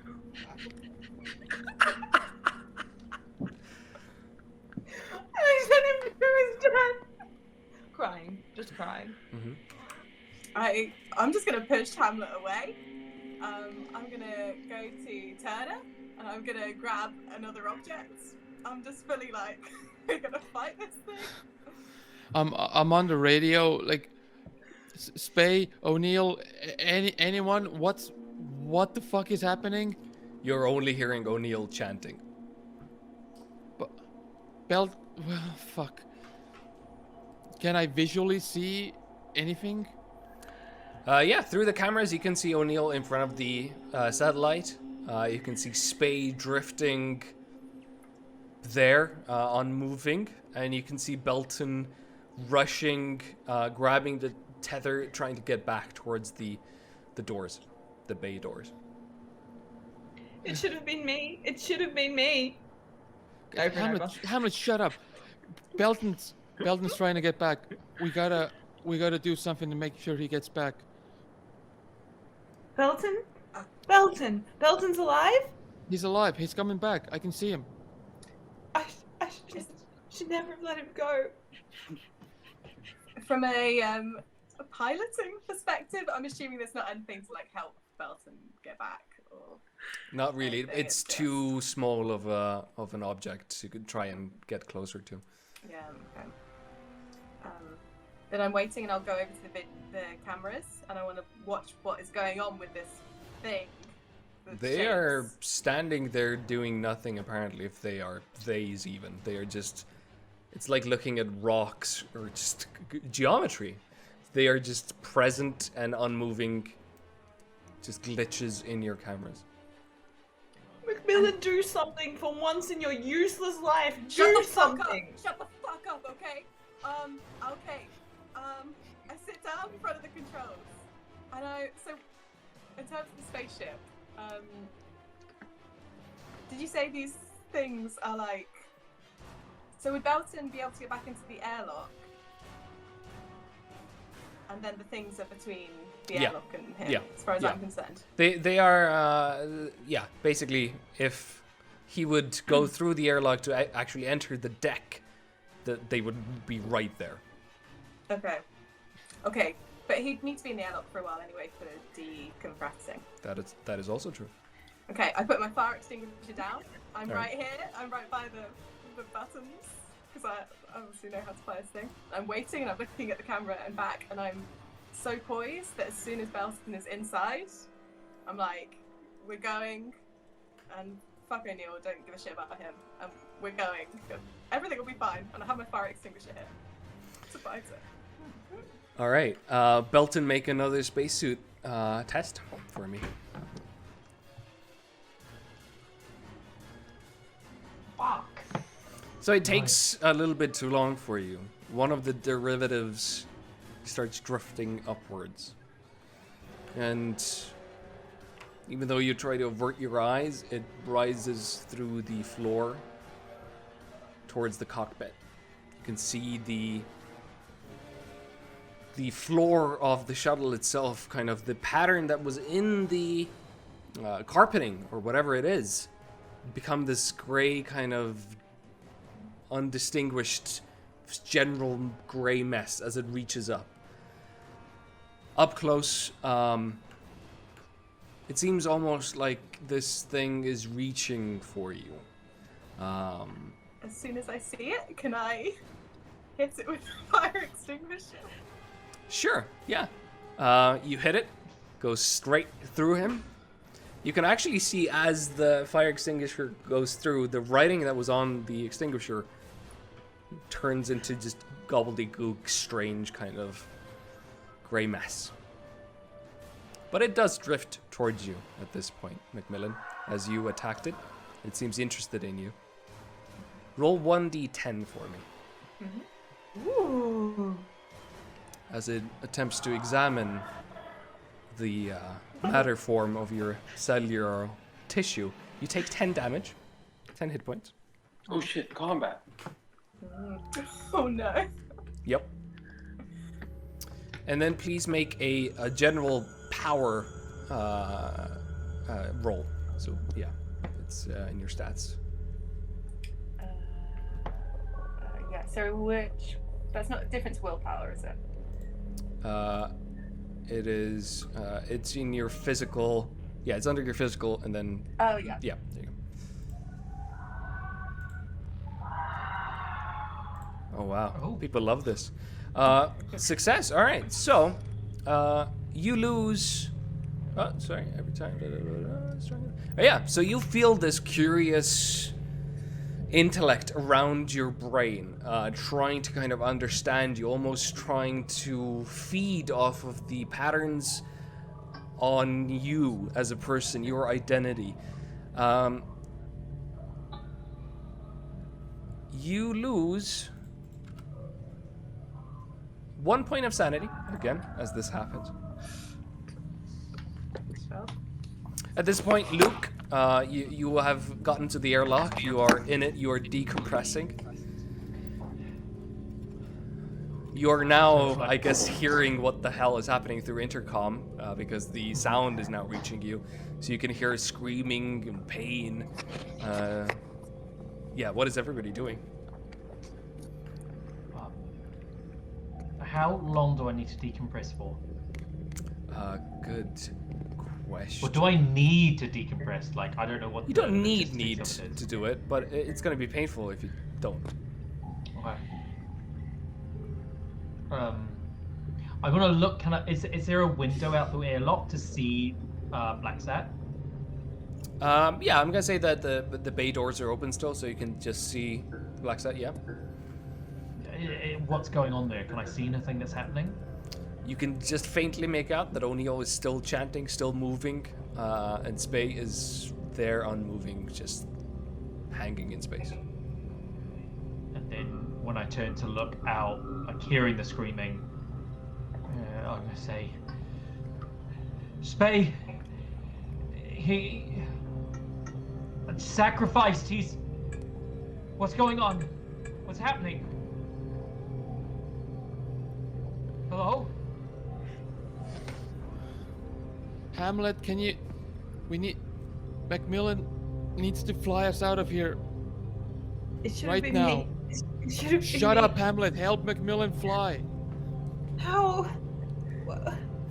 Just do Okay. something. Okay. Okay. Something.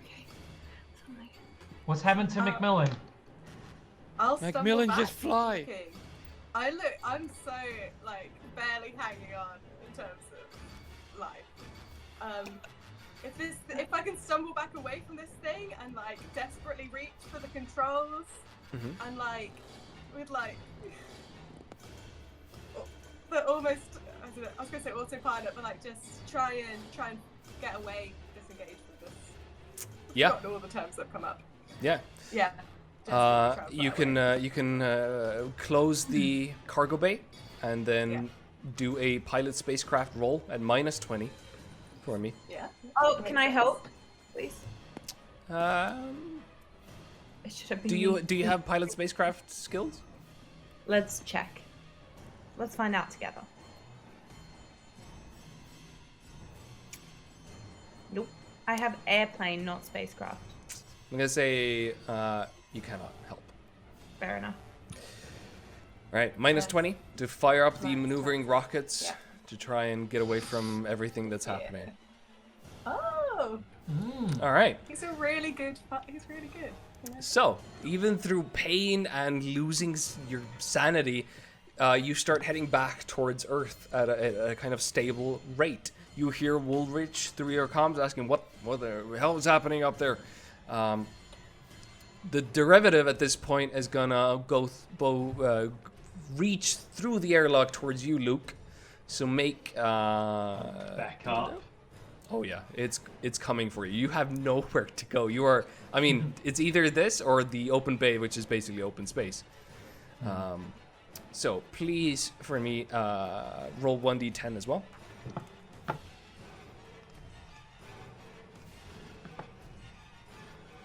Wow. All right, you take 5 points of damage as this thing touches you. Again, you feel this. There's a curiousness to it. It seems to just want to observe you, understand you.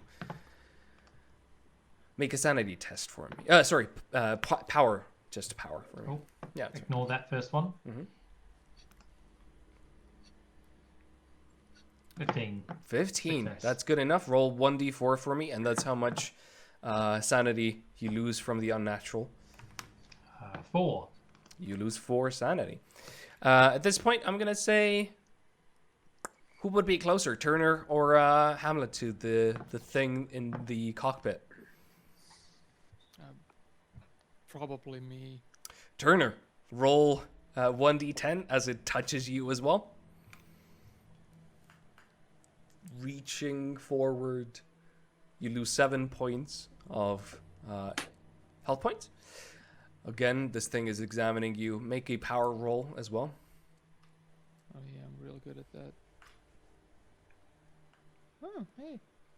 Nice. 39. Yeah, I should have actually done this before. Make a sanity test now.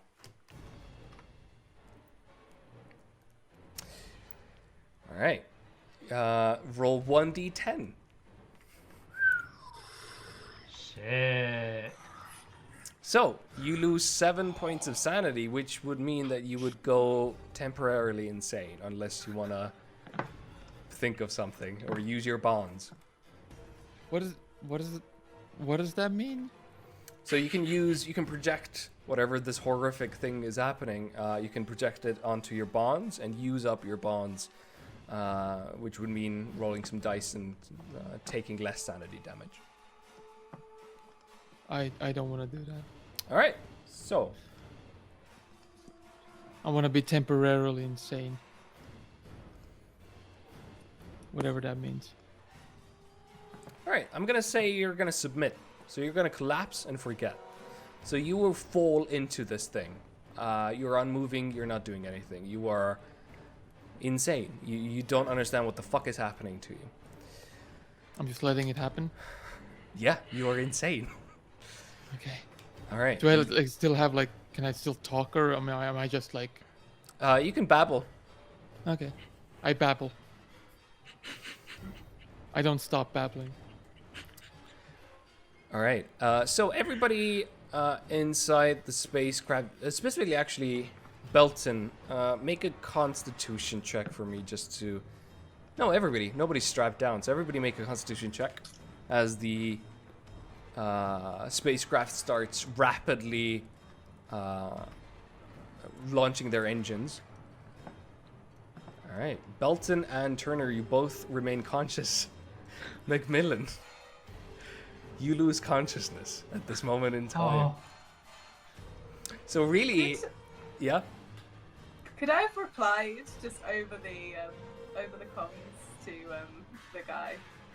It's a I Woolrich. just want to say to Woolrich. Mhm. I just want to fuck you, fuck you, fuck you, fuck you, and then die unconscious.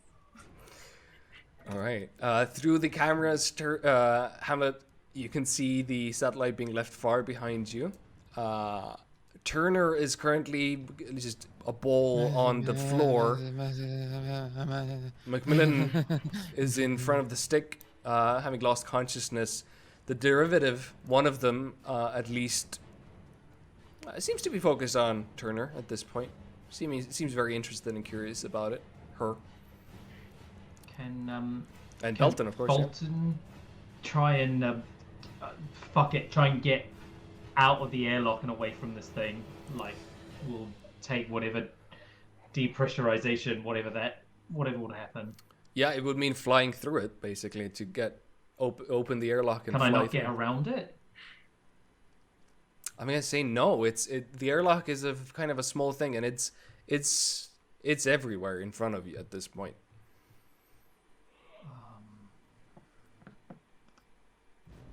Is there anything around me? Anything I can pick up?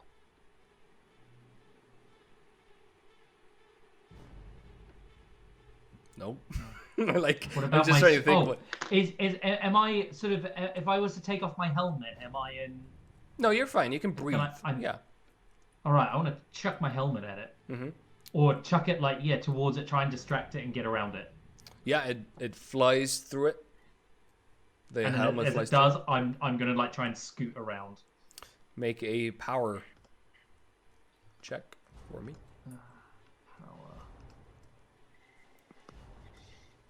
Success. Do a sanity check as well. Success. That's good. I should have said also roll 1d10 first. Because each touch does damage. This is where I die. Oh, I'm okay. You fly through it. Success with the sanity as well. So make a 1d4 roll, and that's how much sanity you lose. But yeah, you take one hit point.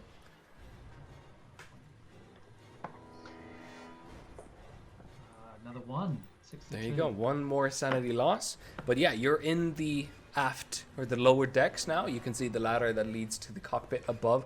You can hear babbling and shouting and screams. Hamlet, what are you doing?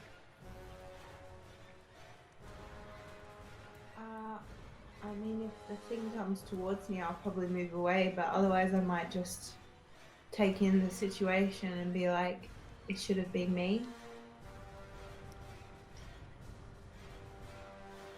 It seems interested in Turner at this point. It's not moving towards you. It seems like it's squarely trying to kind of envelop Turner. I'm just going to stay very still and hope for the best. All right, Turner, roll 1d10 for me. I'm gonna die. I'm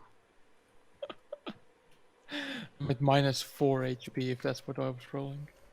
All right, so your intelligence becomes feed for this creature.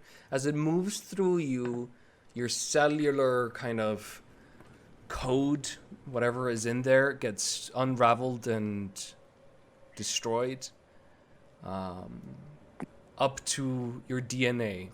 Your blood gets fed and kind of destroyed into a gray, sticky matter, and then the DNA itself is uncoded and disassembled. And that's what it sounds like. Cops outside. Not for me though. All right, so I mean, that's a good meal. I'm smart as fuck. all right, Belton, I presume you're going up. What's happening?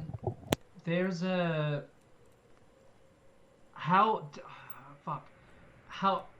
it's going to take ages for us to get from space back to Earth, isn't it? In terms of into the atmosphere, and even then, I can't abandon ship when we're going through the atmosphere. Like, because I know there's like an escape thing, like parachuting, and I can do but Well, I will say it's easier to get back to Earth than it is to match up speed with the satellite, so it's going to take a little bit less time, probably.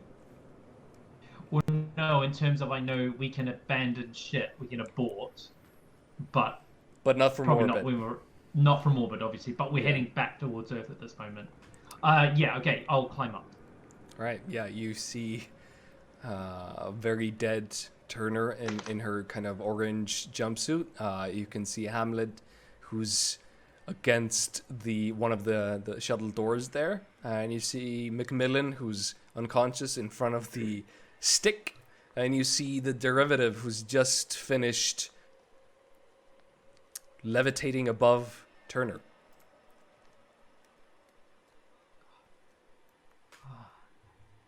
I'll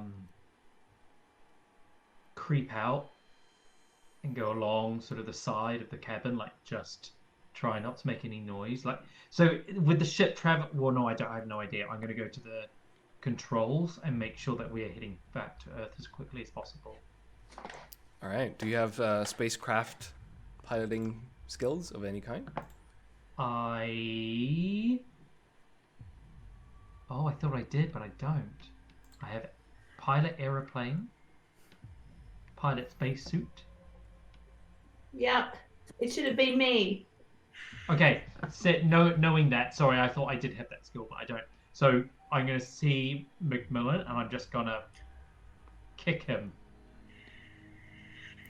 to try and wake him Don't up. do too much damage.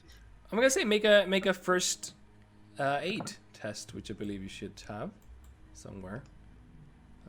Is there a first aid? I mean, that seems more finite. I'm like slapping him across the face. Yeah, I Like, know. wake up. Yeah. I'm just seeing how much HP he gets back at this point.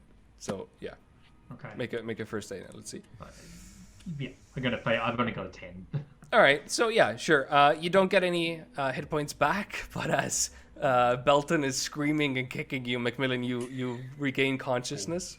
Don't scream. Just a good hefty. Okay. "Ugh." And like slightly not focusing, but kind of stumbling to feel the controls and see what. Oh, crap. Not sure if it was said, but yeah. I'll try and fly. Yeah. All right. At this point, the derivative is going to move towards Hamlet. Hamlet, roll 1d10. Unless you're... It's fairly slow. You can, like, run away from it or, get below decks or something. It is slow, but it is coming towards you. I'm going to move on the other side of Belton and Macmillan. As in, like, behind them, kind of? Yeah. Yeah, that makes sense. Behind us. So you're all kind of bunched together. What about me being a terrible person is a surprise to you? So you can see again this glitch heading slowly towards you. This inevitability is just slowly coming. If Hamlet's coming towards us and we're just in this desperate situation, can I try and push Hamlet back towards the derivative? Absolutely, you can. All right.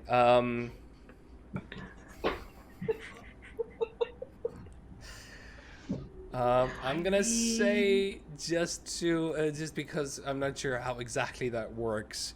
Make an unarmed attack, and then Hamlet make a dodge. Skill check. Both of them are skill checks. So unarmed versus dodge, and let's see. Where is dodge? It's On the in your skills. skills, yeah. Oh, is it though? I don't think I have a dodge skill. My It's on foundry the needs to read. third column over. Okay, 4 down. thank you. You are welcome. Oh, there it is. Right, I see. All right. So yeah, roll damage, Dirk Macmillan. Roll the actual unarmed attack. As this does succeed, I'm gonna say it's a kind of a fist punch because I'm not exactly sure how Shelv works in Delta Green, but. Sure. So, Hamlet, you take 2 points of damage as Macmillan just knocks a fist into your face, and you float through the air. Now there's blood everywhere, coming from Turner as well as Hamlet. And Hamlet, you are floating slowly from the inertia towards the derivative. Roll 1d10 for me. At the same time, Macmillan, make a piloting test. Any negative? Yeah, minus 20. Sure. Why'd you ask? Because I'm nearly dead. Because she wants it to be. Has to be interesting. I mean, it's just how we're going to die at this point. Oh yeah, no. Whoa! All I've right. just got up and tried to punch someone and then try and go back. So you kind of launch into the controls, trying to. I mean, number one, you're not even quite. Yeah, you had an orbit. You have like an entryway into Earth's orbit and into the atmosphere. At this point, you're not even sure what your speed is, what your acceleration is, how much you should stop for the air, to stop for that, just burning up the shuttle. The Hamlet takes 7 points of hit points damage. Yeah. Yeah. Is Hamlet alive? Yes, I'm alive. And I'm Alright. gonna laugh and be like, Macmillan, you punched the way you look. Useless. And with my final breath. As you laugh, make a power roll for me as well, as to see if your mind is partially digested or not. I just want to quickly get this other thing out. Oh yeah, sure, go for it. There's this other spiteful thing before. Macmillan, you're a fucking hero. Not only are you burning up, you're gonna burn up through the atmosphere and blow up a portion of the earth, you're gonna bring these motherfucking monsters back with you. Now I'll roll for you.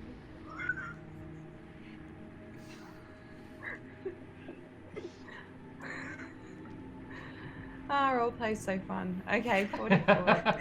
All right, critical success. Yeah! Oh my god. I can't wait for my promotion when I'm the only survivor. Flying aircraft. Yeah, I'm gonna say that you fly through it. You're not gonna take any sanity damage. You just float through it suddenly.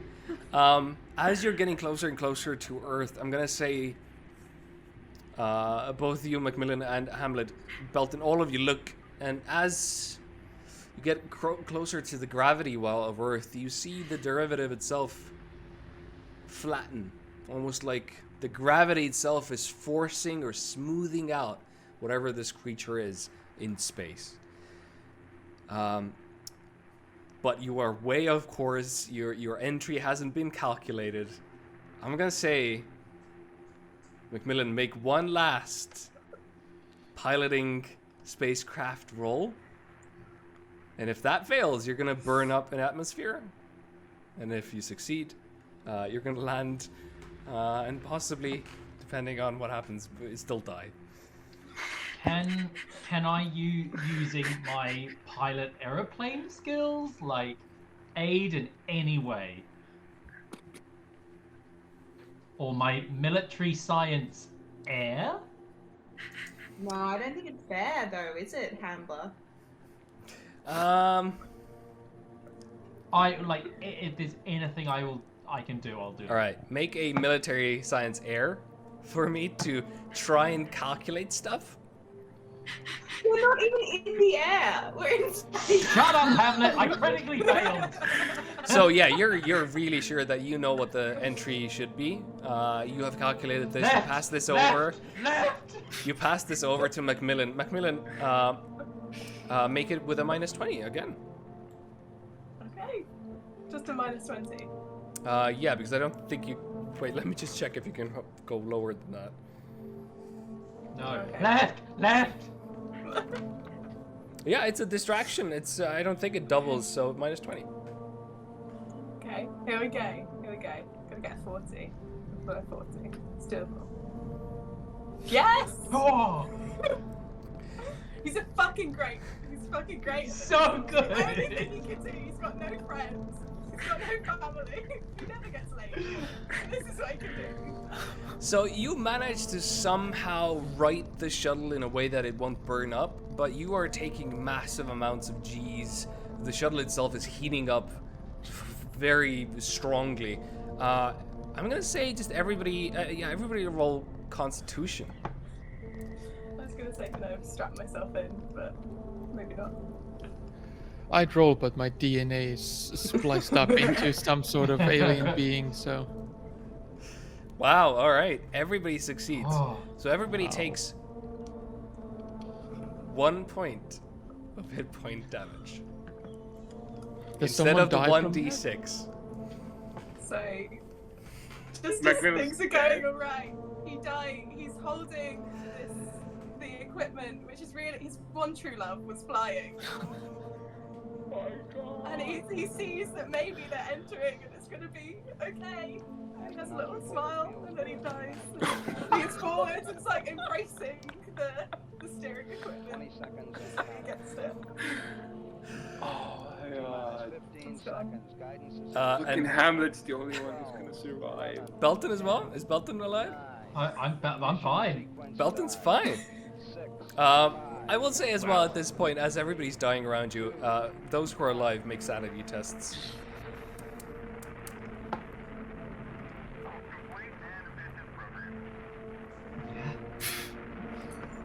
I'm finally rolling well. Alright, so yeah, success and critical success, so both of you take basically the lowest amount, which is 1 point of sanity damage. Alright, well, with that, you somehow Macmillan manages to put this thing on autopilot or guide it enough for autopilot to kick in, whilst being heavily damaged, and you basically being, you know, dulls in the seat for this ride. Oh, just I'll kind of, try and like pull myself in yeah, to a seat. doing as much as you can, but taking all the G's. You manage to land this shuttle, or at least Macmillan did with the autopilot. In terms of the epilogue, those of you survived, which is the two of you, Hamlet and Belton, your careers are wrecked.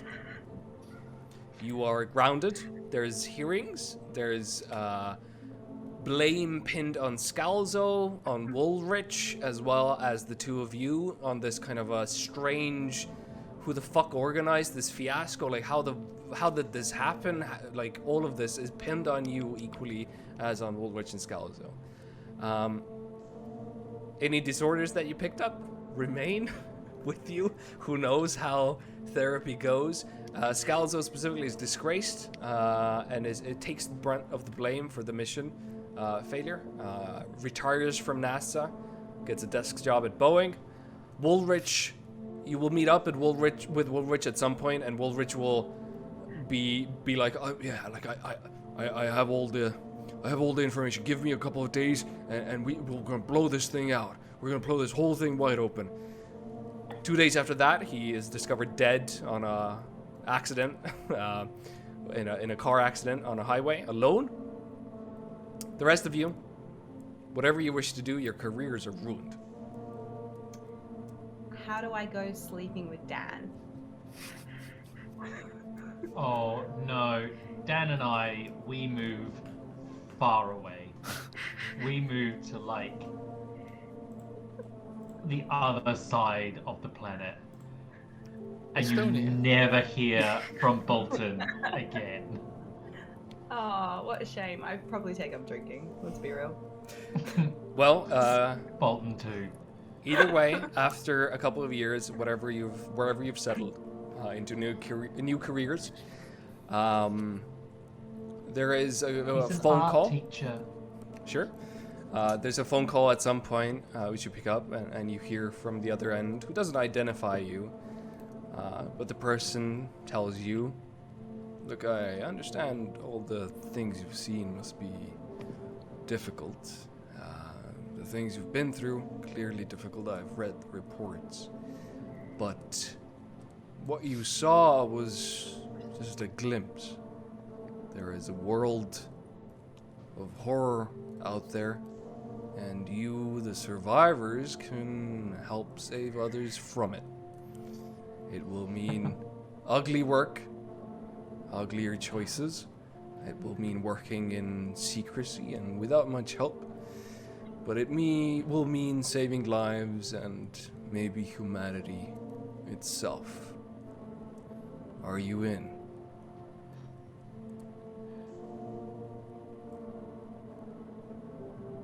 Secret work, you say? So no one will know that I'm doing this work. No.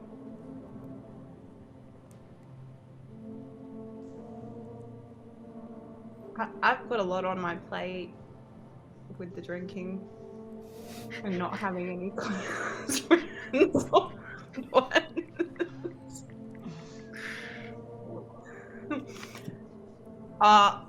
You know what? Just cut away from me for a bit. Let's see what Bolton does. Bolton, in his little bungalow with his husband, will turn around, have the phone in his hand, turn around and look at his husband, who's somewhere else in the house, and we'll look at the phone. I think you have the wrong number, and we'll just hang up. All right. And then we'll unplug the phone. All right. Cut to Hamlet. Same phone call. You have a landline? Where are you? Okay. We are that remote. It is 2010. Yeah, 2010. Yeah, landlines. Yeah, 2010 landlines. I have my drink in hand. My hand is shaking from excitement, from fear. I don't even know what it could be. The ice cubes are rattling in there, and I could help. It would make it all better. It has to be me. It has to be me. Good. When you hear the words Delta Green, you'll know it's us. And with a click, the phone call ends. And then I turn to the side and I see, hear that, Michael? I'm gonna do right by you. Oh no. Fade to black. The end. I only fucked your wife because I wanted to be like you. So horrible. That is fucking gold. That is gold. Oh.